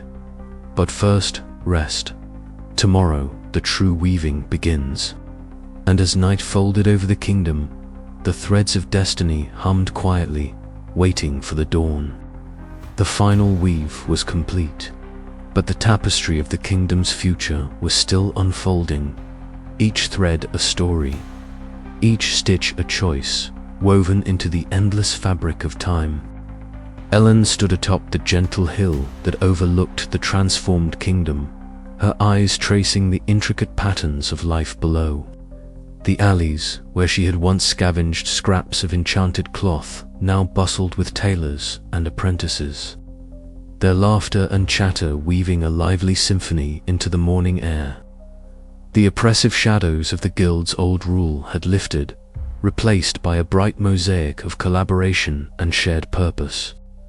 Elin's steps were slow but steady as she descended toward the heart of Loomhaven, the weight of years etched into the lines of her face and the silver streaks in her hair. Today was the day she would pass on the mantle that had defined her life, the legacy of the Threadwrights, the ancient creators of fabric magic nearly lost to time, a lineage she had fought to resurrect, to protect, and to transform. The grand hall of the central guild house had never seemed so alive.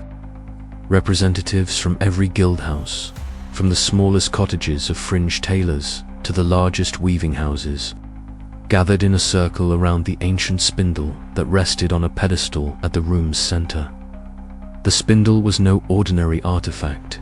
It shimmered with the faint glow of 1,000 woven destinies, a symbol of the power to create, undo, and reshape the very fabric of their world. Mara stood beside Elin, her young apprentice's eyes wide with a mixture of awe and nervous resolve. Her patchwork robe rustled softly as she shifted her weight, fingers unconsciously tracing the edges of the garment that symbolized her diverse training and the new path she would forge. Elin reached out, her hands steady despite the tremor in her heart, and lifted the spindle. The threads within pulsed with a gentle light, as if responding to the moment's gravity. Mara, Elin's voice was steady, carrying the echoes of generations. The Threadwright's legacy is not merely a gift, but a responsibility. To weave magic with honor, to unweave lies and oppression, to nurture the harmony among all who wield fabric's power. Today, I entrust this to you. Mara's hands closed around the spindle, its warmth spreading through her fingers, filling her with a sense of purpose and the daunting weight of history. Around them, the crowd held their breath, the room thick with reverence and hope. After the ceremony, as the hall emptied and twilight settled, Elin found herself seated by the hearth with Avina, the old seamstress who had been her mentor in forgotten weaving arts. The fire's flickering glow cast dancing shadows across the walls, mirroring the memories swirling in Elin's mind. "It feels strange, doesn't it?" Avina murmured, her voice soft but tinged with pride. "To let go after holding so tightly for so long." Elin nodded, staring into the flames. "The threads of the past are woven into every choice.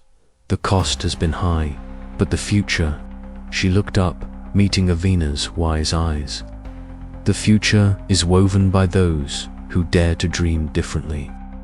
Avina smiled, a mix of sadness and hope. "Mara is ready, but the world she inherits will challenge her in ways we can only imagine." As night deepened, Elin returned to the quiet solace of her chambers, a bittersweet peace settling within her. The legacy was no longer hers alone. It belonged to the collective tapestry of the kingdom's unfolding story. In a small workshop lit by the pale moonlight, Mara sat surrounded by bolts of fabric and threads glowing faintly with latent magic. Her hands moved with tentative precision, experimenting with new weaves that blended the ancient techniques with innovations inspired by Elin's teachings. Each stitch carried the hopes and burdens of the Threadwrights. A sudden flicker of energy pulsed through the threads, and Mara's breath caught. The promise of creation, of change, surged within her. She knew the path ahead would be fraught with challenges, old factions resistant to change, unforeseen dangers lurking within the fabric of magic itself, but she was resolved.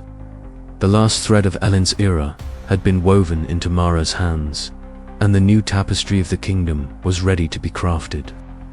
As dawn crept upon Loomhaven once more, the city stirred with renewed vigor. The legacy of the Threadwrights alive and humming in every stitch, every weave, every soul intertwined by the magic of fabric. The air was thick with the scents of dye vats and freshly cut cloth, mingled with the less pleasant odors of the crowded streets.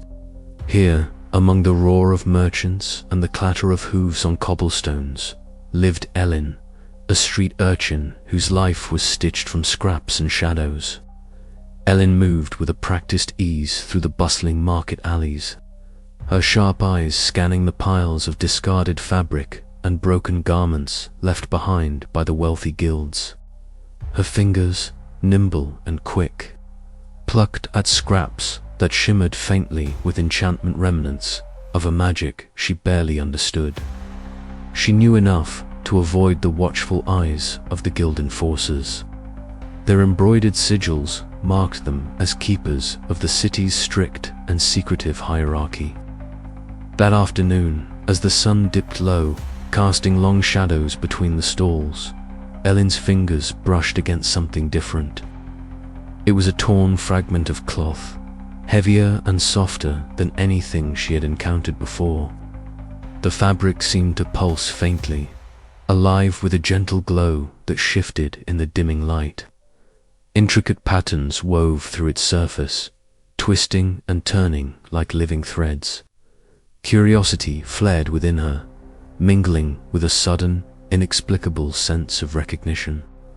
As she held the fragment close, a warmth spread through her palm, and the world around her seemed to soften and hum a distant melody threading through the noise of the marketplace. Elin's breath caught. She sensed something stirring inside her, a dormant magic awakening beneath her skin. Unbeknownst to her, eyes watched from the shadows.